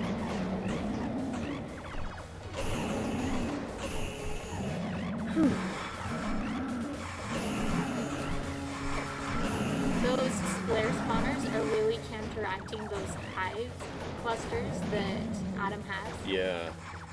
Yeah, If that he was. didn't have those flares, those hives could have probably taken out the jar on their own. Oh yeah. Because of how quickly the flies can shoot and take out that jar. Yeah, I think this is all going to come down to who has the biggest economy, which right now is Adam. He's got the most banks by far. Nivlac seems like he saw that and he's swimming on banks. Send it out, Tank Beetle. I don't know if that's gonna be very wise against all those bumblers. The beetle's got to travel a long ways to take all those hits. Yeah, that wasn't very clever. I would have gone up one of the branches and launched the beetle. That's taking up one of the slots that he could have used for ants or Yeah. something better. Yeah, I don't think with his rate of income right now, it was very wise to go beetle. And It really would be interesting to see what different strategies could be done with the hive mind. I know Adam has considered making them a little bit stronger so that they're a little better, a little more worth it. Because right now, as you can see, Adam even switched off of that strategy. Yeah, here he is selling his banks just to be mean to Nimlock. give him that flex. Is he being mean or is this a final push because he needs it? I'm not sure. I think he wants to finish it completely. Yeah. Doesn't want any potential to come back. So one thing I've noticed about Adam that most players don't do is selling a lot. Adam very freely sells things.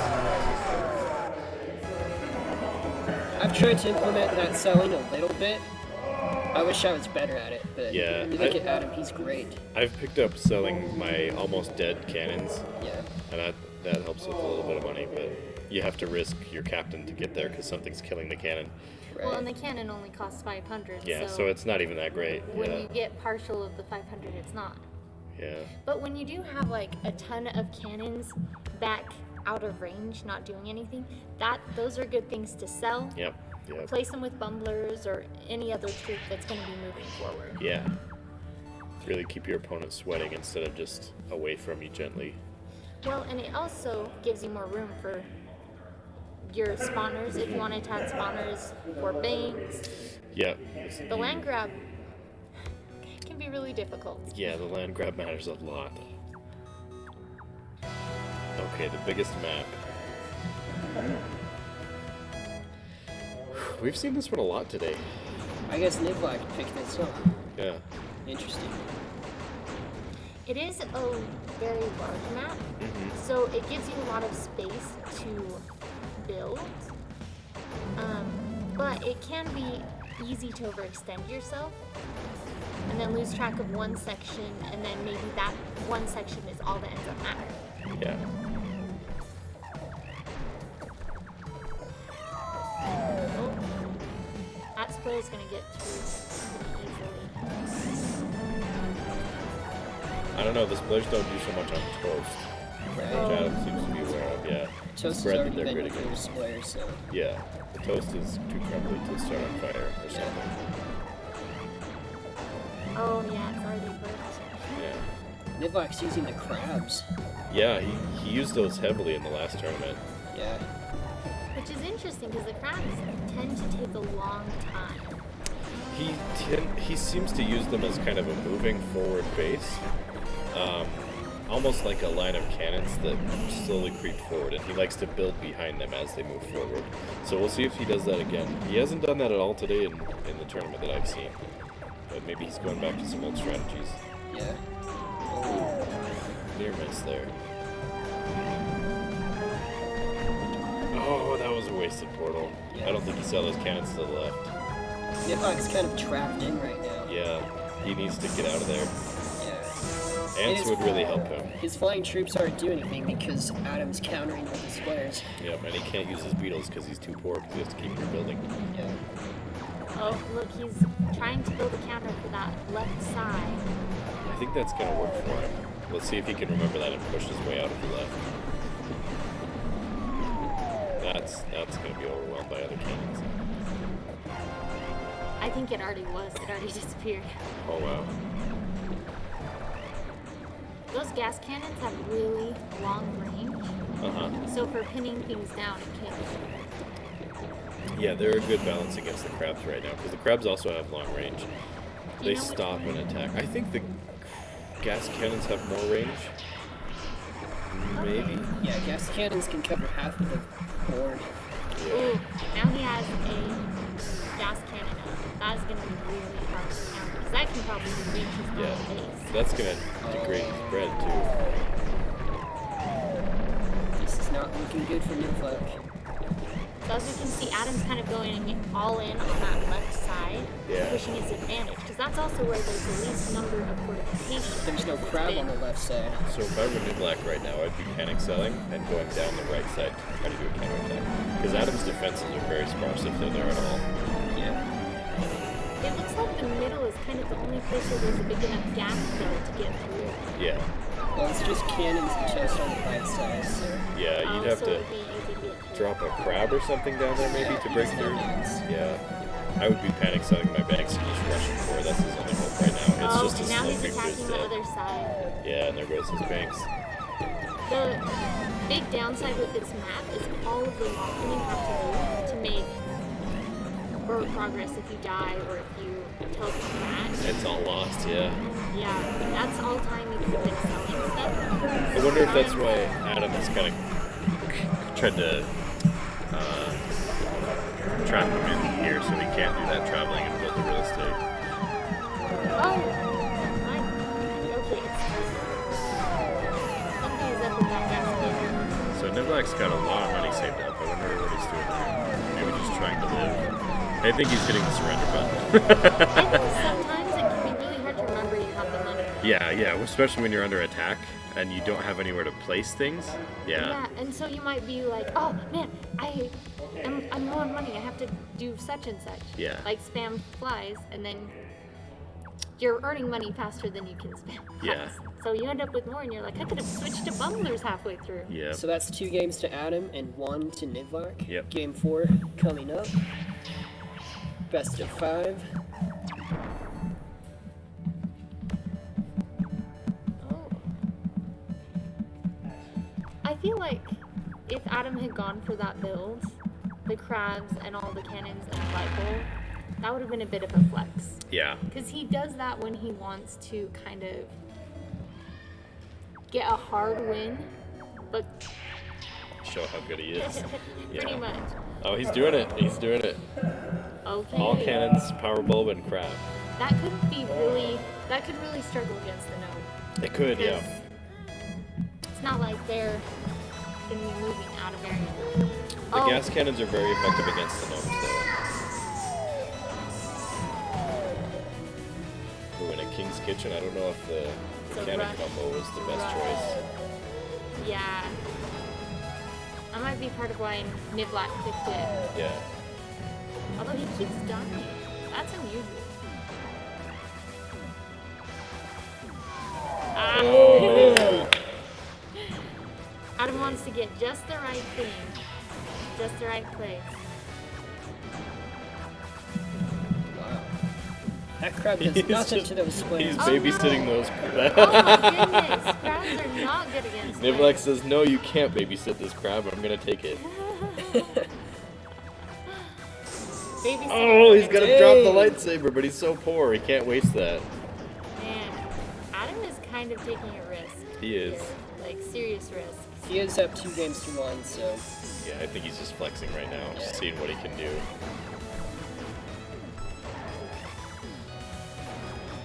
Adam does have a tendency to try unusual things anytime we go against him.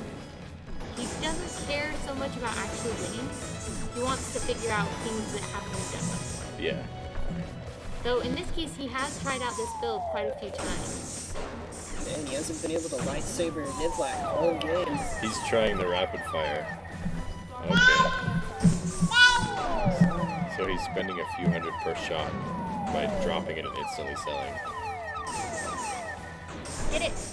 He's been trying to get that iron cannon down the whole game. Yeah.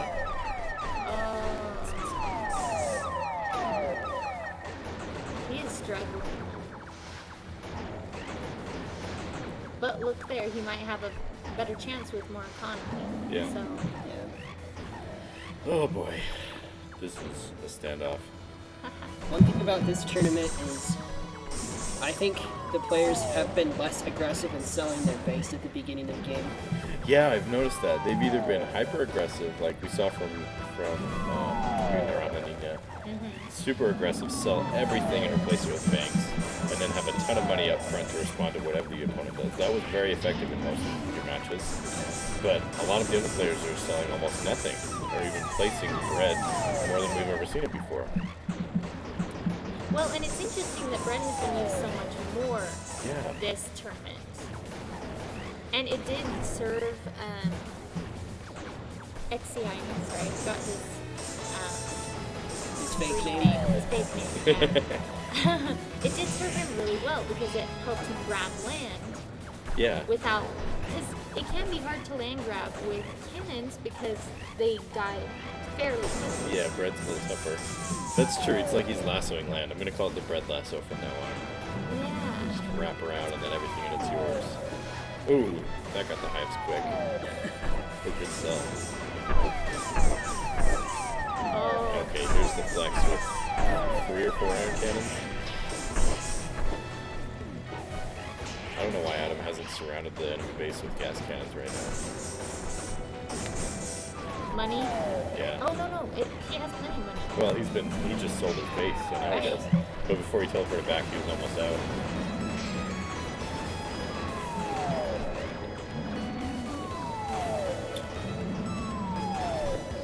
I'm hearing a lot of Captain Diamond. Yeah, I wonder. I can't see what's happening on Shelly's side. I guess it's that one iron cannon.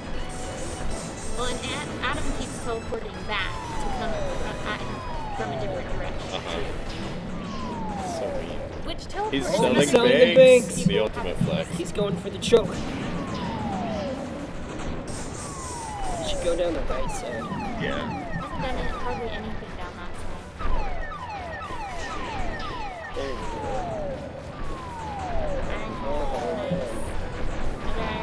Is that the dagger?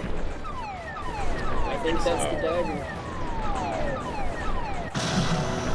There go the banks. 3 games to 1. Adam wins. All right, that's the Creators Final. This has been Peanut Butter Jelly Wars. What are we calling this? Honey Cup. The Honey Cup, right. The first ever annual Honey Cup. Playing Peanut Butter and Jelly Wars. Thank you for joining in. If you're on the stream, leave some likes, leave a comment, tell us what you think of this game. Would you buy this? If so, there's a link in the description. It's on itch.io. It's developed mostly by Adam. I submitted some bug reports, and that's my contribution to the coding, but he's brought me on to make the sequel using Unity. So it's going to have really smooth online multiplayer. That's a priority for the sequel, and we're going to change up some of the units and things. Let us know your thoughts. Give us your input. Thanks for joining in. If you're not watching this live, thanks for watching the post-stream. And tell us what you think. Happy Memorial Day. Hope you all have a great weekend. To that Here's Adam coming back. commentary. Yeah. It was mostly, Adam's winning. Yeah, we saw it. Oh, wow, an upset on the second one. Yeah, always flexing. Well, no, actually, the selling the banks was like, I was thinking, okay, I'm in an advantage state right now. Yeah, I you just need need to to sell this sell to all have the advantage. more enemies to stay in the advantage because I don't want it to turn around. Yeah. But I don't know. Well, but this build is kind of a flex too, though. I've been doing this against. against Exiani actually, and like for this type of build, you have to be really good at dodging, and you have to like kind of trap your opponent so they don't have a. See, in King's Kitchen though, it's really hard to do. So Yeah, it's too small. I didn't sell my buildings at the beginning. Yeah, so. I noticed that you didn't. You kind of And teleport. I think the teleport best sell, thing to teleport do sell. is when you see your opponent run at you, just run and build cannons. Yeah. Because then they can't build them as close. But Yeah. I don't know what did you think, Nivlag 13 It was a or? rough game. I just lost ground where I Oh, didn't have space to build banks, so I was behind on the economy, and then I lost from there. He kept taunting you with the lightsaber too. He got the micro down, so it was hard to hit him. It took him a while to lightsaber though. It did, yeah. you There were a trying lot to of get failed that iron runs cannon first. for a while. Yeah. what you call it? The hive minds didn't really work Yeah, out. that was disappointing. I was trying really hard. They're but- so fragile. I think if the effect was scaled from 1 to 10, like it was a percentage of the overall effect, if you had, like depending on what percentage you had up to 10, you know? Yeah. If you interpolated it, then that would make it worth it. But Cool. then there'd be a lot of fractions in the math, and I don't know if we want to do that. We want to keep it simple enough to quickly calculate in your head which unit's going to win in a fight. Anyway, thanks for attending, everyone. It's been a long day. I heard Michael, there's you have it Memorial Day. Hopefully we're working on the online. We're also working on another game called Project Backwards. Stay tuned for that. Development for that might not go as fast as we want because we do want to get the online for this game. Yeah. We have a community. We kind of want to keep that. We can kind of grow that community, and hopefully when we get online, and we'll just expand that further. And once we get that online working well enough, we can maybe do an online tournament. We can get. Even if we do that, I would still like to do in-person tournaments occasionally. But And hey, if you want to join that community, the game's on itch.io right now for $4. $6, $5.99. $5.99. Totally worth it. Super fun. Yeah, Link is in the and description. itch.io is nice because Steam takes like 30%. Itch.io doesn't take any. So Yeah.